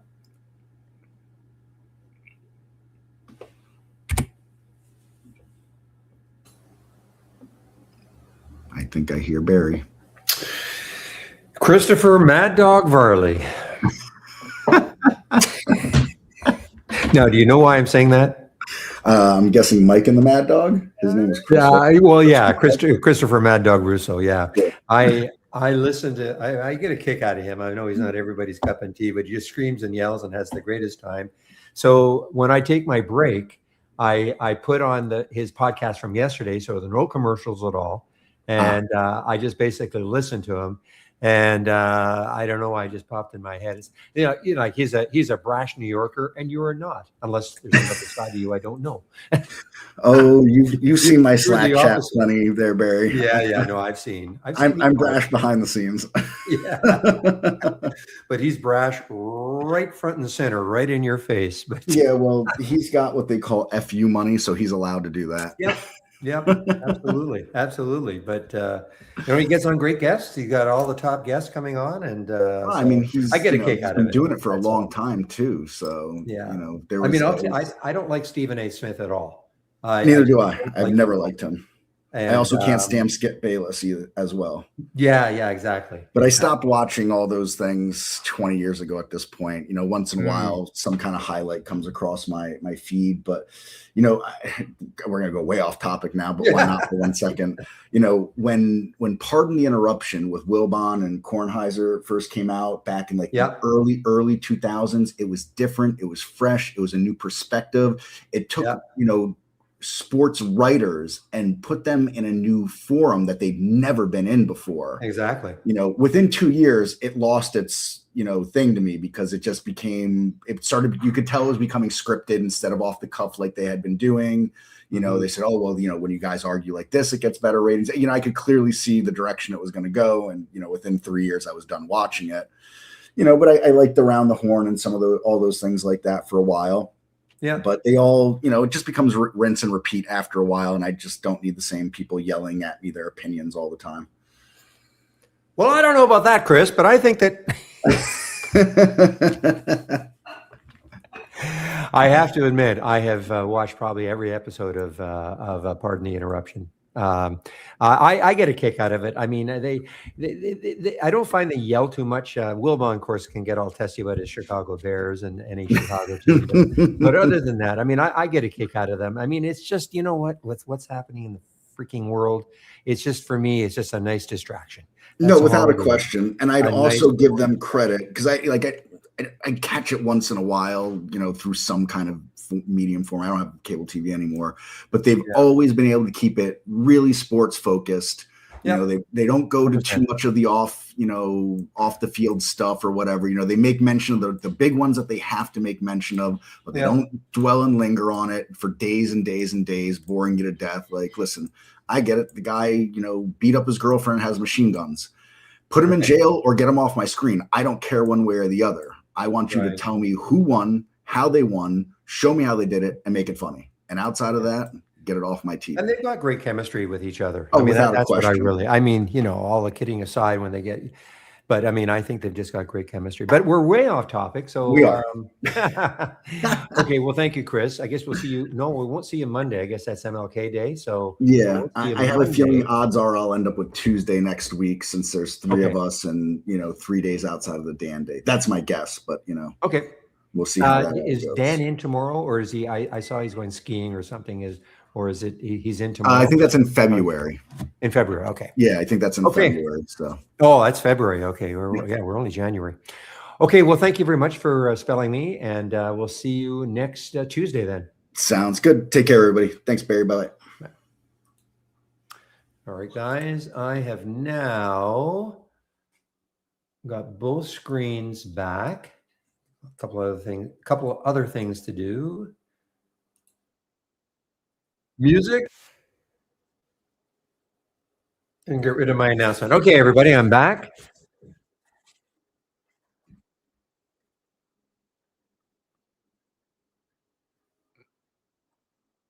And I saw par. I almost took this short of par. Didn't quite do it, unfortunately. This showed up on, I don't remember what scanner showed up. Now, by the way, guys, look at silver and gold now.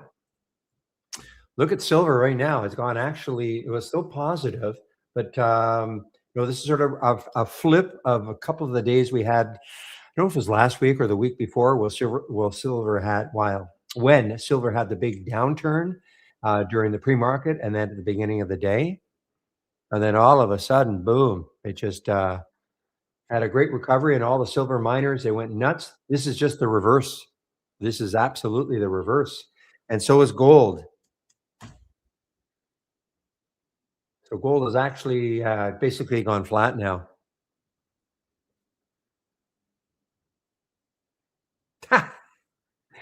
The upcoming buy in OCG. Well, you've got my curiosity. Let's see. It is now, wow, 1.3 cents. It's getting close to my buy area. I'm really looking for 1.1. And that probably gets me in. I never said I'd buy. I don't think I ever said that, unless you've got me on a recorder somewhere saying I did that. I don't recall ever saying that.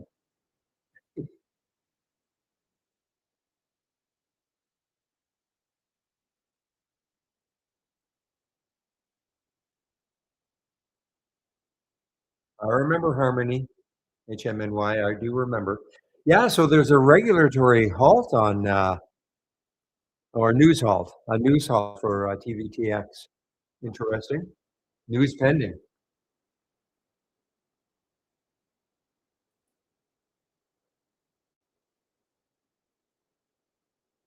So the FDA decision is today. Okay.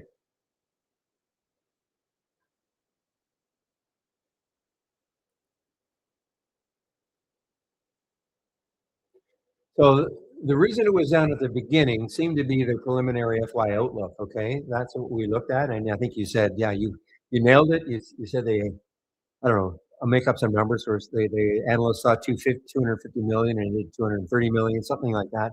So there was a difference. But now also they're waiting for the FDA announcement. Okay. Well, hopefully nobody's stuck in that one. Would not want to be stuck in something like that, waiting on an FDA decision. It could be good, but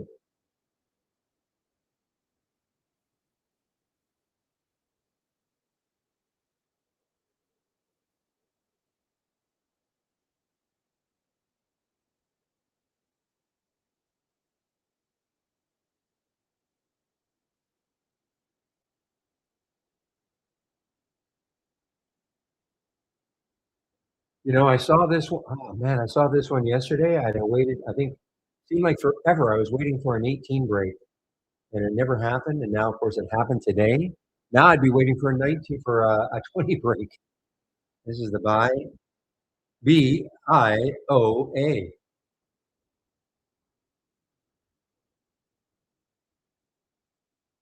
Well, Moderna has been a star all day, just about all day long.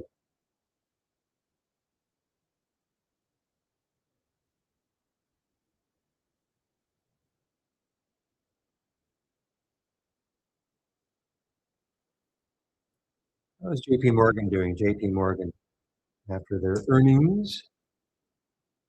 Yeah, this is down a lot. I mean, that's a big move down with that sort of a float, 2.7 billion in the float, and it's been steadily down right from the get go.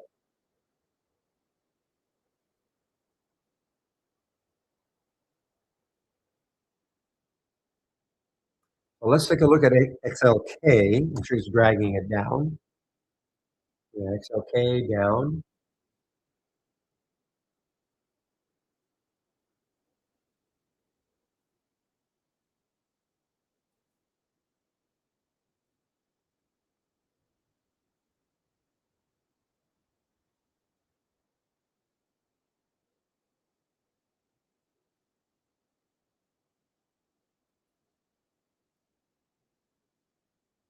Oh, I see. Codex got halted on the way down.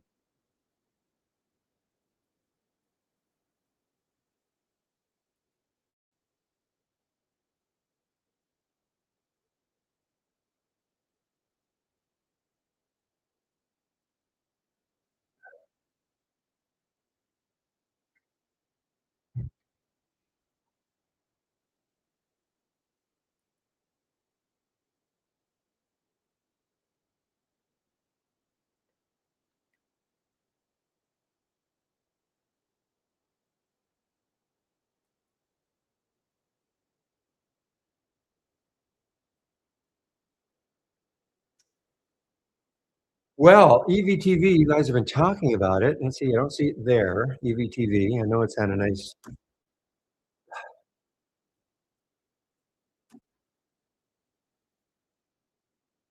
yeah, a run from yesterday and now today. Yesterday, I mean, 2 days ago, if you can believe it. Now they did a reverse split, right? They did a reverse split, but still, I guess reverse split adjusted 46 cents. So it's only a 10 bagger in less than 2 days.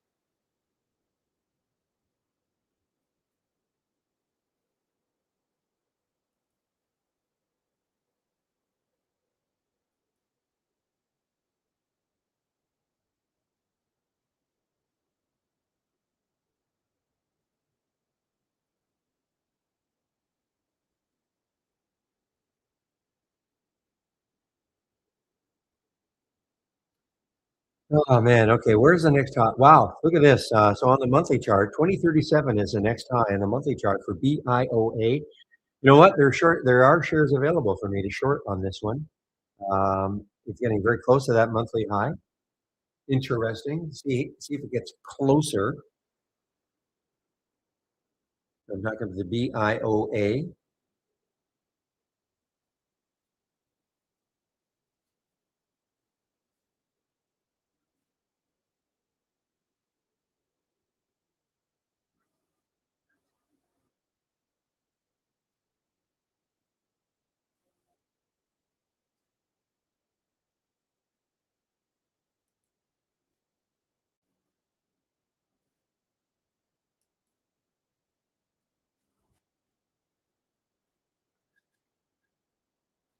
It goes down.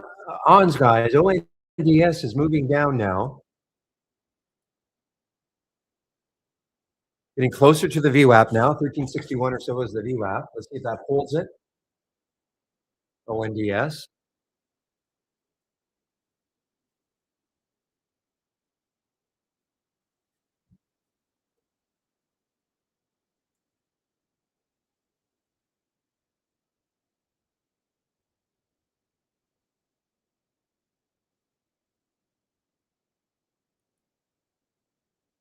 Okay, so there's not, wow, ugly.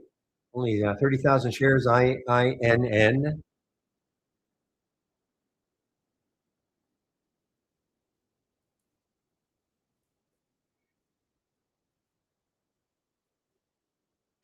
You know, I put decoy up just a little while ago. I thought maybe it was getting kind of close to the VWAP. I thought maybe if it took that VWAP out, I might have a late day run, but it just doesn't look like it. Doesn't have that feel to me. Would have to have a lot of volume coming in. Look at the volume, 96 million. Probably should watch it tomorrow, guys, just to see if there's. I mean, it got up. What did it get up to? 141, and I think it got way above that in the pre-market. I mean, it got up to 181 in the pre-market. We should follow it tomorrow to see if okay, a lot of profit taking on it, but let's see if it has any sort of continuation.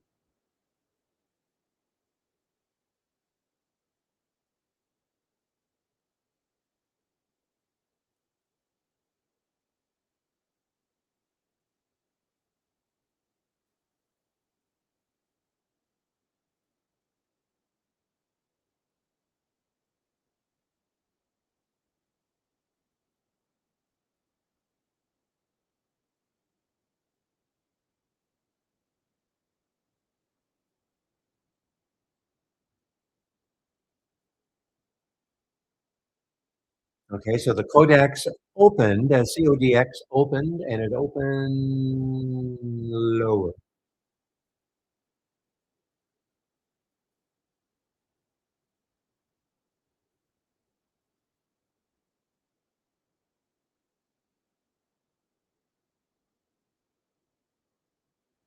Okay, MLYS. So this is boy, a lot of room, obviously, on a monthly chart, 2164.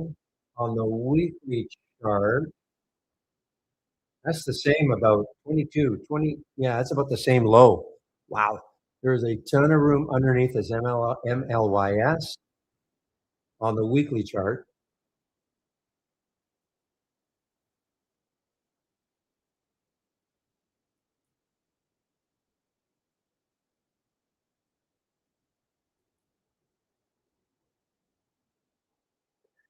Meanwhile, the market, yeah. So when I left for my break, it was above the VWAP and no longer. Took out the VWAP and now moving down. When does Goldman Sachs release? Probably this week, right? Yes.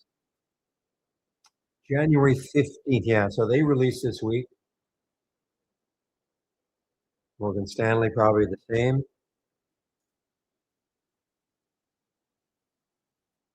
So some of the big three of the big bankers anyway, Goldman Sachs, probably JP Morgan is already, and Morgan Stanley, JP Morgan, about WFC. Yeah, tomorrow. So most of the big banks are releasing this week.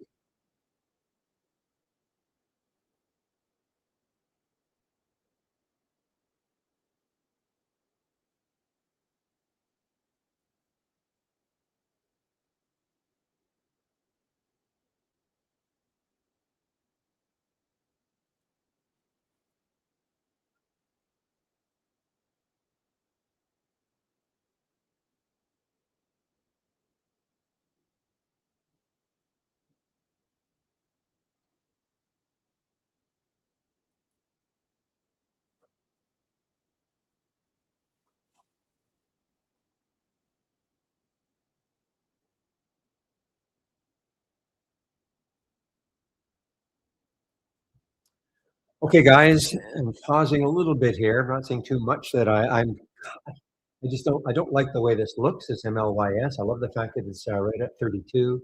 I love the fact it's got all this room, but I don't know. It looks a little too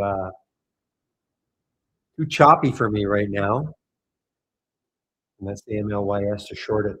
So I'll go over my homepage one last time for the day.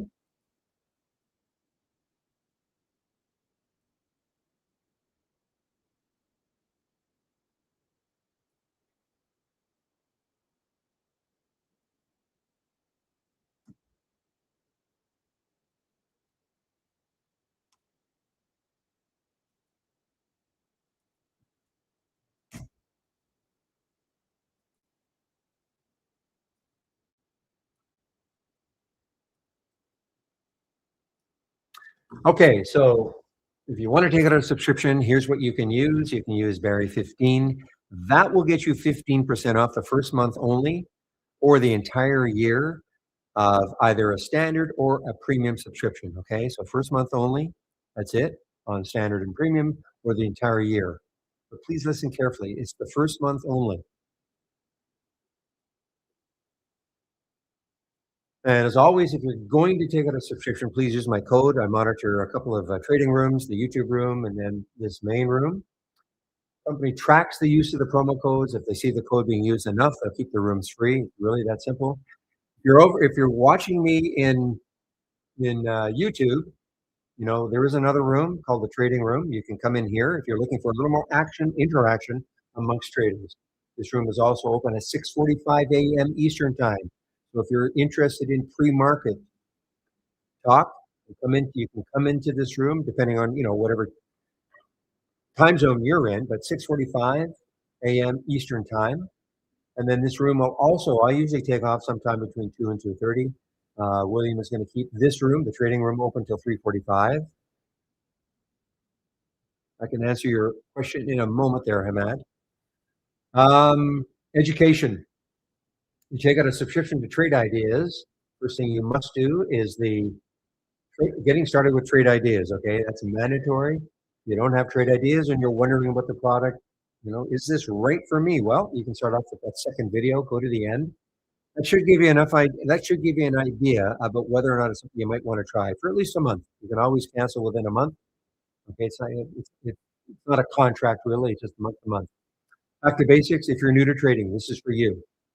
Okay, a free series of videos. There are 15 of them. If you are new to trading. One last thing, if you've clicked on my homepage link, scroll down a little bit. You can sign up for the trade of the week right here. You'll get it before the market opens every Monday morning.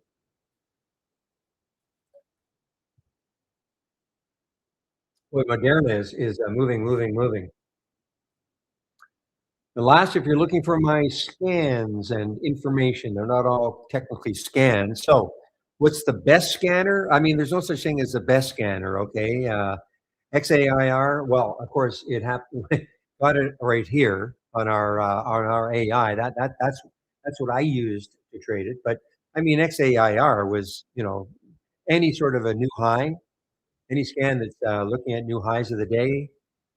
I mean, there's no such thing as a best scanner, a momentum scanner. You would have seen it easily on the momentum scan, but you would have also seen it if you do any sort of pre-market work. Okay, using this, the pre-market actives up and down. This was an active one in the pre-market. So, had even if I hadn't seen it anywhere else, this was something that I knew I had to watch probably. So I thumbnailed it. Okay, I put it on a small chart on my other monitor, and so I made a point that said, okay, you should watch this to see how it opens. And that was identified in the pre-market, number one. But once the market opened, I'm 100% sure it would have shown up in the movers of the upside. Would have been a green ticker early on. I don't have my momentum scan up, but it would have been. I'm sure it would have shown up there. And of course, I saw it here. Now, it's not part of the stand. You're asking for the standard, but this showed up right there in our AI.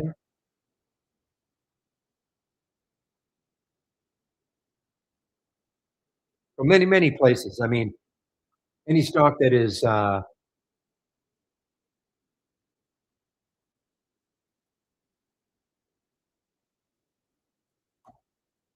me a moment. Any stock that is trading 348 million shares, 227 times normal. I mean, it'll show up on so many different types of scans. And we saw the announcement in the pre-market. This was the news on it. So I don't know what time zone you're in, Hamad, but you would have definitely seen Xair in the pre-market, and then you could have mapped it on at the open.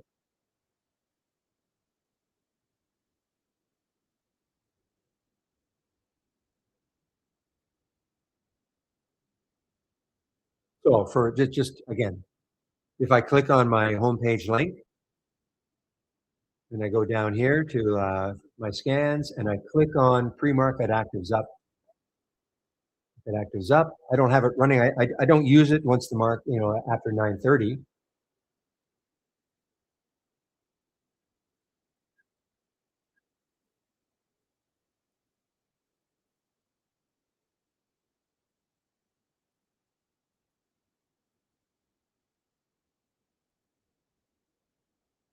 And there it is. There it is. I mean, it front and center right there. You would have seen this in the pre-market. I mean, this is continuing to work even though the market's open, but you would have seen this 100%. Okay,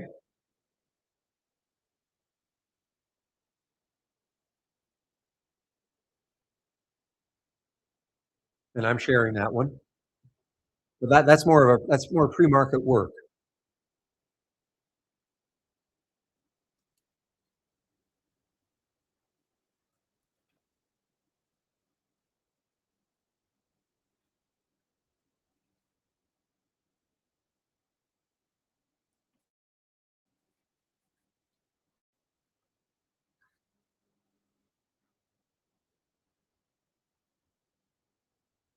Meanwhile, my goodness, Moderna continues to make a move here, guys. Another new high of the day. That's a big move, 15% move with 357 million in the float. That is a big move.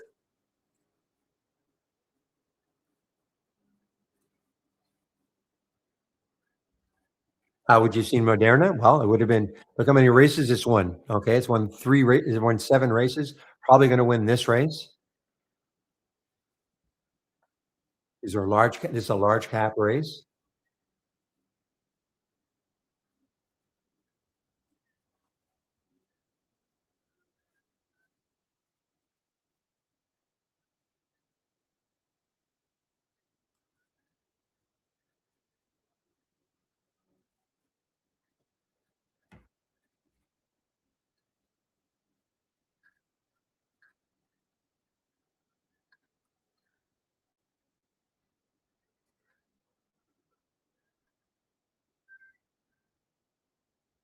One moment, please.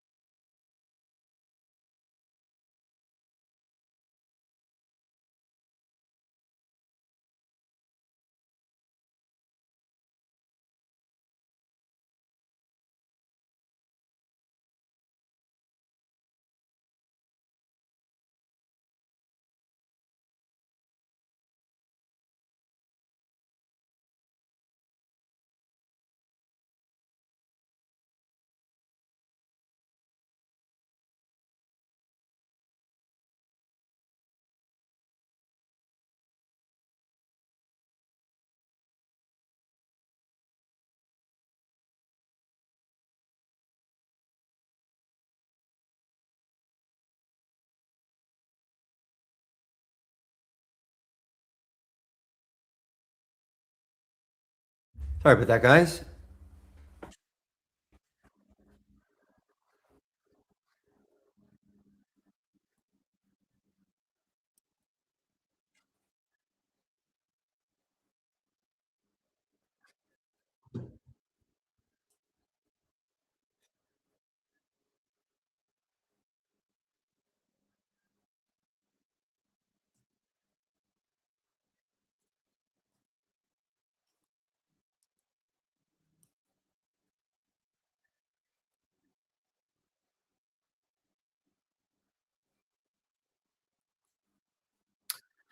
All right, guys.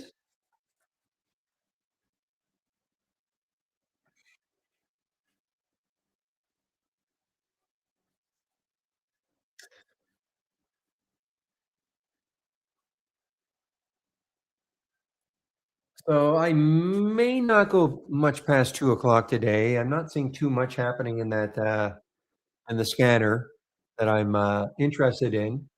So who knows? Maybe something will happen. But so if I'm only going to 2 o'clock, I have about half an hour left. Okay. So good time to ask questions if I'm only going to 2 o'clock. Codex is being delisted tomorrow. So obviously it's not enough that they're over $2 or over $1.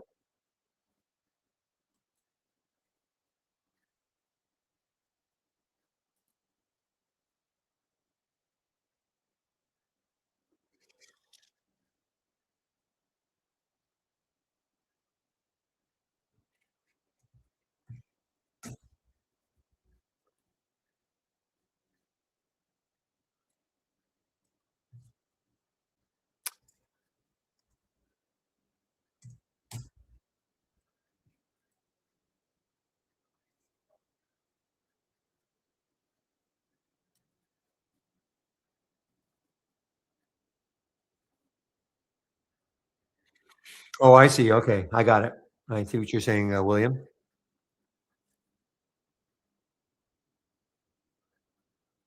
Oh, okay, yeah, $10, 10 trade, and then they can do it all over again, right? They get their 10 days over $1, then they can let it sink for a half a year or whatever, and do the whole thing over again.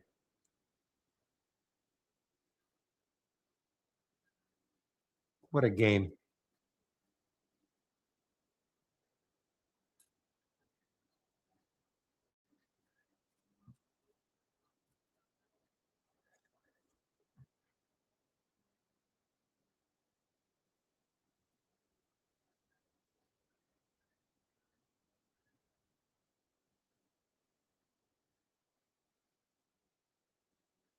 So that's the news. Okay, so when does it open? Do they have a time that it's going to open?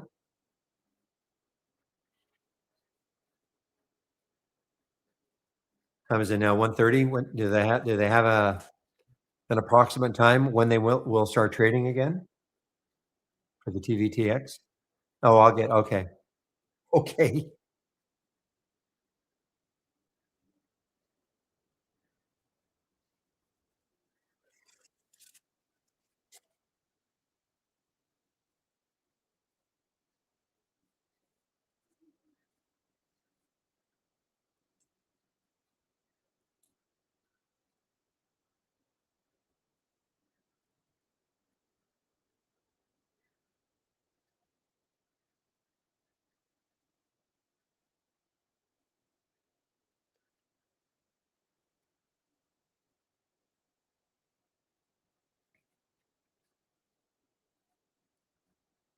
Well, UAVS, usually wow, look at that. I mean, it's just doing nothing.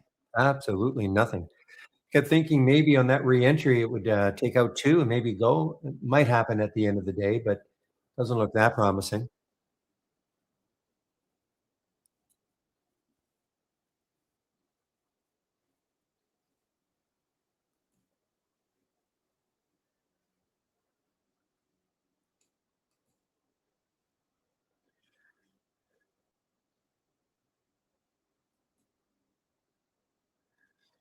Guys, I'm kinda watching the CLF as a potential short. It's, popping up just a little bit, okay? CLF as a potential short.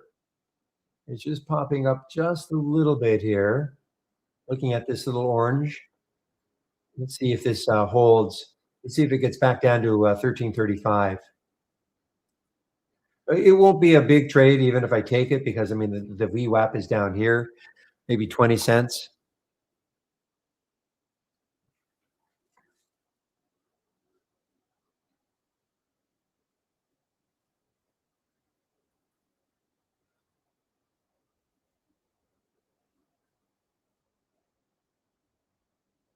Oh, I see. Okay, 155. Okay.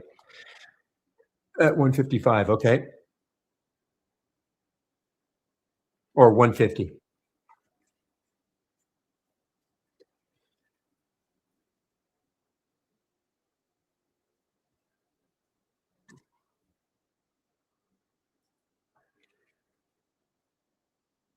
Who's your broker, X-Vol guy? Who is your broker that you want to change from?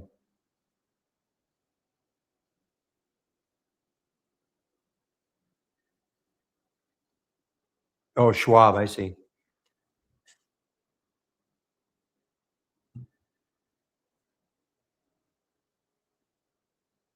No, I understand. I understand. Did you not hear my answer to you a while back, AJ Roland?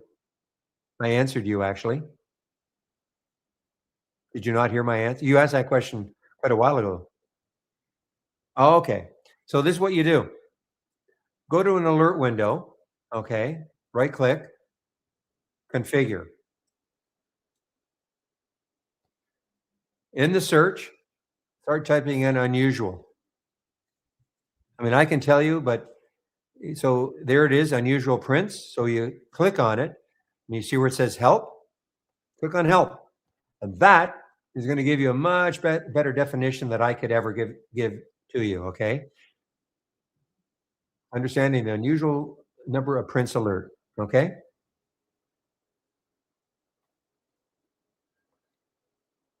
And that's the same for, well, it's the same for every indicator or, sorry, any filter or any real-time alert that we've got. You can always click on the help and you'll get a nice big explanation about what's going on, okay?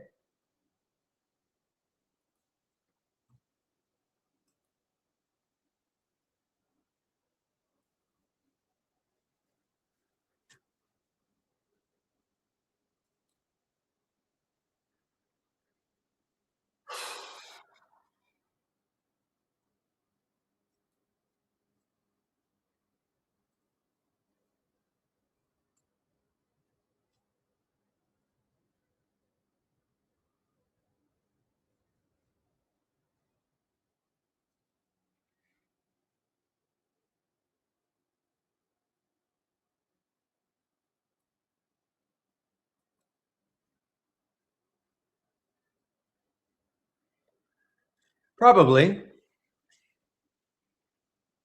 I would give, basically I said the same thing. Our help, I mean, that help, I mean, Stephanie at Trade Ideas did a heck of a job at creating the, the manual, the guide with all the information in there. It was completely redone about, I don't know, 2 or 3 years ago. And she did a heck of a job putting it all together. A lot of them have videos. And I think it's very well explained.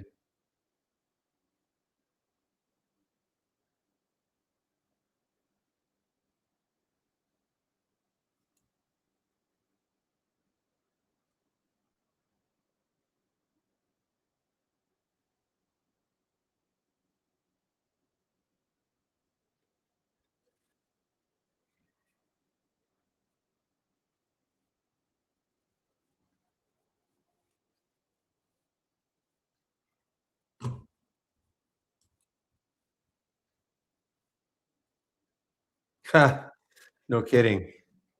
Pepe, no kidding. She's very talented though. I'm a big fan.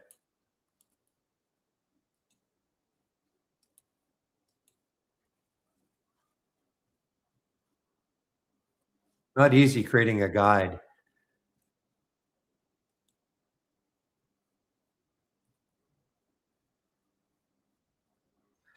Well, shoot. Last time I was looking at this, it was just over $20, BIOA.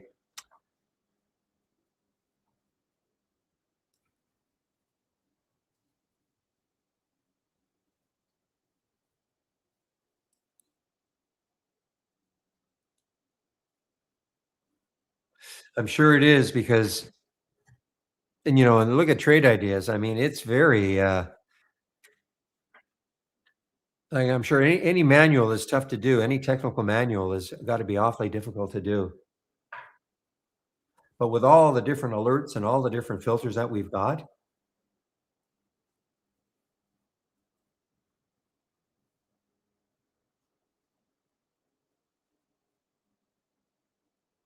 now I just asked Gemini.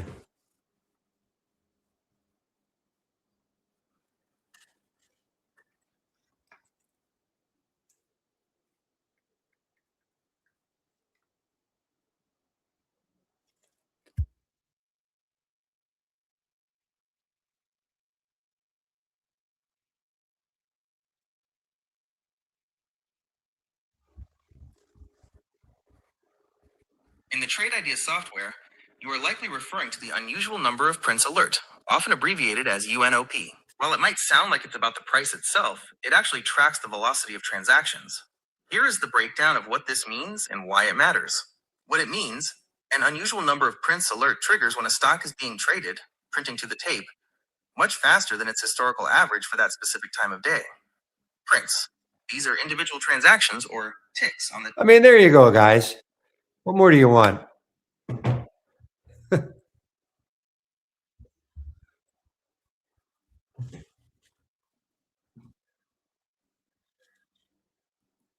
In fact, well, Gemini is going to replace me. Any questions you might have, just ask Gemini.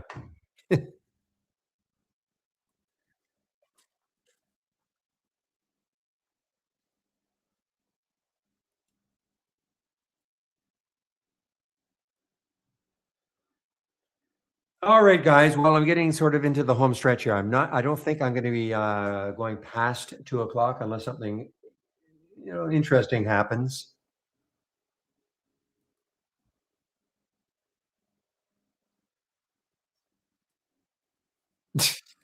Well, I told you I'm 0.011 OCX.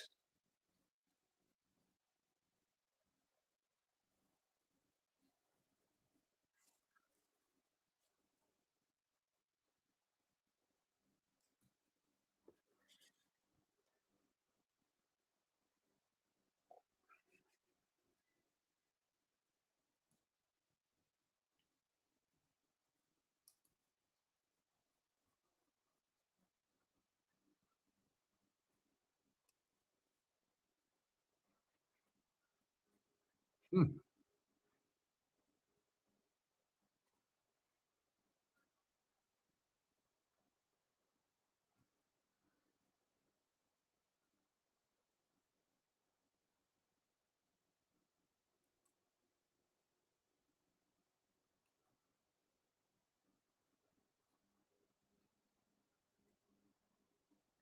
Guys, here's maybe a pretty significant breakdown for S. Well, maybe not. Maybe a little bit of room. Go SMLR. It's just wow. I'm sorry. It just went. It just went. I was just saying it just broke down underneath 20, but now it's way under 20. Wow. Too bad. I was just looking at this. I thought, okay, it's just underneath the whole number 20. It's going to take it around 1984 on the short.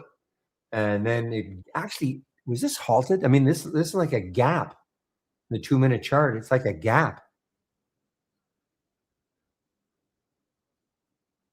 And the low, well, that's what it got to. The low is around 19. I'm going to put a price alert around 18.99 and see if it takes that out. And because the next low down here is way down here at 15.50.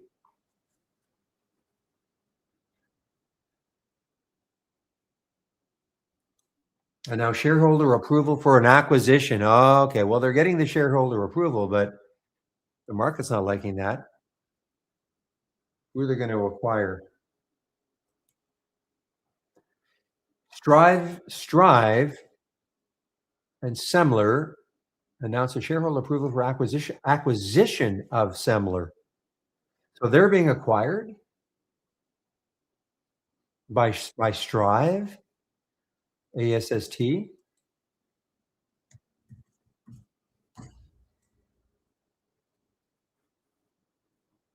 This doesn't make sense at all. How can these guys be buying?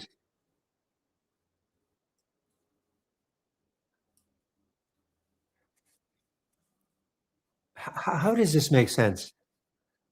A 92-cent stock is going to be buying Semler.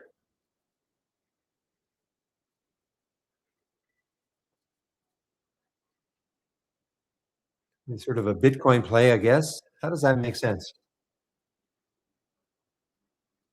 Look at the float. $877 million for a $1 stock. I'm confused.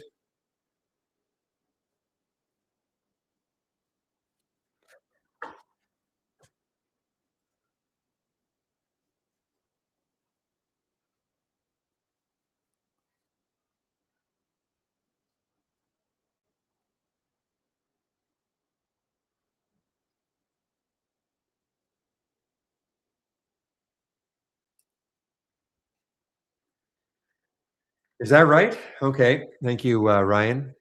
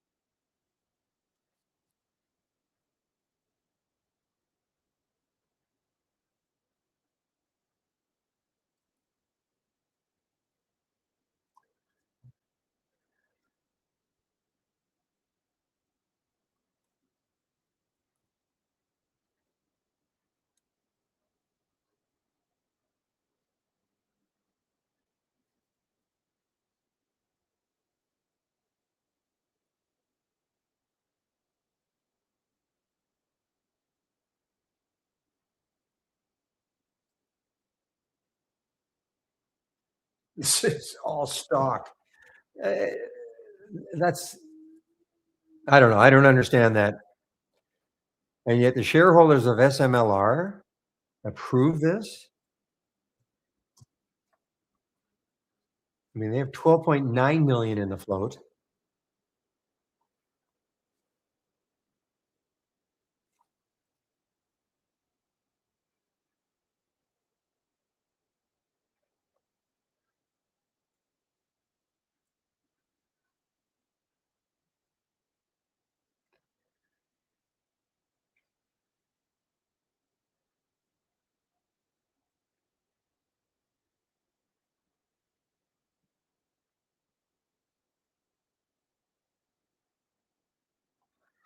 That's to me anyway, that's a bizarre merger or buyout.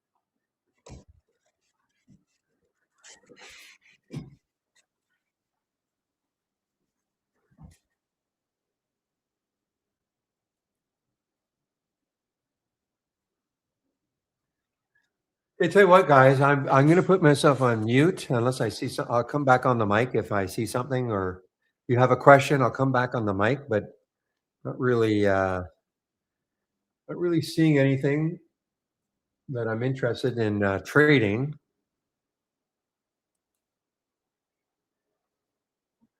So let me just put myself on mute.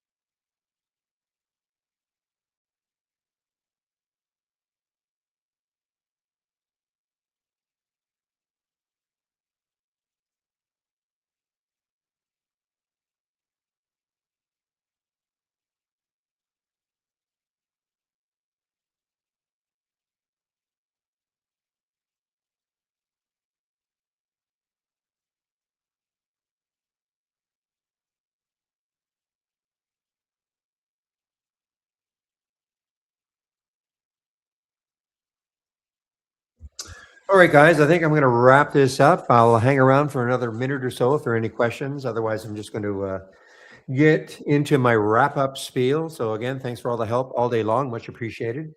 The main room will open at 6:45 a.m. Eastern Time. Obi will do that. I'll open YouTube at around 8:30. For those of you who are in YouTube right now, if you do want to head over to the main room will still be open until 3:45. I will keep my screen still up, but I'll be gone. I'll be hovering around, but I'll be basically gone. So for those of you on YouTube, you just click on my homepage link. And where it says trading room, you can click on that. That'll get you into the room. And again, this room will be open till 3:45 Eastern Time today. Hey guys, don't see any questions, so I will take off. So we'll see you tomorrow at, I get on the mic at around 9 o'clock Eastern Time. So have a great evening, and we'll see you tomorrow.